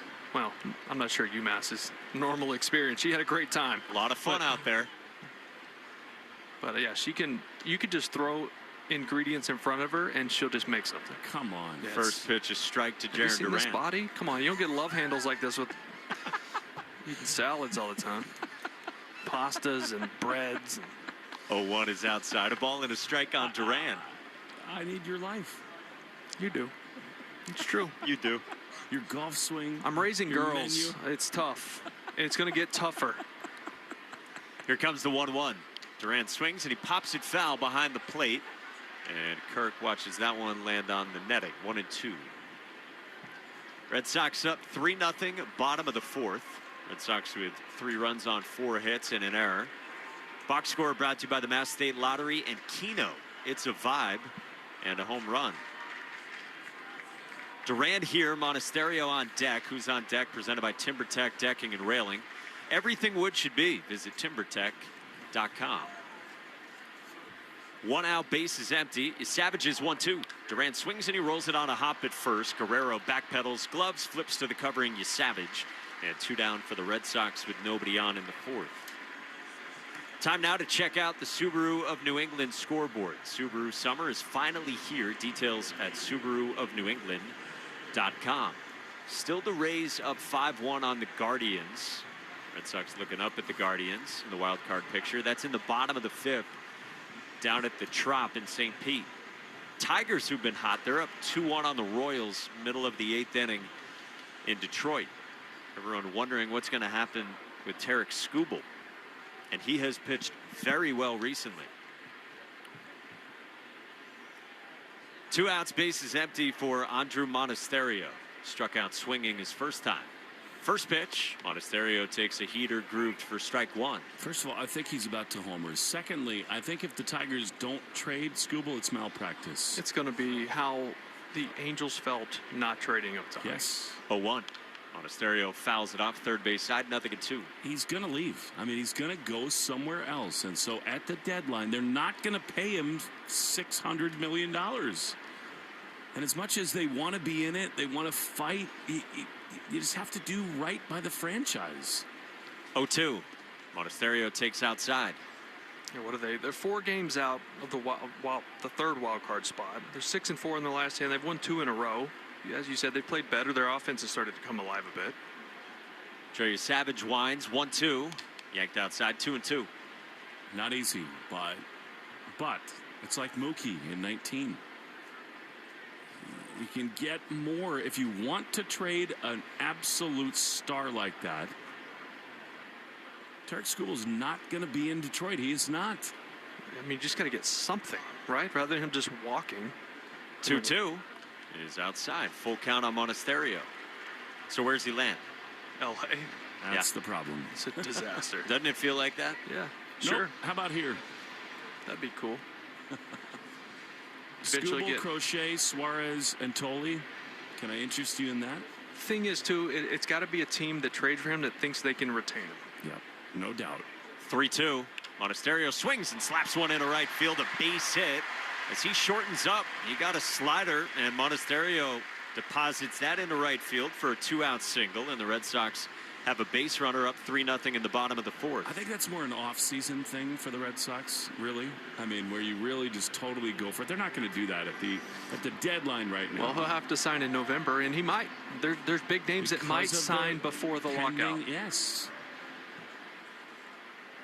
And before a possible salary cap. Yeah. Where teams might not be willing to spend that much money.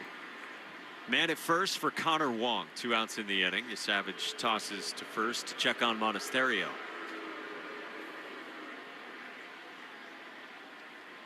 Red Sox 3, Blue Jays 0. The Red Sox got a home run in the first from Anthony Siegler and a 2-run shot in the third from Cedon. Pitch is a strike on the inside part of the plate, 0-1. Well, I'd like to see Mona run here. What do you think? I like that. Absolutely. Connor's been seeing a ton of off speed. Now, first pitch slider, he's 0-1. He could go fastball up here if they feel like he's going to run, give Kirk a better pitch to throw on. Trey Savage is 0-1. It's cut on and missed. Good slider with that depth to it, 0-2. Yeah. Especially now. Well, Connor's been seeing a ton of cutters and sliders, things moving away from him. In that last series against Baltimore, he saw nearly all cutters if a guy had it. He just hasn't been able to cover that pitch. That's why he's seeing so many sliders here. Now you get deep in these counts and you see the pitcher start to really expand. 0-2. Wong takes down. It's been 3 straight sliders. What do you see in Savage's slider in particular? Well, it's not a big side-to-side breaker with that straight over-the-top delivery and release point. It's more of a downer. You can call it a gyro slider, whatever you want to call it, bullet slider. It just has more of a downward movement. It plays off the splitter because the splitter has more arm side depth to it. Monasterio at first, 1-2, and Wong takes just outside, 2-2. Tried to sneak the fastball past him there after 3 straight sliders. Just off. 90 pitches already for Trey Savage. The Red Sox have done a nice job driving up his pitch count. Done a good job with 2 strikes, just fouling off and extending at bats. 2-2. Wong swings and he fouls that off right on cue. Upper deck first base side. By the way, an absolutely packed house. Yeah. As it should be. You know, and the fan base, it actually impressed me. Even when they weren't playing well, they were still showing up. They might not have been happy and voicing their opinions in the stands, but they were here. 2 outs, man at first, the pitch. Wong swings and tips it foul behind home plate. Still 2-2. I can't believe he's not running. Go. Maybe you want the leadoff man the next inning, but still. Well, at this point, Connor's kind of earned his right to work this at bat. He's really done a good job to hang in there with all these foul balls. He's probably going to see the slider here, though. This will be the 7th pitch of the plate appearance. 2-2. Wong swings and tips it foul, and Kirk hangs onto it, tied up with a fastball in, and the inning is over. We're through 4 at Fenway. Red Sox 3, Blue Jays 0 on the Shaws and Star Market WEEI Red Sox Radio Network. I'm Anna Garcia, host of True Crime News, the podcast. Every week, we bring you in-depth coverage on cases making headlines, as well as those that go under the radar. Tune in for murders that defy explanation, mysteries seeking exploration, and shocking secrets that will leave you breathless. Each week, we honor the victims by going beyond the salacious in our search for justice. Crime never stops, and neither do we. Listen to True Crime News, available now on the Odyssey app or wherever you get your podcasts. Tonight in your city, someone is walking their dog. Someone is crossing the street to their car. Someone's kid is riding a bike home. And they're counting on you to drive the speed limit. Speeding accounts for nearly 30% of traffic fatalities, and most of those crashes don't happen on the interstate. They happen on the streets where people live. Slow down. It's an act of care for the people around you. So remember, speeding catches up with you. Know the road and respect its limits. Presented by NHTSA. Now back to your streaming radio. There's performance. Then there's peak performance. The kind you get with Peak Antifreeze and Coolant. Designed to defy any weather condition and leave all limits behind. No matter what's under the hood, there's a formula made to match. So when you take the wheel, you can count on this. When you peak, you win. Why Why wait, Massachusetts? Shop now and seize the summer. At Raymore and Flanigan, you can save up to 20% on your purchase. Shop today to save more than twice the Massachusetts sales tax on items for your living room, dining room, bedroom, outdoor space, and more. You can also shop all the top mattress brands and experience the benefits of better sleep. Get in-stock items delivered in 3 days or less. Hurry in, save double the tax now at Raymore and Flanigan. Exclusions apply. See store for details. Jones and Keith. Weekdays 10 to 2. Now back to the Shaws and Star Market WEEI Red Sox Radio Network. To the top of the fifth we go. The Red Sox 3, the Blue Jays nothing. Patrick Sandoval is on the mound with a lead. With the off day yesterday, the Red Sox do have some bullpen options. I don't think Sandoval's been razor sharp, although he's made big pitches when he's really needed to. And we'll see Ernie Clement in the top of the Blue Jays order in the top of this fifth inning. Then Vladdy, and then Akamoto. Sandoval throws, and Clement takes a pitch outside, ball one, slider, 88 miles an hour. Code word of the game is "Oh Canada." Make sure to enter your code word in the member portal today to claim your points. And by the way, it's just the letter O and then the word Canada as Clement takes a changeup for a strike, and it's 1-1. They spell things differently up north. How boot it? Could have done A Canada. EH.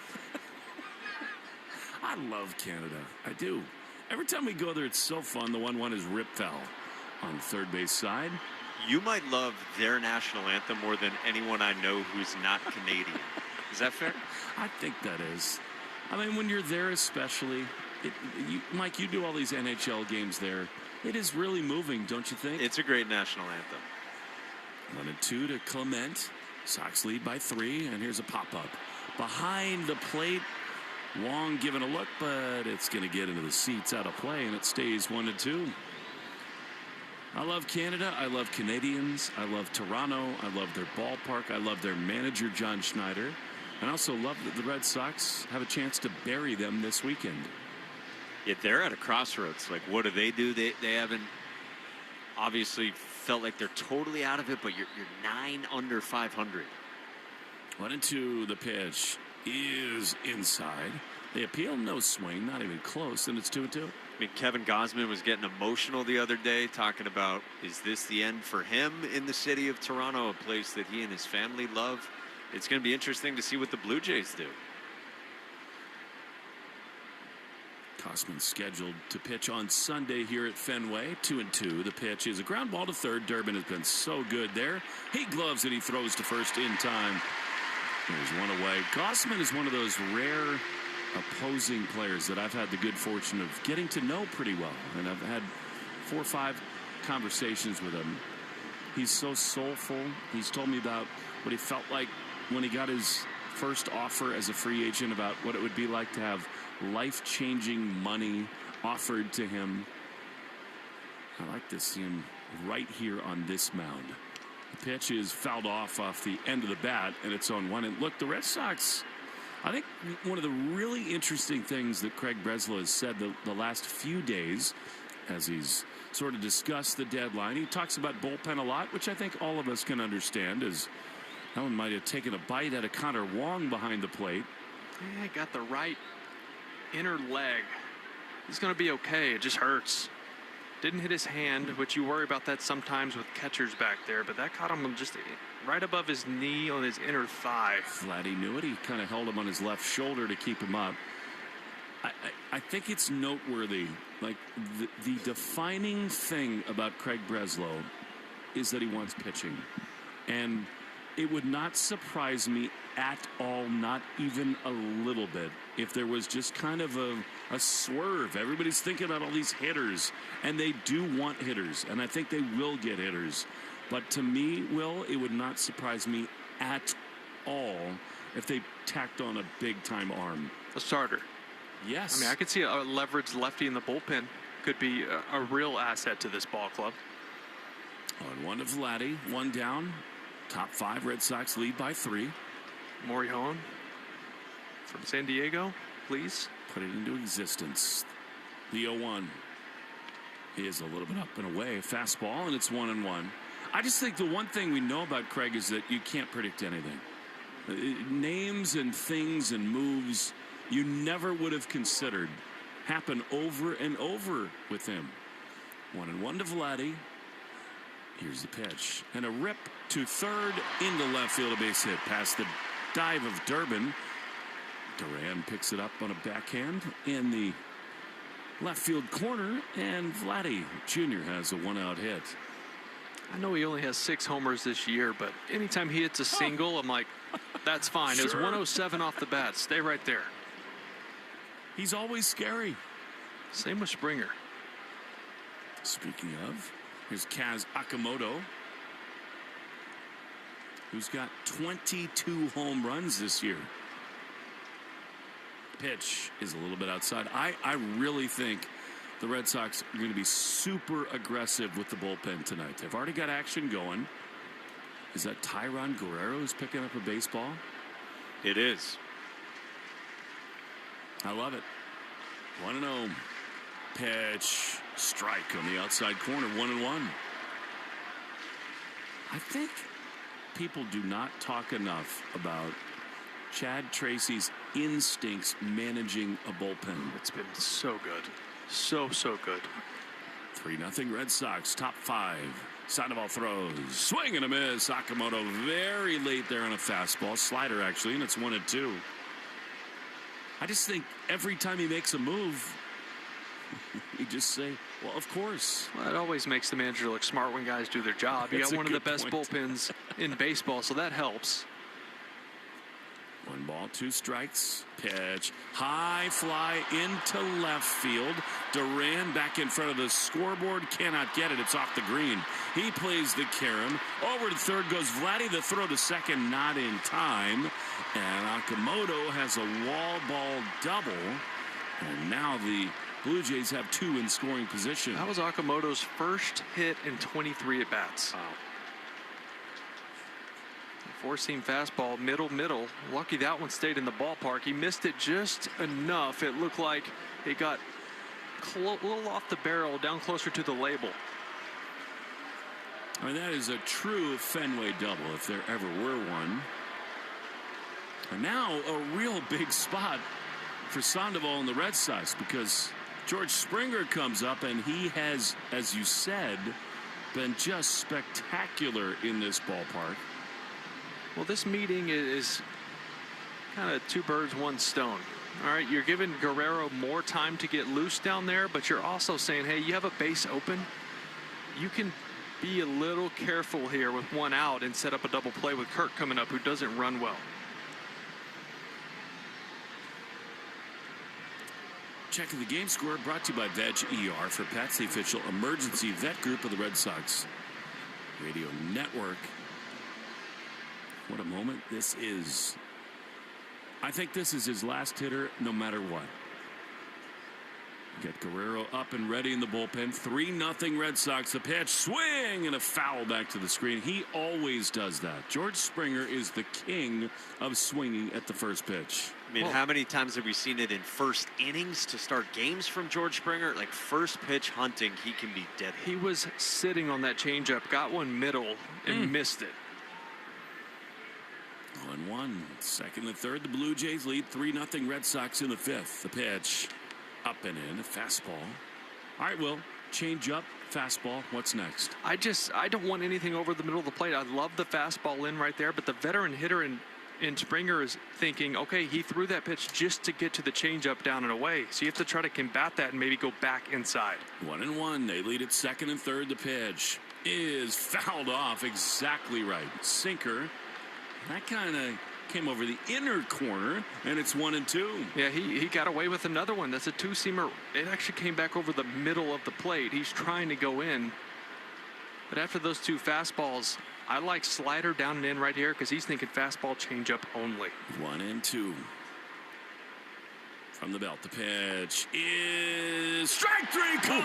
Changeup. He got him. And Springer wants to challenge. What do you think? It's down. Yeah, that ball's down. It's a good pitch with 2 strikes, but that's not a strike. Ball's overturned. Toronto has 2 That counts. is a ball. So the drama reloads. 2-2. Okay, now what? I still like the slider down and in. He has eliminated that from his mind. 2 balls, 2 strikes. Blue Jays at second and third. Sandoval is ready. He throws. And a foul back. A sinking fastball. He's playing with fire right now. That was middle, wasn't it? Yeah, again, fastball over the middle. I mean, you can't make a worse pitch than that. That is 97, which is why he fouls it off. But that's in the heart of the plate. And Springer lives on that. 2-2. Sandoval goes. 3-2. Again, I repeat, this is his last hitter. If you're Springer, you're sitting change up here. Base open. You've taken some massive hacks on fastballs. It's a risk you take. Just try to fight off a fastball if you get it, but I would not be surprised to see him get off speed. 3 balls and 2 strikes. The pitch is swung on and fouled back. A fastball. He is playing with fire with that fastball. Yeah. He is all over it, and he's lucky he's missed 3 of them and fouled them back. Spin something, huh? Doesn't seem like he wants to. Second and third, 1 out. The Red Sox lead 3-0. It's still only the top of the 5th inning.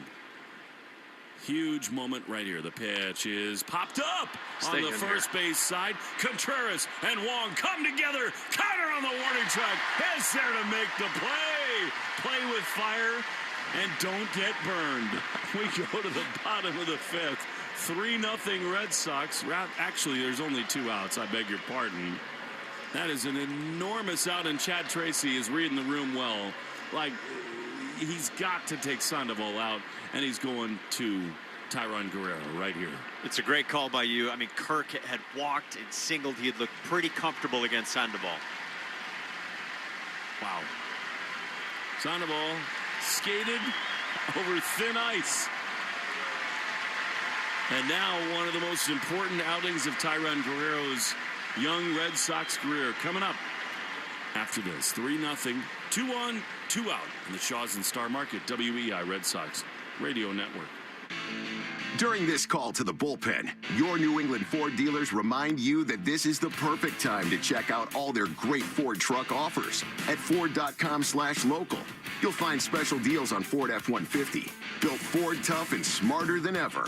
The legendary Super Duty, our most capable heavy-duty pickup, and the versatile Maverick, ready for your next adventure. Visit Ford.com/local and see why now's the time to buy or lease your new Ford truck.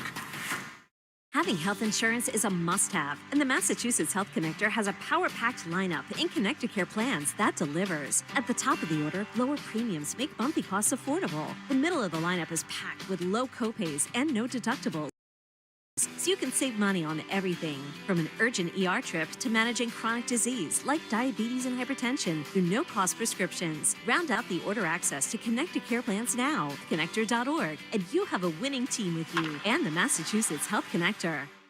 Town Fair Tire is New England's largest volume discount tire dealer with over 125 locations. So we sell name brand tires for the guaranteed lowest price, like Michelin tires, with all-season capabilities and maximum performance. Plus, Town Fair will give you more free services for life on your Michelin tires, for longer tread life and reliable traction in both wet and dry conditions. For the guaranteed lowest price on Michelin tires, nobody beats Town Fair Tire. Nobody. Name brands at discount prices. Town Fair Tire.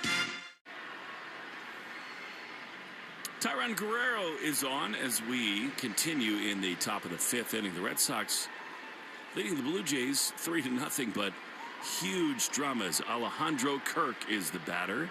Second and third with 2 down.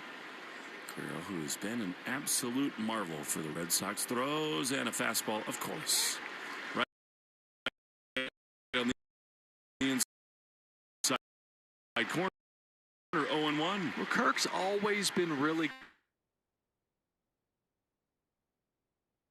Ball 1. Pitch. Fouled. Speaking of, 100 on the first base side, and it's 0-2.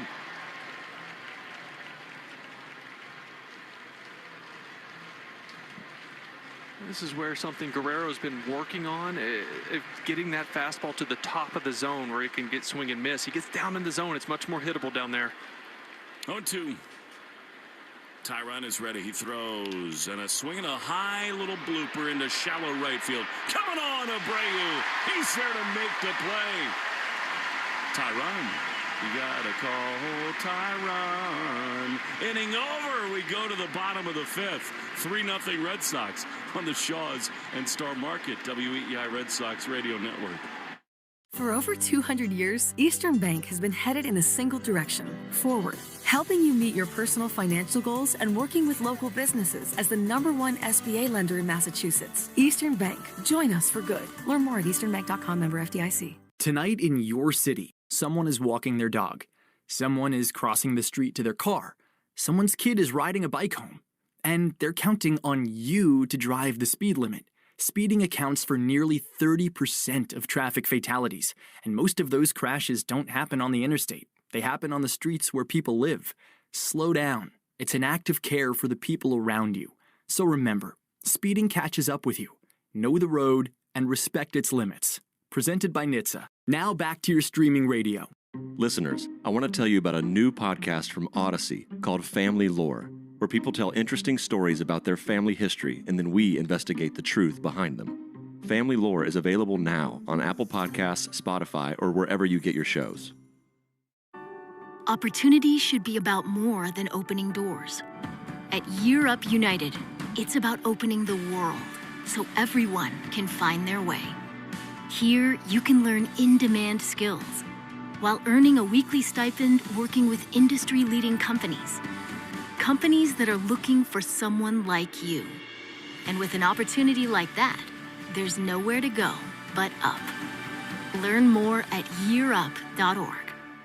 Your smart speaker to play, 93.7 WEEI. Now back to Red Sox baseball on WEEI.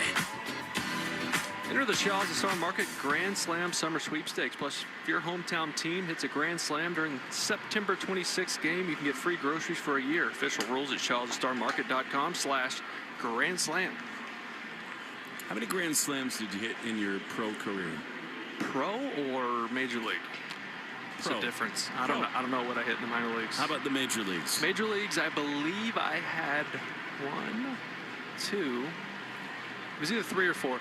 Off of whom? I know you remember. Here's Mason Fluharty, by the way. First career homer was a Grand Slam off of Tommy Hunter. Whoa. Ridiculous.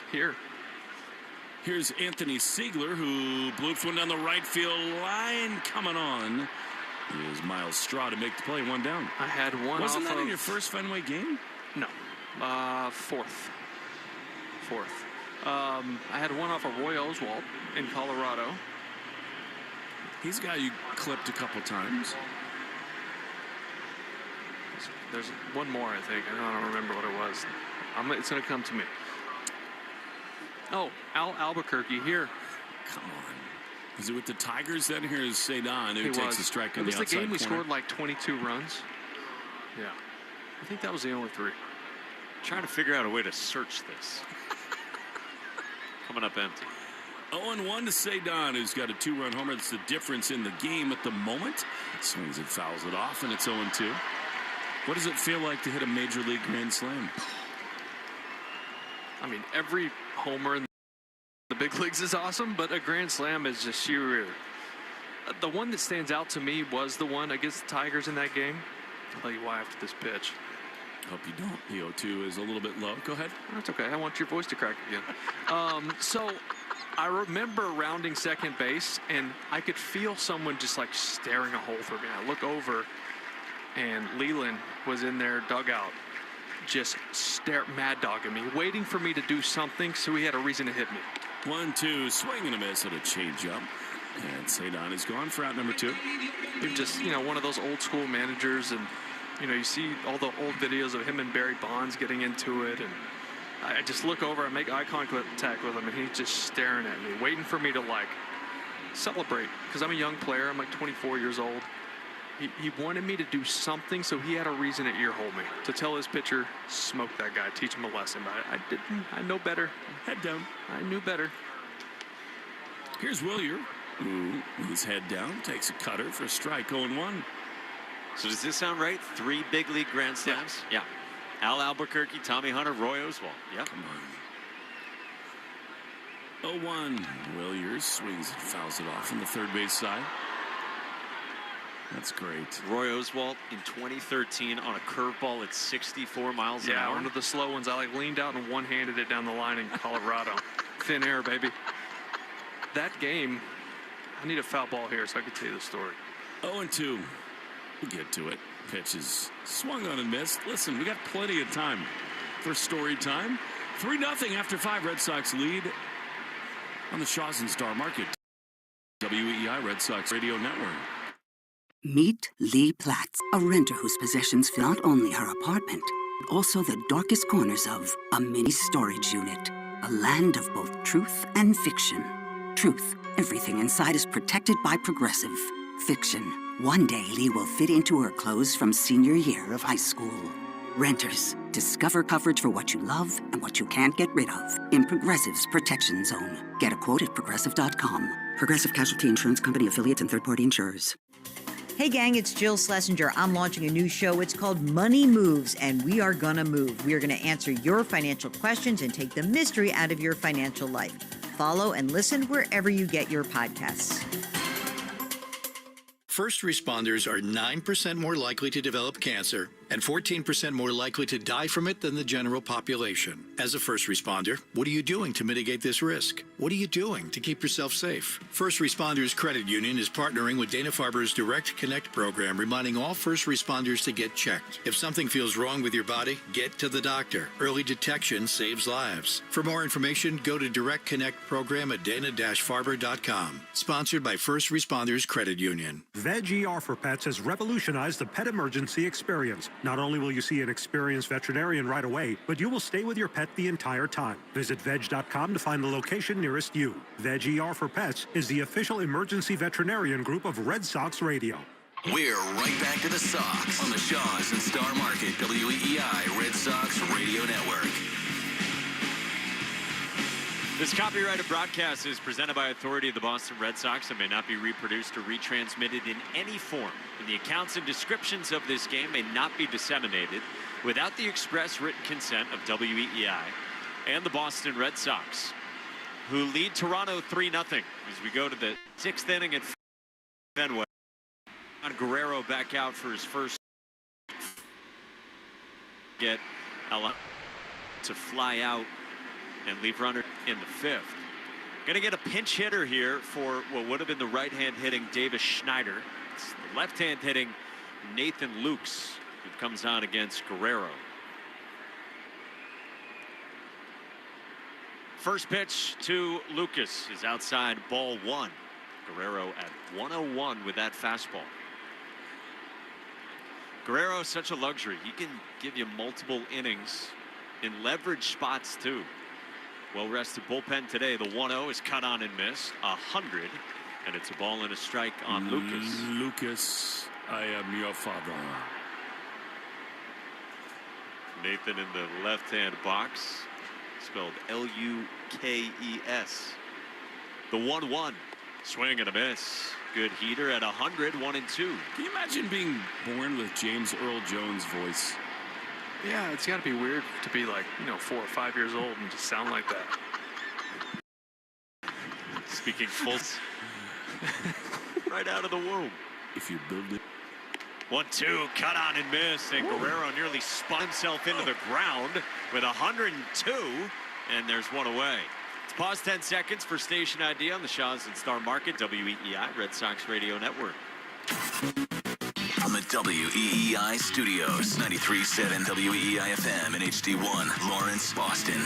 Always live on the free Odyssey app. With Will Fleming and Will Middlebrooks, Mike Monaco with you. Red Sox up 3-0 in the 6th. And Dalton Varsho fouls one away, third base side. 2 consecutive fastballs at 102 miles an hour. That's fun. Come and get it. Unless you're hitting. Tyron Guerrero has been awesome for the Sox this year. Here's his 0-1. Varsho cuts and misses. 103. And it's 0-2. It crazy 103. Well, Jim Rice was talking to Guerrero, and Jim said, obviously joking with him, said, 102? That's all you got? He goes, I got 104 in the tank. Dead serious. It's, as Eck would say, with hair, too. Sinker just tailing up in the zone. Tyron Guerrero's 0-2. Swinging a line drive into right center field. Rafaela got a great jump. He's into the gap. Dives and makes the catch. 2 down. Cedon does it again. It is an absolute joy to watch Cedon Rafaela play defense. He had a long way to go in right center. You know, watching his route to this ball, he thought he had a beat on it because I think he thought it was hit harder than it was. It had to come in the last 2 or 3 steps and then go full extension to put leather on that baseball. Nice play. Yeah, he had to circle it in the end. So 2 outs, bases empty. Luis Urias. First pitch, cut on and miss, 0-1. You know, like the great sprinters, their head is always still. And that's the fun thing about watching Cedon. It's always level. He just never moves his head, and he's able to adjust and make great plays. Under control, always. 3-0 Red Sox, top 6. Here comes the 0-1. That's up high. 1-1. I think this team, this ballpark, is at its best when they have great outfielders. Yeah. Period. Crowd into it here in the 6th. Guerrero's 1-1. Swinging a bouncing ball toward third. Durbin charges, gloves near the bag, throws on the run in time. Inning over. 1-2-3 for Tyron Guerrero with some nice defensive help here in the top of the 6th. Red Sox up 3-0 on Toronto. Bottom of the 6th next on the Shaw's and Star Market WEEI Red Sox Radio Network. He's dribbling the ball with everything on the line. He's driving down the pitch. He's facing price hikes and cuts past him. Carrier Contracts tries to block him. Oh, he leaves him in the dust. He's at the edge of the box. He cuts past the nonstop group chat trash talk. He clears on goal. He shoots. Goal! Unlimited data for $25 a month forever. Your local Boost Mobile store to get unlimited data with price that never changes. GB. Customers may experience lower speeds. $1 a month as long as they remain active on the Boost $25 unlimited plan. That warm first home kitchen that's all yours after the commute home. That's where an agent who knows Providence matters. Realtors follow a code of ethics that puts clients first for what could be your biggest financial decision. When you're ready to find your agent is a realtor. South has been a podcast about crime in the American South. But for a new season, we're widening the lens. Through deeply reported, narrative-driven stories, we're digging into the myths, scandals, and power structures that still shape the South, and, in a lot of ways, the country itself. Follow and listen to Gone South Season 5, an Odyssey podcast, available now on Apple Podcasts, Spotify, or wherever you get your shows. Tonight in your city, someone is walking their dog. Someone is crossing the street to their car. Someone's kid is riding a bike home. And they're counting on you to drive the speed limit. Speeding accounts for nearly 30% of traffic fatalities, and most of those crashes don't happen on the interstate. They happen on the streets where people live. Slow down. It's an act of care for the people around you. So remember, speeding catches up with you. Know the road and respect its limits. Presented by NHTSA. Now back to your streaming radio. Show, weekdays, 5:30 to 10. Now back to the Shaw's and Star Market WEEI Red Sox Radio Network. The Arbella Insurance Foundation is dedicated to striking out cancer by supporting the Jimmy Fund. For every strikeout from a Red Sox pitcher during this season, the Arbella Insurance Foundation donates $50 to the Jimmy Fund. Here for the Jimmy Fund, here for good. Braden Fisher takes over on the mound for Toronto as we go to the bottom of the 6th inning. Red Sox up 3-0 on the Jays. Fisher with a 3.73 ERA this season in 48 appearances takes over for Mason Fluharty, who had a 1-2-3 fifth inning with a couple Ks.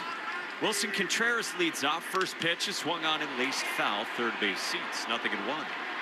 We were just talking about it between the break, trying to compare Cedon Rafaela to Jackie Bradley Jr. defensively in center fields. Will Middlebrooks, you spent time around Jackie? Yeah. What was Jackie like? Jackie, it was impressive. Jackie did it because he was speed-wise for an outfielder, average speed, right? He wasn't a burner. Cedon runs way better. He's faster, he's quicker, but Jackie's reads, his instincts, his routes, his arm, I mean, total package, right? I mean, Cedon's right there. Cedon is, Cedon's smoother. He's faster. 0-1. Contreras out ahead of it, 0-2. I think where Jackie gets him is just the arm strength. I think that's it. And Cedon has a really good arm, but Jackie's was special. Yeah. But I think Cedon covers just as much, if not a little more, than Jackie. Contreras leading off. 0-2 from Fisher. Cut on and miss. Contreras strikes out, chased a slider. And there's one away, bottom 6. So interesting, isn't it? Right? Because you're just trying to.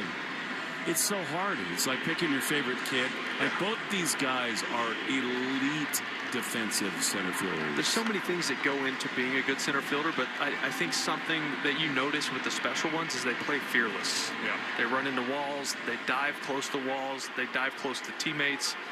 They just control everything in the air. Sox up 3-0, bottom 6. Now Massa, first pitch, and Yoshida takes down ball 1. Cedon just never seems out of control, ever, in center. He just coasts, but he looks like he's running slow until you see a different camera angle and you realize he is flying. Yeah, that's exactly right. And covering ground. 1-0. Yoshida takes a strike, top of the zone with a curveball, 1-1.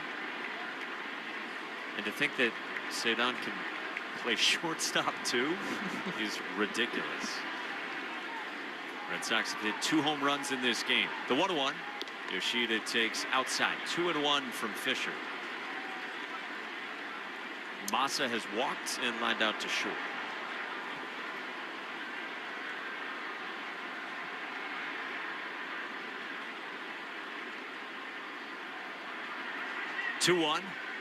Yoshida takes outside. I just know that in this ballpark especially, it's so important.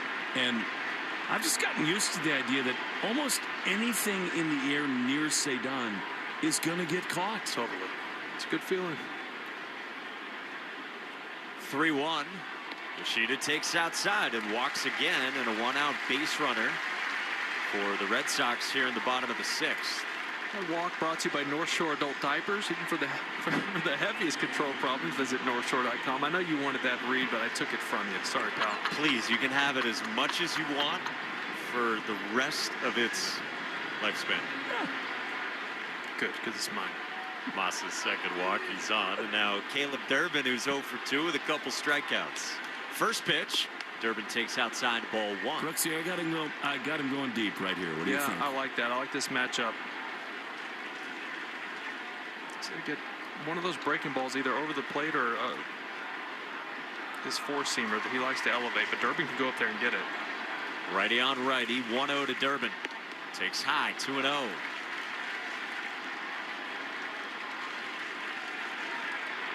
Opener here for the Red Sox after the off day, continuing this long homestand out of the All-Star break, trying to start a new winning streak against the Blue Jays.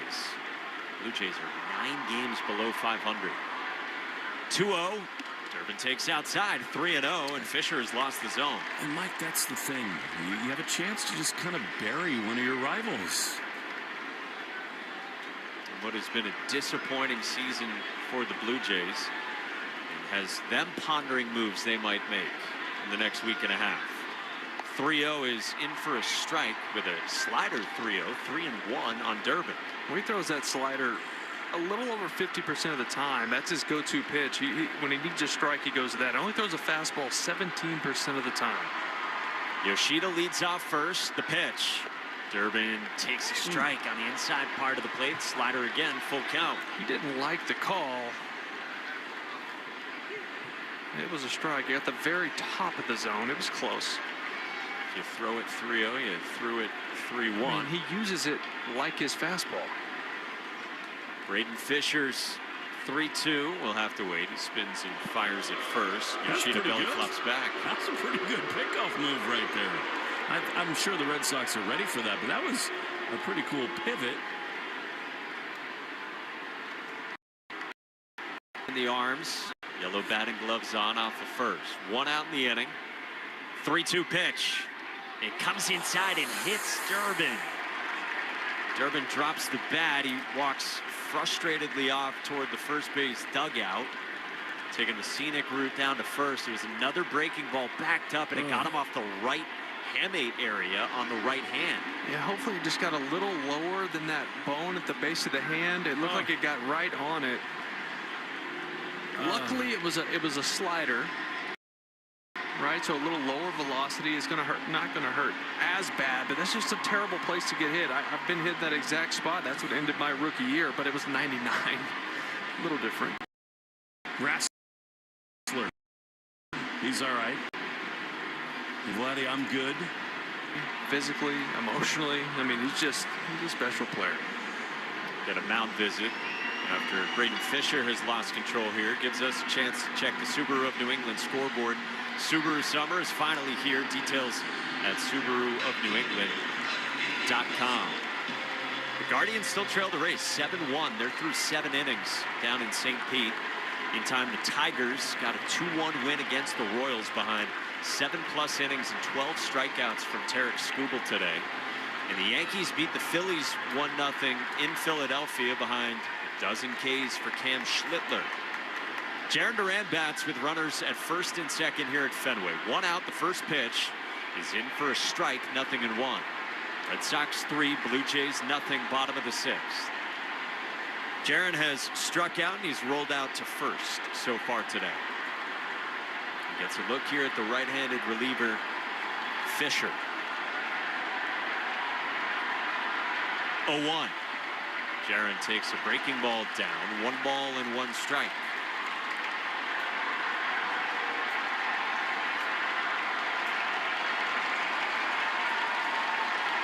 Tarps coming off here at Fenway. Shirts waved in the air. Helicoptered around the heads. The 1-1. Duran down. He went around without appeal, and it's 1-2.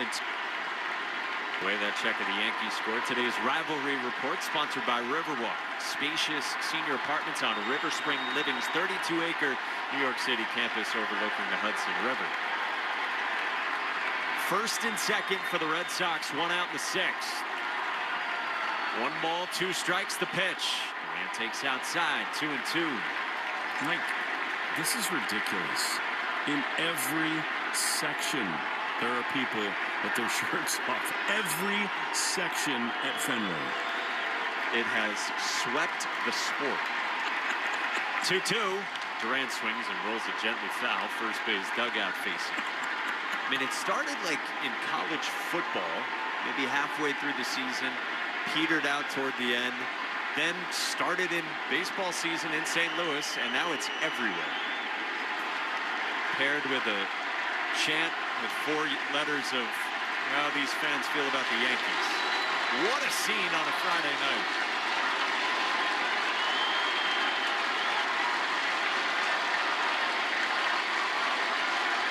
Fenway is rocking again this summer after these last few weeks. 2 on, 1 out, bottom 6. 2-2 to Duran. He swings and rolls it up the middle, past the mound. Diving stab at short by Clement, and he's got no throw. Infield single, Jarren Duran, and the Red Sox have the bases loaded, hunting more in the 6th. Well, Duran has been swinging the bat really well and not really giving anything to show for it. It seems like everything he hits hard finds leather. This one right up the middle almost hits Fisher and deflects off of him. Clement gets to it, but no play where he got to that ball in shallow center. So now the base is loaded for the Red Sox, up 3-0. And a hot hitter in Andrew Monasterio. The infield halfway. The first pitch. Monasterio takes strike 1 with a curveball. Boy, one big swing could crack this thing open for the Sox. Monasterio has been rolling. Base is loaded, the 0-1. He swings and drives 1. Center field, but right at Dalton Varsho. Lines it up, makes the catch. Yoshida tags from third and scores. It's a sac fly, and it's 4-0 Red Sox in the 6th. Hey, just more of the same. Keep the line moving, manufacture runs, find a way. Monasterio did a really good job going up there, realizing, hey, this guy throws a lot of breaking balls. Got a slider down in the zone, looking for that pitch. Just not trying to do too much. Line drive to center field. Red Sox up 4-0 here in the 6th. Varsho's throw went toward third, so it kept Durbin at second, Durant at first. And the lead 4-0. Well, that was a really good pitch. He was still able to go down and get it. This happens when you're looking for that pitch. If you're looking for fastball, you swing right over the top of that. Instead, he stayed on the slider down. Now Connor Wong takes down ball one. Boy, how great is it to have Fenway buzzing like this? Sellout crowd of 37,405 on this Friday with the Green City Connect uniforms on. The 1-0, swinging a hot shot, left field, base hit, Connor Wong. Durbin rounds third. Lucas's throw to the plate on a hop, the tag. They got him. What a throw. Durbin crossing the street to their car. Someone's kid is riding a bike home, and they're counting on you to drive the speed limit. Speeding accounts for nearly 30% of traffic fatalities, and most of those crashes don't happen on the interstate. They happen on the streets where people live. Slow down. It's an act of care for the people around you. So remember, speeding catches up with you. Know the road and respect its limits. Presented by NHTSA. Now back to your streaming radio. Hey there, it's Jill Schlesinger. I'm launching a new show. It's called Money Moves, and your money is going to move. We're going to help you make better financial decisions. We're going to call out the BS you're finding all over social media. We're going to give you actionable guidance to make your financial life clearer, less stressful. We're going to answer your financial questions and take the mystery out of your financial life. Follow and listen to Money Moves with Jill Schlesinger wherever you get your podcasts. Contractors, when your clients want a deck that lasts, choose TimberTech from Riverhead Building Supply. With advanced PVC and composite options, you'll deliver real wood looks without the upkeep, plus industry-leading warranties. Ready, proven, trusted. Visit rbscorp.com today. Ready, set, summer with the Honda Summer Event. Make every mile count with a great deal on an Accord or Accord Hybrid with a standard turbocharged engine or available hybrid powertrain. Honda has all you need to get summer ready with the most fuel-efficient full-line automaker in America. Visit your local Honda dealer today. See dealer for financing details. Based on EPA estimate of 2024 large full-line automaker fleet-wide fuel economy. EPA Automotive Trends Report 2025. Play-by-play action of the Boston Red Sox on the Shaws and Star Market WEEI Red Sox Radio Network. Stay tuned after the game for the Nissan post-game show. You deserve a car that thrills you, and Nissan's got an exciting full line that'll put goosebumps on your goosebumps. Experience the thrill for yourself. Shop your local Nissan store and NissanUSA.com today. Fenway has supplied tons of goosebump moments over this recent stretch. The Red Sox playing well again tonight. It's 4-0 as we go to the 7th. And Greg Weissert comes on for Tyron Guerrero, who went 4 up, 4 down. And we'll get a pinch hitter here. Will, this is your favorite name to say on the Toronto Blue Jays lineup. Oh, is this my guy? It is. Yohendrick Pinango. Here he comes. He's got a 730 OPS, 5 home runs, and Pinango bats for Miles Straw in the 9th spot. First pitch from Greg Weissert, swung on and fouled straight back, 0-1. Yohendrick Pinango. The Enye over the first N for Yohendrick. Don't you think if I have a third, it should be Yohendrick Fleming? That would be awesome. Greg Weissert works against him, 0-1. Swing and a miss. Good changeup from Weissert, 0-2. I mean, it worked well in the Middlebrooks family. Matty, Kenzie, and Yohendrick. Yeah, it flows. I like it. I need a better last name, too. No doubt. 4-0 Sox, top 7, with Fenway abuzz again. 9-1-2 for Toronto. The pitch is strike 3 call. The breaking ball whipped to the bottom of the zone by Weissert. 1 away. Adios, Pinango. Good sequencing from Weissert, and there's 1 down. By the way, Weissert comes on. The bullpen report is brought to you by Interlock Metal Roofing. Visit interlockroofing.com and never re-roof again.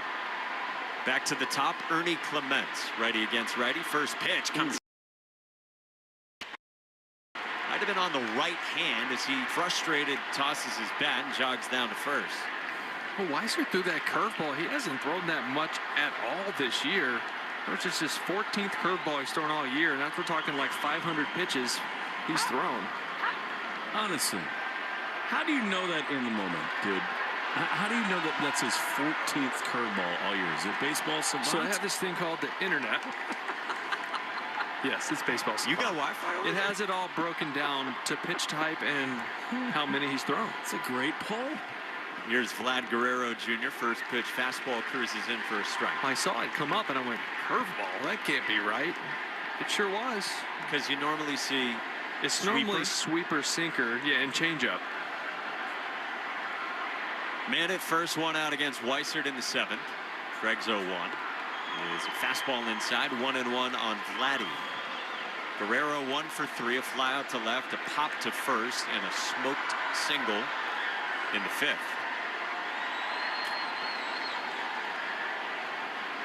Chad Tracy's got his bullpen lined up today. The 1-1. Swinging a high fly ball foul down the right field line into the seats. Well, you lived it as a player. How great is it to have Fenway alive like this again? It's just how it's supposed to be, right? I mean, they're angry when things aren't going well, and that's what makes moments like this that much better. Weissert to Vladdy, 1-2. Just misses. Not by much. No challenges remaining for the Sox. That was a strike for sure. It sure looked like it. Fastball on the outside part of the plate. Adrian Johnson's missed a couple since the Sox ran out, but that's why you make sure to keep one. The Sox were out of him by the end of the 4th inning. Weissert's 2-2. Guerrero swings, gets jammed, loops it into center. Cedon bolts in, but can't get to that. It drops down for a bloop single from Guerrero. There's 2 on for Toronto here in the 7th with the Red Sox up 4-0. Well, it should have been strike 3 to Guerrero. He should have never got that bloop single. And then that was a good pitch off the plate in. It broke his bat and he just dunked it in. You know, one thing we've talked about a lot is how I think the ABS has proven how the umpires are so good. That one, though, was an easy strike call for Johnson that he just totally missed. So instead, Guerrero gets on. And now Kaz Okamoto bats. He doubled his last time. He's 1 for 3. Against Weissert here in the 7th. First pitch. Swings and he skies one. Deep center. Rafaela jogs back toward the track. He looks up and that ball's gone to straightaway center. 3-run shot, Kaz Okamoto. And Toronto trims the margin. The Red Sox lead is down to 4-3 here in the top of the 7th. 4:08 to center. That ball was pummeled. And this is why you were hoping that first inning for Sandoval really hurt him, right? It kept him from going one more inning, and then you go 7, 8, 9, and Weissert's probably not in a position to be in this game, but he is just because Sandoval had to come out a little earlier than they wanted him to. Now you're looking at a ball game. It's 4-3 here in the 7th. Chad Tracy had both Whitlock and Weissert up last inning. You added a run of insurance. You go Weissert here. Certainly the right move, no question, with a 4-run lead. But then a 3-run shot. Now it's 4-3, top 7, and you still got to deal with Springer and then Kirk. Yeah, that was just a challenge two-seamer. First pitch of the at-bat against a hitter who hasn't done much over the last couple weeks. But, I mean, that's middle, and he did not miss it. 408 feet. 7th home run surrendered this year by Greg Weissert. So 4-3 Red Sox. Now George Springer 0 for 2 with a walk. First pitch after a visit from Andrew Bailey, and it's ball 1 outside.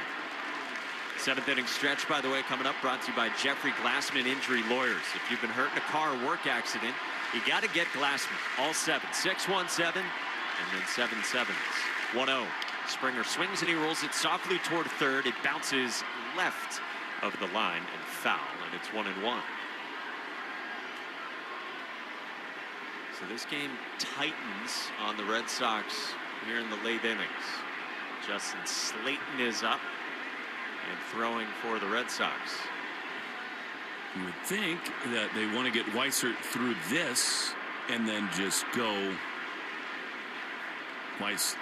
Whitlock and Chapman to close it out. Slayton probably, only if necessary here in the 7th.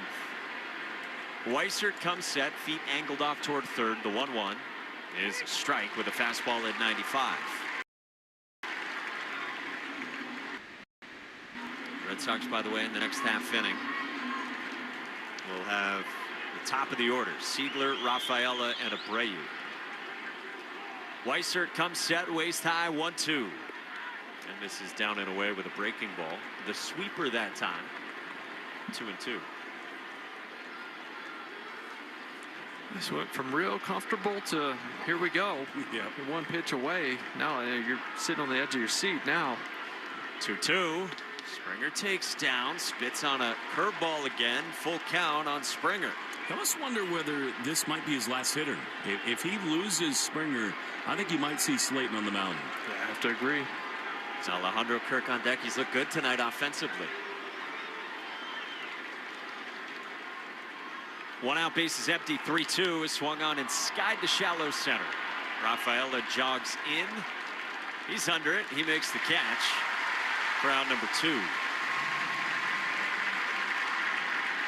So with Alejandro Kirk coming up, Greg Weissert walks to the back of the mound, and Greg Weissert will get Kirk. Kirk walked his first time, scorched a single in the 4th, and then flew out to right with 2 in scoring position in the 5th against Tyron Guerrero. Red Sox 4, Blue Jays 3, top 7. First pitch, Kirk takes outside, ball 1 with a breaking ball to start.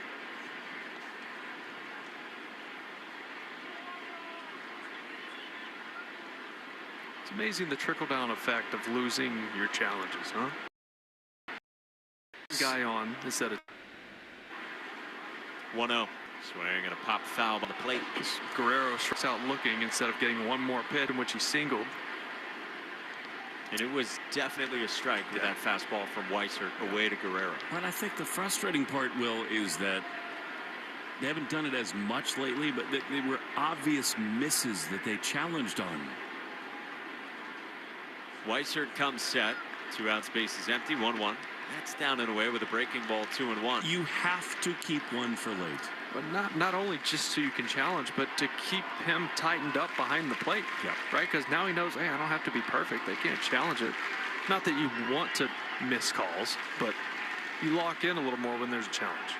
2-1 is swung on and rolled towards short, up the middle. Monasterio slides to his feet. He throws in time, inning over. Andrew Monasterio picks it with the slide. It's short, and we hit the stretch at Fenway. Toronto tightens this game on the 3-run shot from Okamoto. Red Sox up 4-3 at Fenway on the Shaw's and Star Market WEEI Red Sox Radio Network.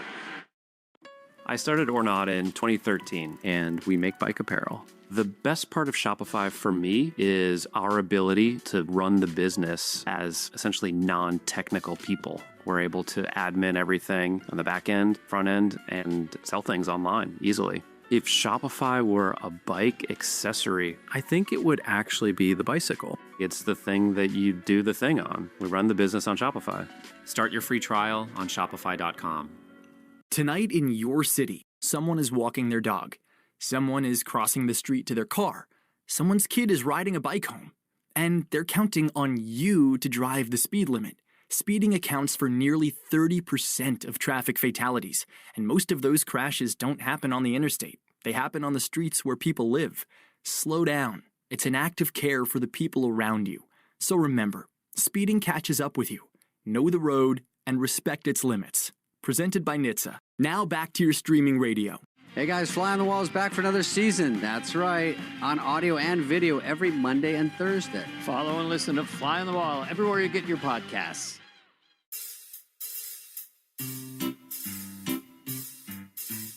1-877 Cards for Kids. KARS Cards for Kids.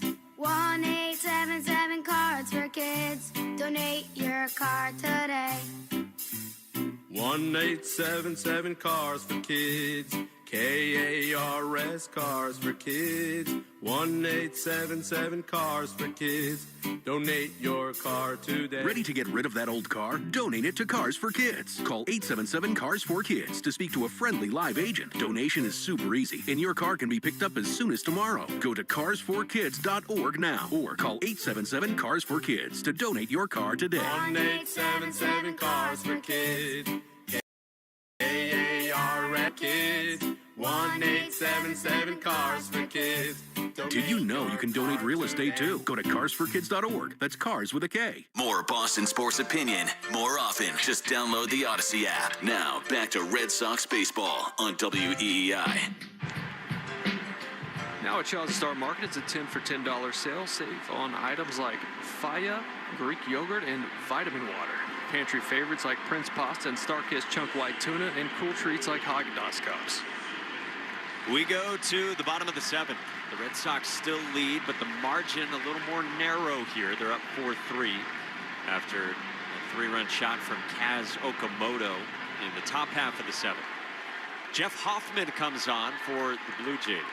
Lost his closer job earlier in the season, but he's been better recently.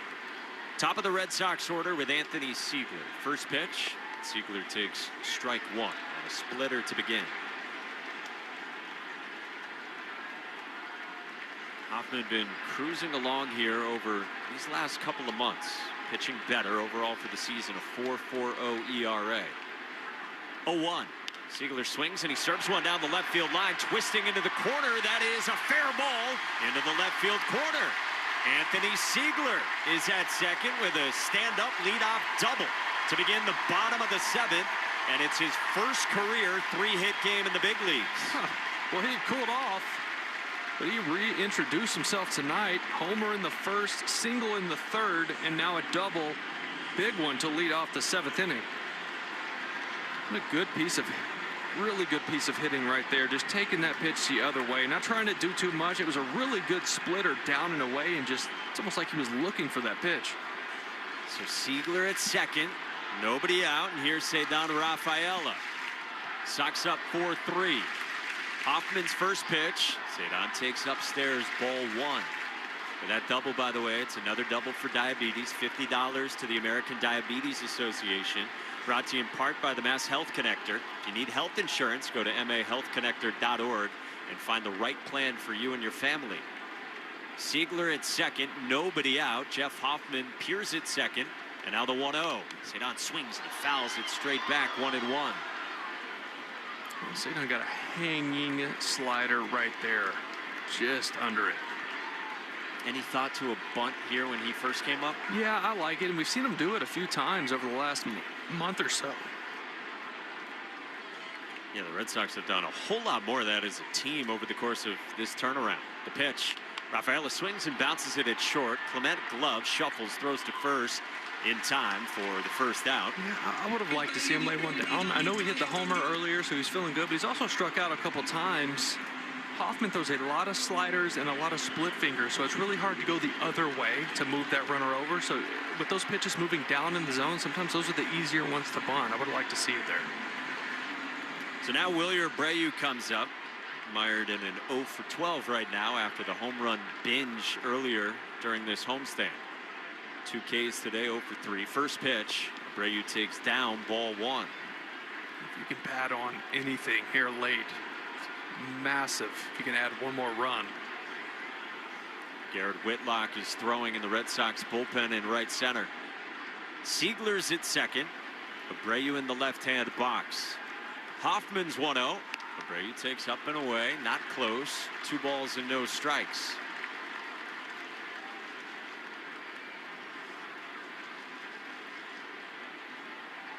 Abreu with the open stance, left-hand box, gripping a 2-tone bat over the left shoulder.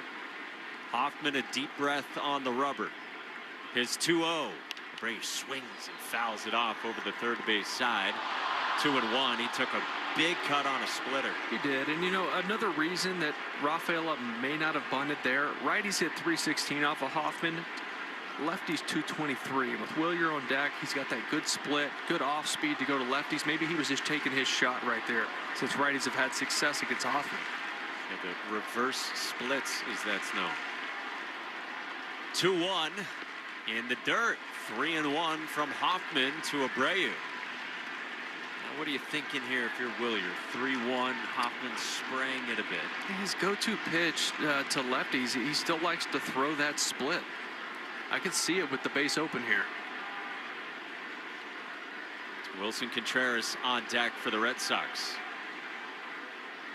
A waist-high set in the 3-1. Abreu swings and misses on a heater at 95, 3-2. He challenged him.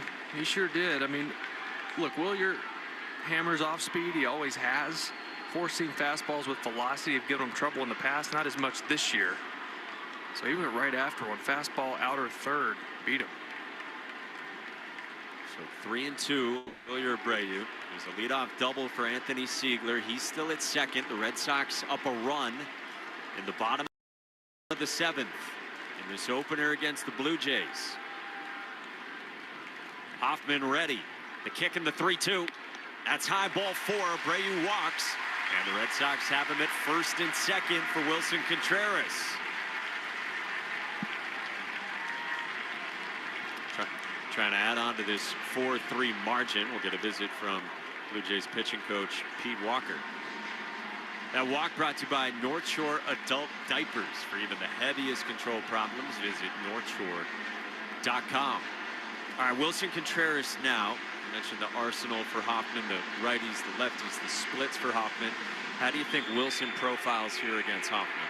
Well, he's going to see sliders, right? He's going to see sliders. Once he can get ahead of him, at some point will have to show that fastball up and in, right, to set up that slider, but that's his go-to pitch against righties. Wilson, a big-time fastball hitter, so he's going to see some spin. And the Red Sox ahead 4-3 on Toronto. Our check of the score brought to you by VegER for Pets, the official emergency veterinarian group of the Red Sox radio network. Savage threw some splits to Wilson today, actually. Fastballs and splits off of that. So that's definitely in play here for Hoffman as well. Contreras 1 for 3. Infield single in the first. A couple strikeouts his next 2 times. First and second, 1 out. And Hoffman will spin back towards second.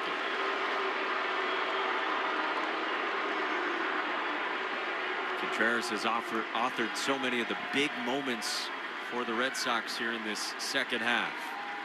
An emotional heartbeat right in the middle of everything for the Sox. First pitch. Contreras takes outside and Kirk will challenge. Looked pretty good to the naked eye, and I think it is going to be a strike. Yeah, Adrian Johnson has missed a lot away from righties. And it is a strike. Well, he sets up on the inside over the left shoulder of Alejandro Kirk, all catchers. He sets up in there. It's like he doesn't see the pitches well away from him like that. You're right. It's been a handful of those today. So 0-1 on Contreras. 2 on for the Sox. Hoffman deals. Contreras checks the swing on a breaking ball down and away. One of those sliders you mentioned. 1-1. The luxury for the Blue Jays. They still have both of their ABS challenges remaining because they've been successful. Well, like we said, the Red Sox are out of them. The 1-1. Contreras swings and he fouls it off. First base side took a big cut on a fastball, and it's 1-2. Was in a good spot. Middle, maybe a little bit away. Siegler at second. Abreu at first for the Red Sox. 4-3 lead, bottom of the 7th at Fenway. The big righty Hoffman straightens up. The 1-2. Contreras takes down. Saw the slider. He spit on it. And it's 2 balls and 2 strikes.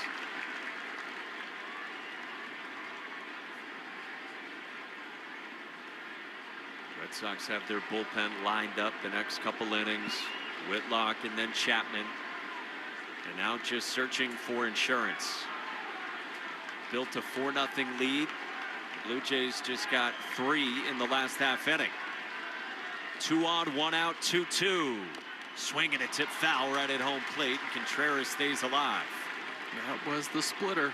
That's how Savage finished Contreras a couple times down in the zone with that pitch.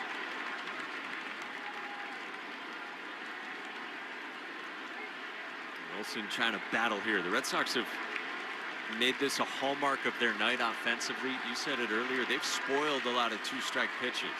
I think Kirk needs a second. I think that foul ball got a piece of his right hand. John Schneider, the manager, is out to check on his catcher, Kirk. But yeah, has both hands together. It's hard to tell exactly where that's bothering him. I don't know. It almost sounded like the foul ball hit the glove, so it could have jammed the thumb. Yeah, trying to get a good look. I haven't seen a replay yet. These guys are tough back there. Kirk looking down at his glove hand. We're getting a replay of it now up here in the booth off the monitor. Yeah, I think it caromed off the inside of his glove, so I think it affected probably his thumb on his glove hand.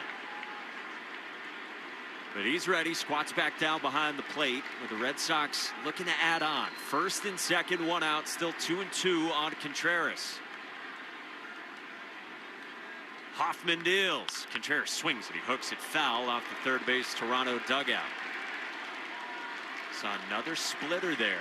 Contreras spoiling some of these two-strike pitches. It's been 3 off speeds in a row. Slider, 2 splitters. Let's see if he tries to climb the ladder here with the heater. That's a scary thing with Contreras. Feels like he's pretty dialed in and would be ready to go up and get it. Hoffman's 2-2. Swinging a high fly ball in the air to center. Varsho circles from center toward left. He makes the catch and throws it back in with out number 2. Went to a slider there away on Contreras. Yeah, Wilson was not happy. Went to the dugout, launched his bat into the bat rack, rips his batting gloves off. He probably feels like he chased there. Yeah, down and away slider, hit it off the end of the bat. It was definitely ball 3. Yeah, shed the helmet, spiked the bat into the Red Sox first base dugout. Siegler stayed at second, Abreu's at first, and now Masataka Yoshida. He's walked twice and lined out. First pitch, he swings and he hooks one down the line and right toward the pole, but he hooked it foul. Not foul by much. Pesky pole not far away. That one just missed the foul pole. It's a good shot of it we're looking at right now. 5 feet or so. Ooh. That was 109 off Moss's bat. Yeah, he clicked that one. Red Sox up 4-3, bottom of the 7th. 2 on, 2 out. Hoffman's 0-1. In the dirt, good backhand pick by the catcher Kirk on a pitch in near the back left foot of Yoshida. I mean, really an impressive stop by Kirk to get to that ball and glove it. Just a yanked 4-seam fastball right at the shins of Masataka Yoshida, and he gets to it. Hoffman laboring a bit here. He's at 20 pitches here in the 7th. The 1-1. Yoshida takes down. Spit on the fastball south of the knees. 2-1. Yoshida's had some good takes tonight. He's been patient in the box. Rests the bat on the left shoulder. Runners lead at first and second. 2-1. Yoshida takes outside. 3-1. Caleb Durbin is on deck for the Red Sox here in the bottom of the 7th. Fenway activates on this Friday night. Hoffman comes set. Dark mitt beneath the waist. 3-1. Yoshida takes a strike. Caught in between on a 3-1 breaking ball. Well, that's the pitch he throws more than anything else. Throws it a lot. He leans on it in big spots. Stole a strike to run this one full. 2 on, 2 out for the Red Sox. Up a run in the 7th.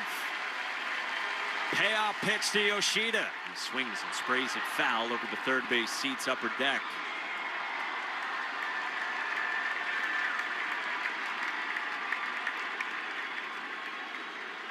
The Red Sox working against the veteran reliever Jeff Hoffman. Trying to break through. They get the leadoff double this inning from Anthony Siegler, and he's still parked at second. Hoffman peers that way. 3-2. Swinging a line drive right at first. Dropped by Guerrero. Yoshida in a sprint. He is safe with a foot force slide. And the bases are loaded for the Red Sox. Vlad Guerrero Jr. just dropped it on a line drive that maybe handcuffed him a little bit on the backhand. It was 100 off the bat, so it wasn't like it was knuckling. I think just a little bit of top spin made him clutch exactly what it was. Had top spin on it, was diving down. He just didn't get the glove all the way down to it and just knocked it down. By then, could not get to first base to get the out. Big mistake. So they're loaded up for Caleb Durbin. First pitch. Outside, ball one. What'd you say the other day, Willie? The ghosts of Fenway? Things are going well. Weird things happen in this place. It's an error charge to Guerrero, and now Alejandro Kirk strolls out from behind home plate to talk things over with Hoffman and also buy some time out in the bullpen. Double-barreled action for the Blue Jays. We've seen it so many times over that win streak, really over the last month plus. If you give this team an extra out, they take advantage of it and punch you right in the gut. How many of those magical moments have there been during this recent stretch? A bounce, it just goes the Red Sox way? Almost every night during the win streak. There were 6 or 7 comeback wins during the 15-game stretch. There's no bounce needed for what's about to happen with Caleb Durbin. Can he author another magical moment in this Red Sox summer? Bases loaded, bottom 7. The 1-0. Durbin takes a strike on a backup breaking ball, 1-1. I mean, that was a baseball above the zone. That's a ball. No challenges left. Partly because of Durbin. Righty against righty. Hoffman's 1-1 to Durbin. Swinging a line drive foul, first base side, 1-2.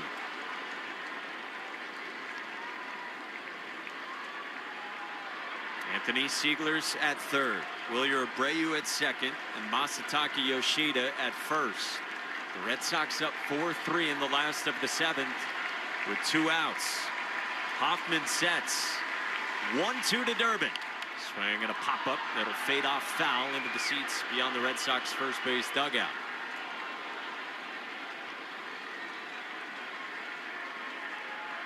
Couple strikeouts for Caleb Durbin tonight.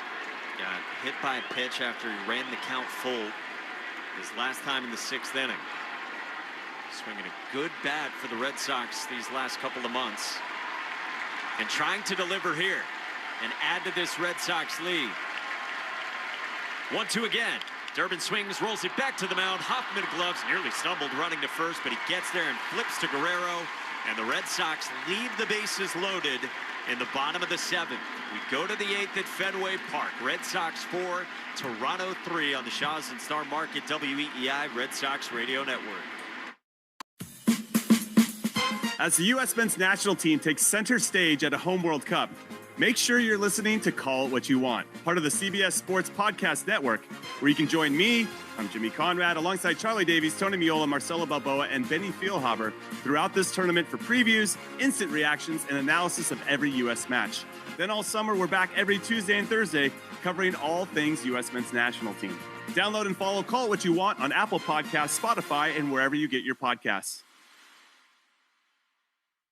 Carpal tunnel syndrome, heart failure that doesn't improve with common medicines. These are some signs and symptoms associated with ATTR-CM, or the cardiomyopathy of ATTR amyloidosis, a serious heart condition with symptoms that get worse over time.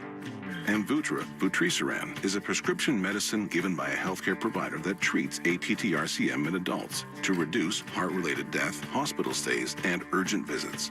In a clinical study, Amvuttra was proven to help people live longer and have fewer heart-related hospital stays and urgent visits over 3 years compared to placebo.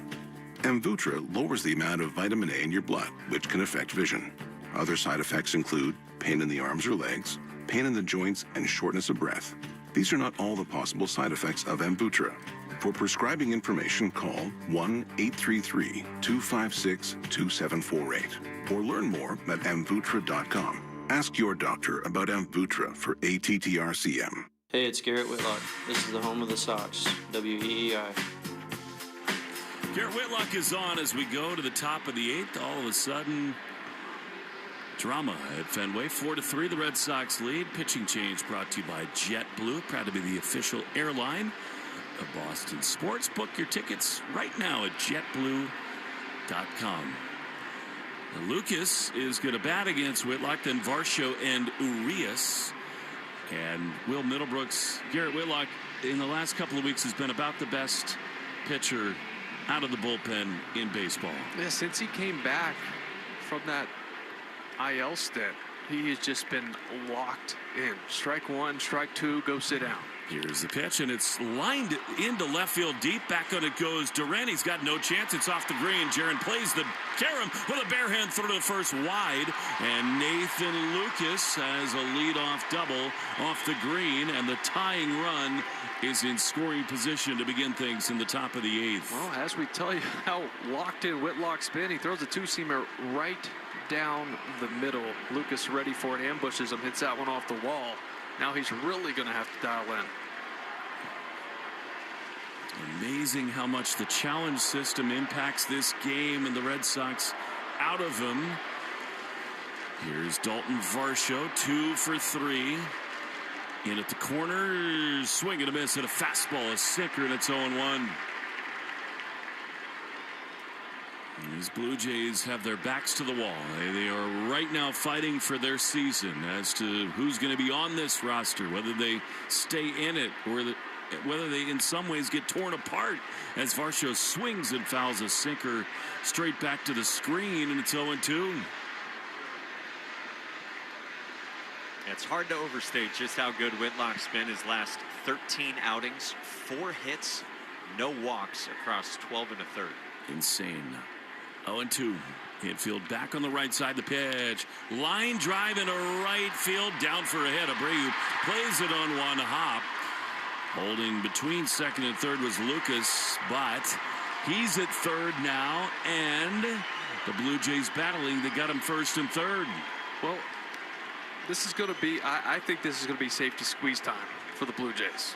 Absolutely. First and third, no outs, chance to tie it up. Got Andres Jimenez coming to the plate, who's a very good bunter. He's going to pinch hit for Urias right here.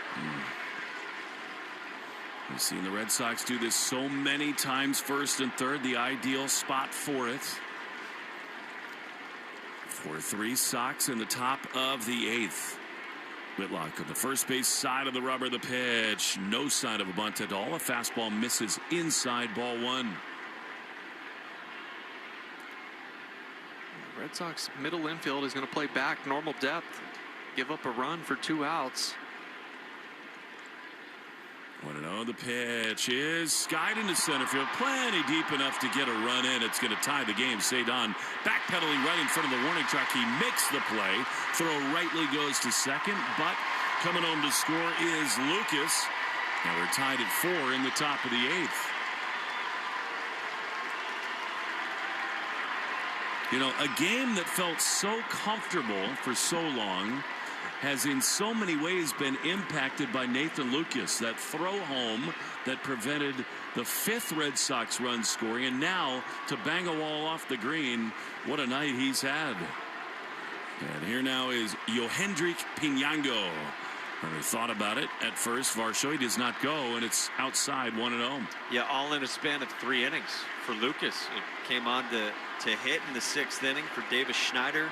Made that throw in the bottom of the 6th to cut down the man at the plate, Caleb Durbin, and Connor Wong had singled, and then leads off this inning against Whitlock. And it's to Whitlock to keep it tied. The 1-0 swing and a foul straight back to the screen, and it is 1-1. Well, then you have that dangerous top of the lineup coming up right after this. It's not going to get any easier.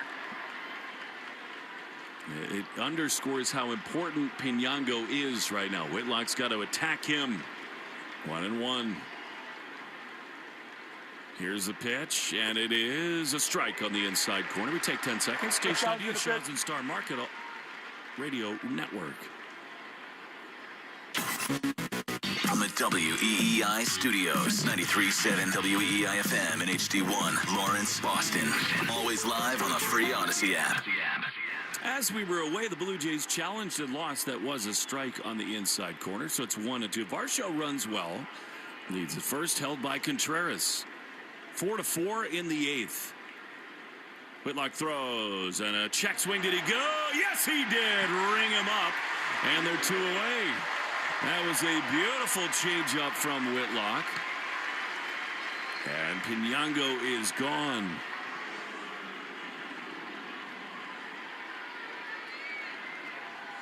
Stay tuned after the game for the Nissan post-game show. You deserve a car that thrills you. Nissan has got an exciting full line to put goosebumps on your goosebumps. Here is Ernie Clement, who takes a sinker outside for ball 1. Shop your local Nissan store, nissanusa.com today. 1-0. High fly into right field, hangs up for Abreu. Canicorni's there to make the play, and the inning is over. However, the Blue Jays put one up, and they tie the game at 4 in the top of the 8th. Red Sox, they got magic going big time. Need some tonight. Tied at 4. It'll be Duran, Monasterio, and Wong after this in the Shaw's and Star Market WEEI Red Sox Radio Network. Meet Lee Platts, a renter whose possessions fill not only her apartment, but also the darkest corners of a mini storage unit. A land of both truth and fiction. Truth, everything inside is protected by Progressive. Fiction, one day Lee will fit into her clothes from senior year of high school. Renters, discover coverage for what you love and what you can't get rid of in Progressive's Protection Zone. Get a quote at Progressive.com. Progressive Casualty Insurance Company, affiliates, and third-party insurers. I'm Anna Garcia, host of True Crime News, the podcast. Every week, we bring you in-depth coverage on cases making headlines, as well as those that go under the radar. Tune in for murders that defy explanation, mysteries seeking exploration, and shocking secrets that will leave you breathless. Each week, we honor the victims by going beyond the salacious in our search for justice. Crime never stops, and neither do we. Listen to True Crime News, available now on the Odyssey app or wherever you get your podcasts. Why wait, Massachusetts? Shop now and seize the summer. At Raymore and Flanigan, you can save up to 20% on your purchase. Shop today to save more than twice the Massachusetts sales tax on items for your living room, dining room, bedroom, outdoor space, and more. You can also shop all the top mattress brands and experience the benefits of better sleep. Get in-stock items delivered in 3 days or less. Hurry in, save double the tax now at Raymore and Flanigan. Exclusions apply. See store for details. Listening to the Shaw's and Star Market WEEI Red Sox Radio Network.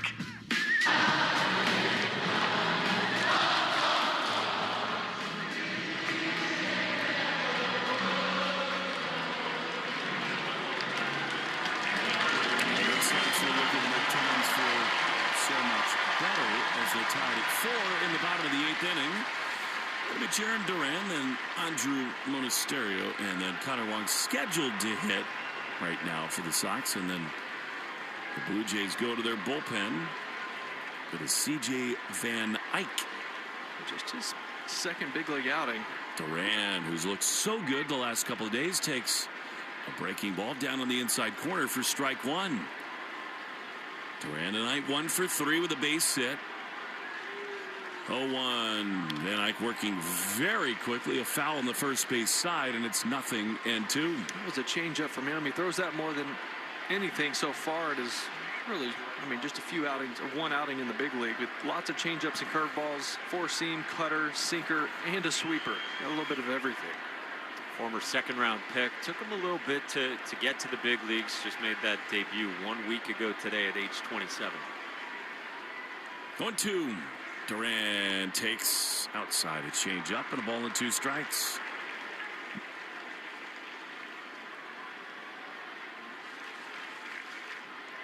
Four to 4, bottom 8.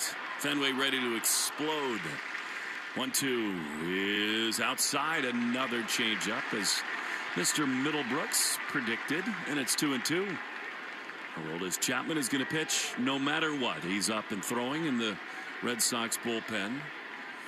2-2, line drive on the ground into left field, a base hit. The go-ahead run is aboard. Duran takes the big turn at first, and he will hold there as the go-ahead run is aboard in the bottom of the eighth. There's that approach, right? We've been talking about.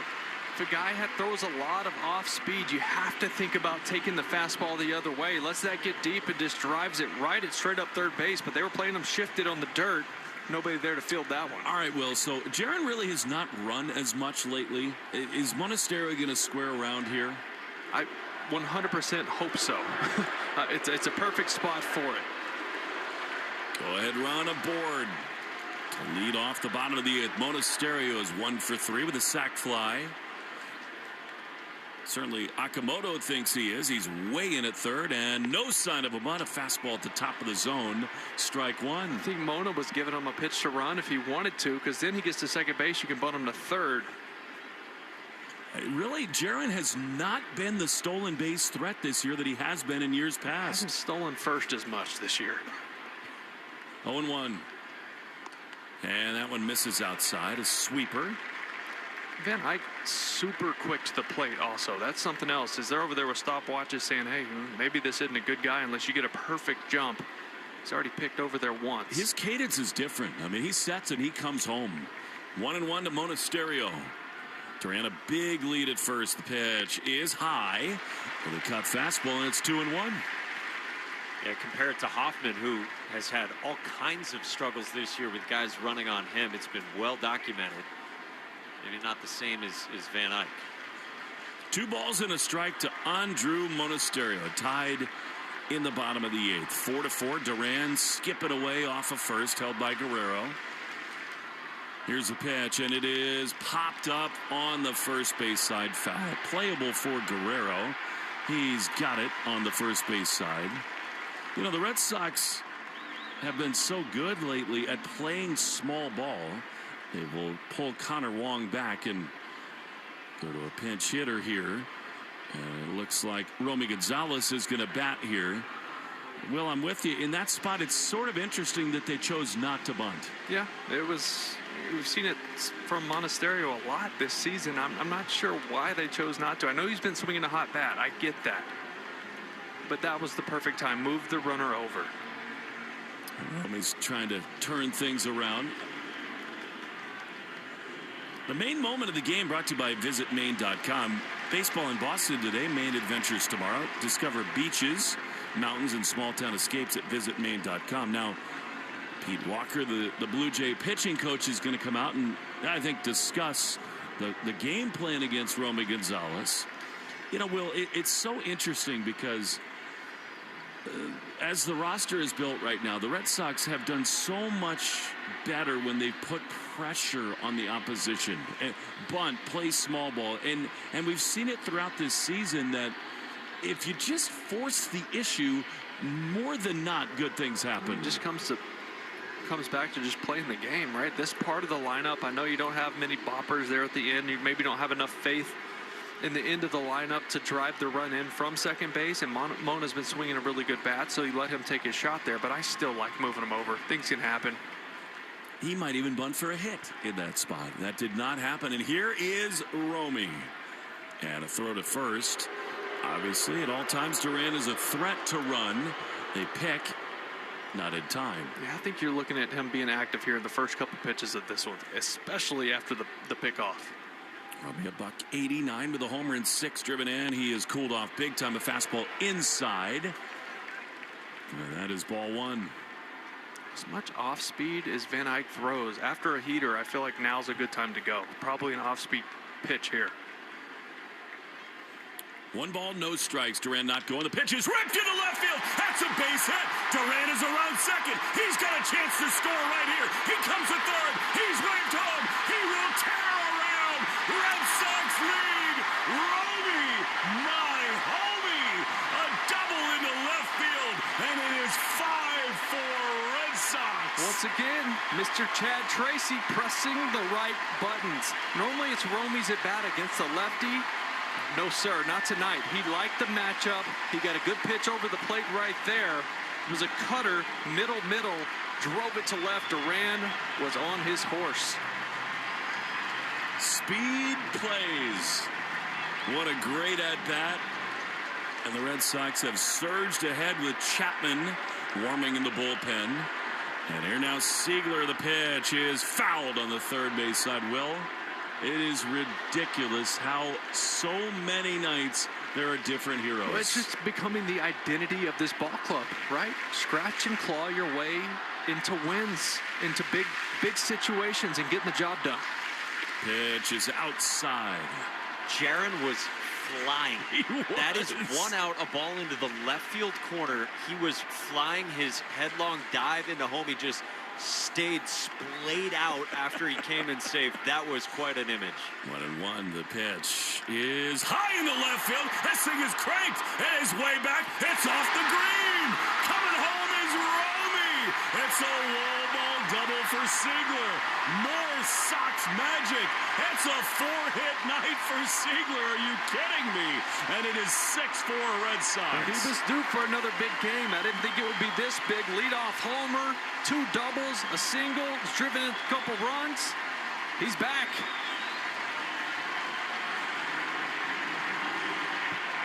At some point in this run, you run out of words. They just have that magic thing. Well, that's the thing. Just because the winning streak stopped doesn't mean they stopped playing good baseball. If you don't think Cedon is about to swing harder than he ever has in his life, you've not watched him play. The pitch is up and in. He took a slider for a ball, and it's 1-0. I mean, this is one of those at-bats where Cedon comes to the plate and thinks, you know what? We've already got a lead. I'm trying to double this thing right here. 1-0, listen to Fenway. The pitch is down and in. A good take, and it's 2-0.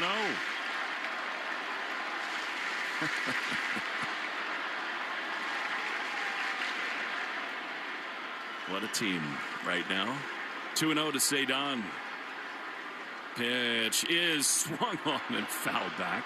There was that big rip off the facing of the press box, and it's 2-1. I got a cutter. It was well above the zone.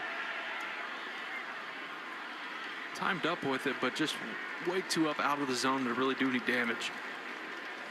2-1 to Cedon. Here's the pitch. It is way outside a sweeper. So you want to face Wilyer Abreu on deck? Okay. Don't you think this should be a good pitch to hit for Cedon right here? It should be. Probably another cutter.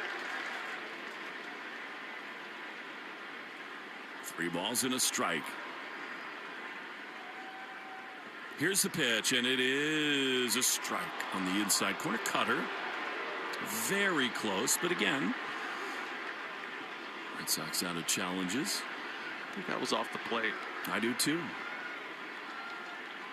So it's 3-2.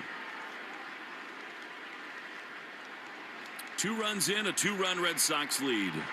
Cedon waits. Van Eyck, welcome to Fenway. He sets out of the stretch. He throws. Cedon swings and fouls it off. A sinker in on his hands. And the count remains full. Yeah, good pitch there. Everything that Cedon had seen so far in this at-bat was cutter or sweeper that was moving away from that fastball. Barreling down on his hands. He just got a piece. 3-2. Cedon swings and fouls it off. It started with the Tartan Army when the Scots came here. Fenway has become everything that it always has been over this last month. And there's nowhere in the world you'd rather be. 3-2 is swung on and grounded on the left side. Through into left field, a base hit. Siegler will be held by Chad Epperson. How good has Cedon been with 2 strikes? Another hit, and the Red Sox have him at the corners. He's just phenomenal. It's shortening up as the at-bat goes on to just put the ball in play. He got a cutter there that he hit in the 6th hole. Siegler had to freeze in case that play was made by the shortstop, Jimenez. That's why he wasn't able to score. That's it. John Schneider says, I have seen enough. He's coming out to get Van Eyck. Mr. Brightside time, the most beautiful thing of all at Fenway Park. Griff, let it rip. The Red Sox lead 6-4. Pitching change time in the Shaws and Star Market WEEI Red Sox Radio Network. Hi, it's Tom Caron, trusted voice of the Boston Red Sox and proud owner of a Ford Explorer. Ford helps me manage life's curveballs with expert service and genuine Ford parts. Ford Pass app lets me check vehicle health and schedule service to keep my vehicle off the injured list. Remote Start lets me start my Explorer's cool down in summer and warm it up in winter. And with complimentary mobile service, pickup and delivery, they come to me at Fenway, the studio, or Maine. You can't beat that. Visit your New England Ford dealers to learn more. Town Fair Tires, New England's largest volume discount tire dealer with over 125 locations. So we sell name brand tires for the guaranteed lowest price, like Michelin tires, with all-season capabilities and maximum performance. Plus, Town Fair will give you more free services for life on your Michelin tires, for longer tread life and reliable traction in both wet and dry conditions. For the guaranteed lowest price on Michelin tires, nobody beats Town Fair Tire. Nobody. Name brands at discount prices. Town Fair Tire. That's absolutely.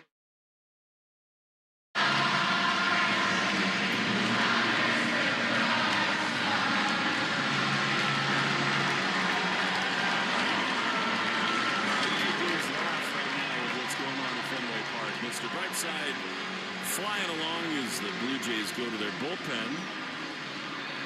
Adam Macko is the left-hander out of the pen. Checking the game score brought to the Maine State Lottery. It's Keno, it's a vibe, and it is a home run. 6-4 Sox. They've out hit the Blue Jays 12-9. And how about this? I mean, Wilyer Abreu, who is the best left-handed hitter against left-handed pitching, sees Macko here. Yeah, he's got reverse splits, too. Lefties hitting 318 off of him versus 212 for righties. So, good matchup. All right. At the corners, 2 in. Sox lead by 2. The pitch to Wilyer. Swinging a high pop on the right side of the infield. The shortstop, Urias, is underneath it. He's there to make the play. Wilyer not happy with himself at all. He flips the bat out of his left hand. He is gone. And now they're 2 down. Yeah, he's frustrated. Mainly, I mean, you've never seen this guy in your career, and you swing at the first pitch. You kind of want to see one out of the hand. You got a slider there, but way out front off the end. And yet, don't you think his countryman has a very good chance to pick him up right here?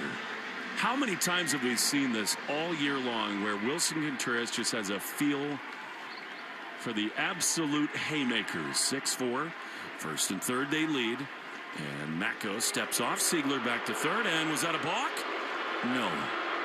Just disengagement number 1. And they're going to put him on? Are they going to walk Contreras intentionally? Yes, they are. And because of that, the Red Sox will lift Masa Yoshida for Jahmai Jones. I think it is absolutely the right move by John Schneider in that spot. You just sense this ballpark, the energy, Wilson's vibe. You want to face Jahmai Jones instead of Wilson Contreras, right? Sure. And I mean, Jones has not had a good season. I know he's hit a homer here since he came over. In his career, he's been really good against lefties, but this year, just a 149 batting average hasn't been very good, so he'd rather take his chances here. All right, here we go. Bases loaded, 2 down in the 8th. 6-4 Red Sox. Jahmai Jones, the batter. Pitch is a strike on the inside corner. Change up, and it's 0-1.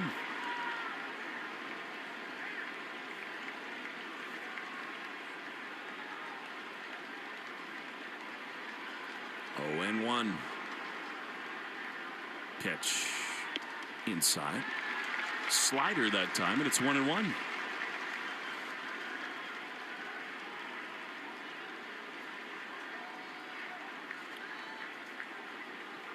Red Sox at every base, 1-1. Set the pitch. Jahmai takes a strike on the inside corner. It's a ball and 2 strikes.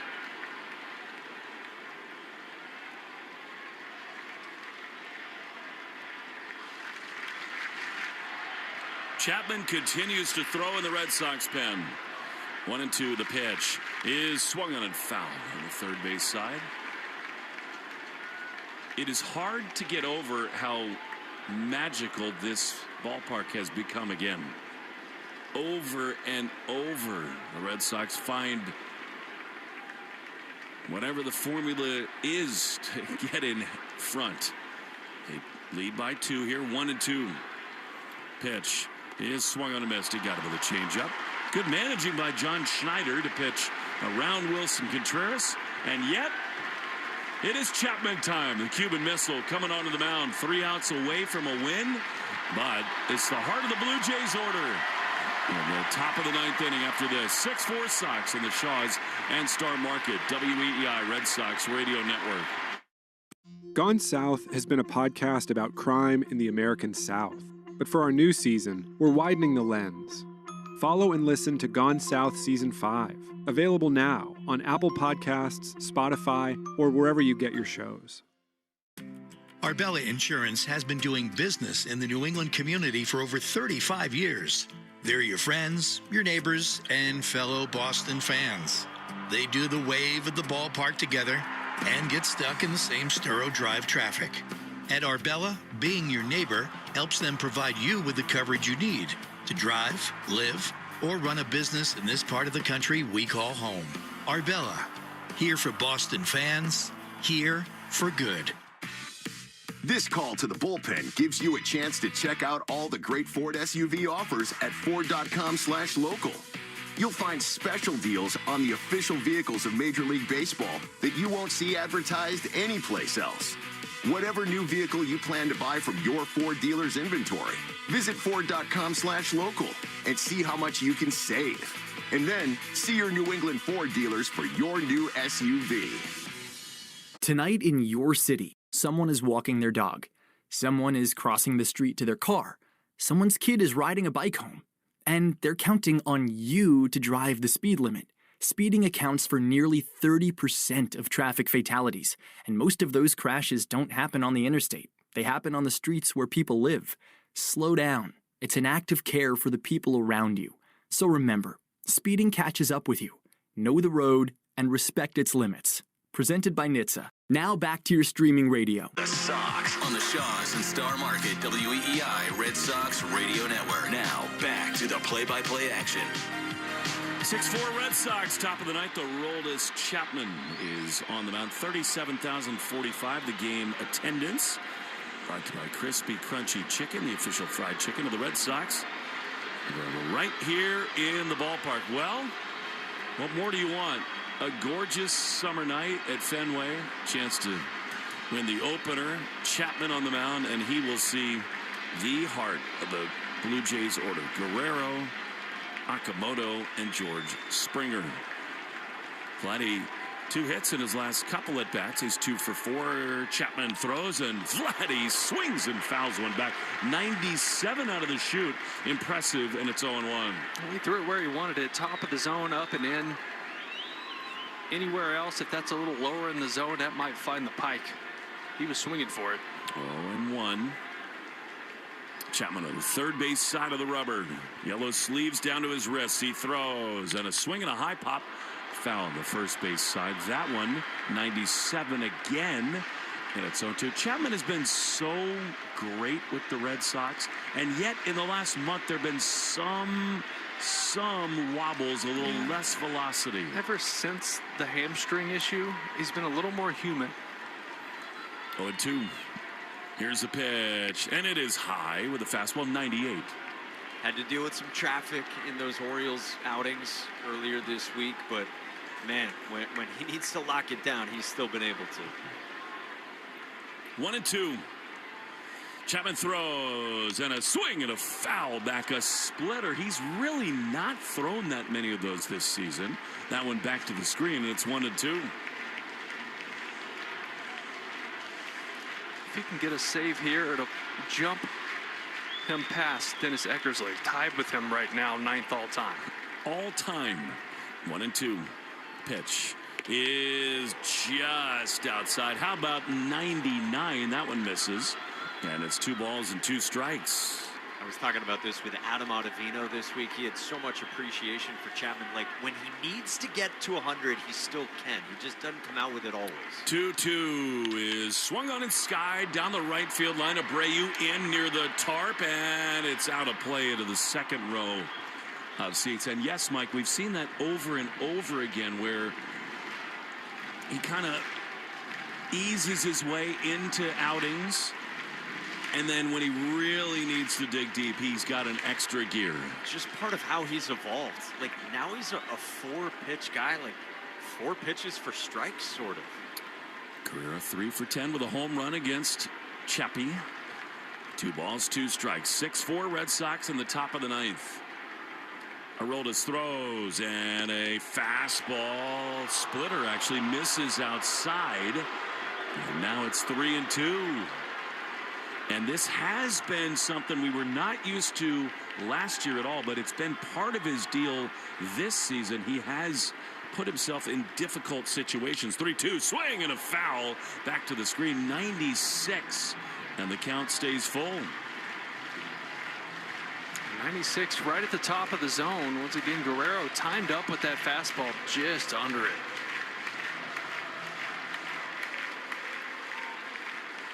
Three and 2, top 9. Chapman throws, and a fastball misses outside. 99, but ball 4. So the leadoff man is aboard. That brings the tying run to the plate in Okamoto. Okamoto has already gone deep tonight. Big 3-run homer to center. Back in the 7th inning. It was off Greg Weissert.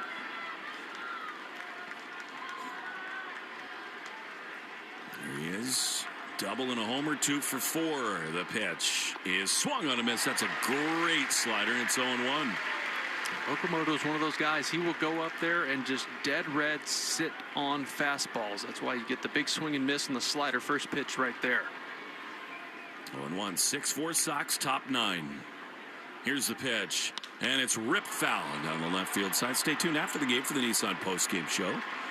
You deserve a car that thrills you. Nissan's got an exciting full lineup. Put goosebumps on your goosebumps. Get the thrill for yourself. Local Nissan store, nissanusa.com today. No balls, 2 strikes. Guerrero leading at first. The pitch is swung on a miss. Fastball, top of the zone. Adios. And there's one away. I love the sequence right there, right? Off speed, the slider, splitter, and then reach back all the way from 98 top of the zone. As you had slowed that bat down, he couldn't get to it. Yeah, on that 0-1 pitch, you had said it for a guy who loves fastballs. You get him out in front, he pulls one foul, and then you climb the ladder. And here's Springer, who's 1 for 11 against Chapman, who throws a fastball down and in 98 miles an hour. Had George dancing a little bit. It's 1-0. This guy in this ballpark, is the tying run is always terrifying. 1-0. Chapman is ready. He throws. Springer swings and misses. Splitter. And it's 1-1.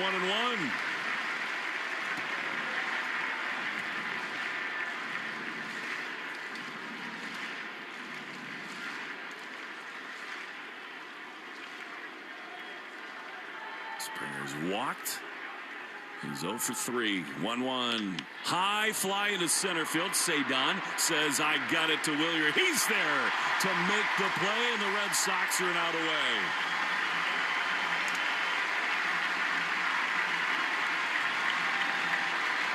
Alejandro Kirk is the last hope, and everybody now up at Fenway.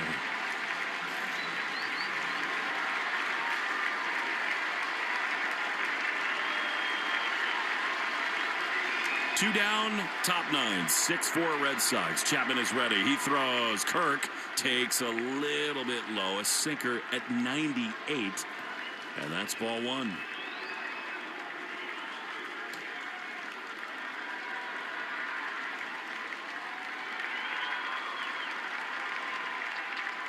One ball, no strikes to Alejandro Kirk. The pitch is down and in. Fastball, and it's 2-0. You got a lot of action going right now as the Red Sox lead by 2. Tying run at the plate. 2-0. Pitch is a strike on the inside corner.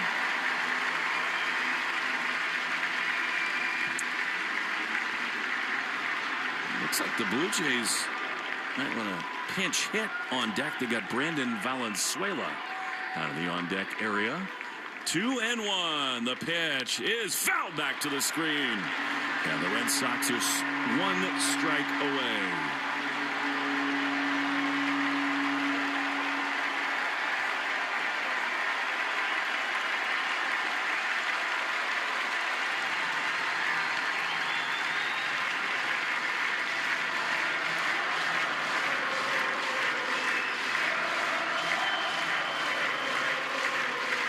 Two balls, 2 strikes, 2 down in the ninth. Chapman glares in. Kirk waits. Aroldis sets at his letters. 2-2 pitch is just outside. That was so close. They called a ball, and it's 3-2. Just up and away. That was close. Good take by Kirk.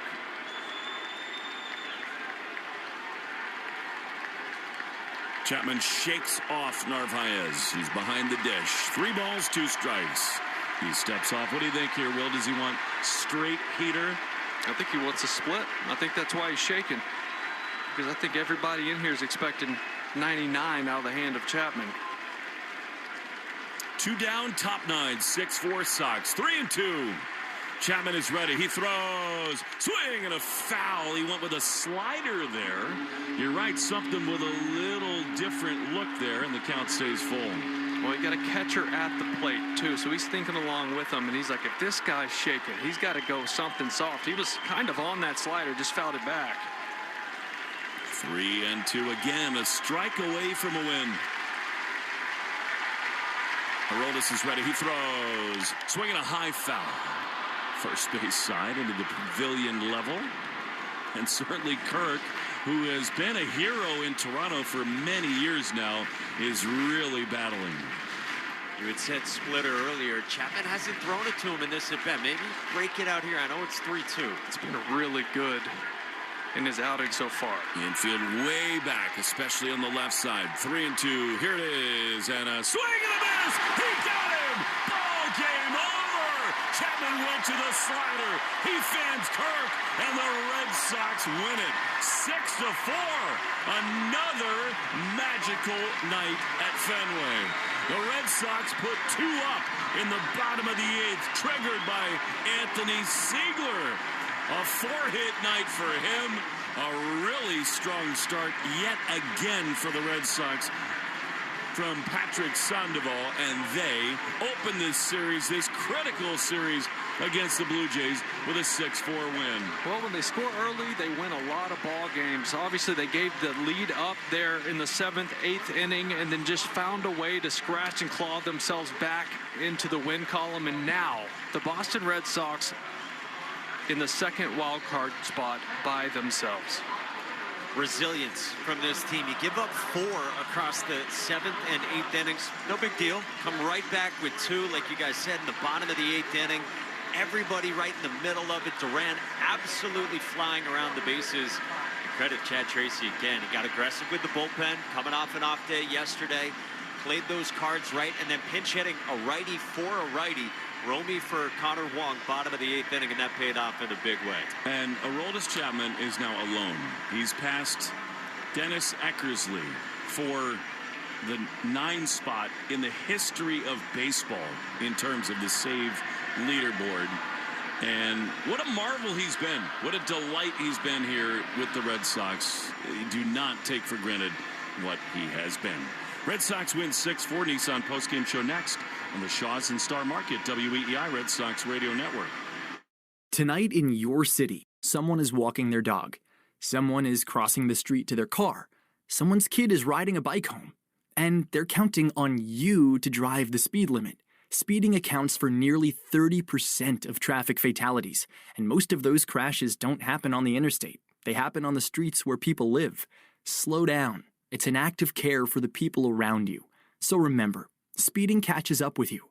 Know the road and respect its limits. Presented by NHTSA. Now back to your streaming radio. Care right.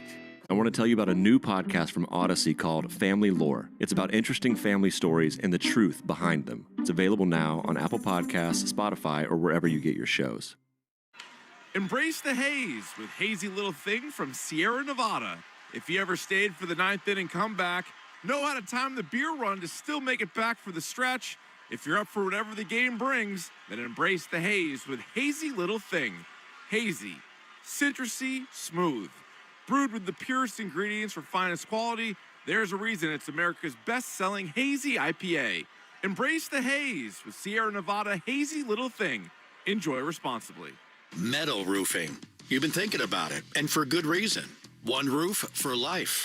So what's holding you back? With Interlock Metal Roofing, you're not just upgrading. You're investing in the last roof you'll ever need.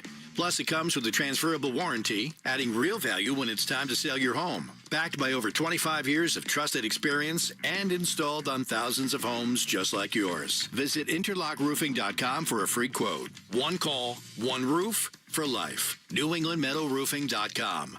Never re-roof again. You're listening to the Shaws and Star Market WEEI Red Sox Radio Network. This is the Nissan postgame show. Nissan makes cars that thrill. Experience the thrill for yourself today. Shop NissanUSA.com. Red Sox 6, Blue Jays 4. Will Fleming, Will Middlebrooks, Mike Monaco. Welcome to the Nissan postgame show. Brooksy, this felt like a really important night for the Red Sox because you're on this wave of adrenaline where you feel like nothing can go wrong. You win 15 games in a row, and then you drop the back end of a doubleheader where you're tired and things happen.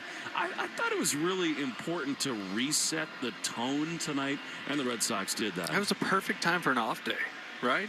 You grind through the doubleheader, you lose the streak that they might say they're not thinking about, but they're thinking about it.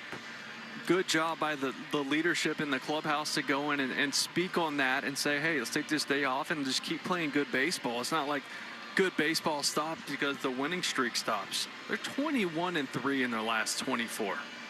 Come on. Think about that. Say that again. I'm going to tell you a cool stat, too, from J.P. Long. The Red Sox, I just told you, the 20th team in the wild card era to go 21-3 or better over a 24-game stretch. The other 19 teams got to the postseason. Yeah, and Mike, the thing is, there's just a belief where no matter what happens, you give it up, you surrender a lead. This group right now, you've seen it a bunch in these last couple of weeks. They believe and they deliver. I think that to me is the story of tonight, that you gave it up in frustrating fashion, no problem.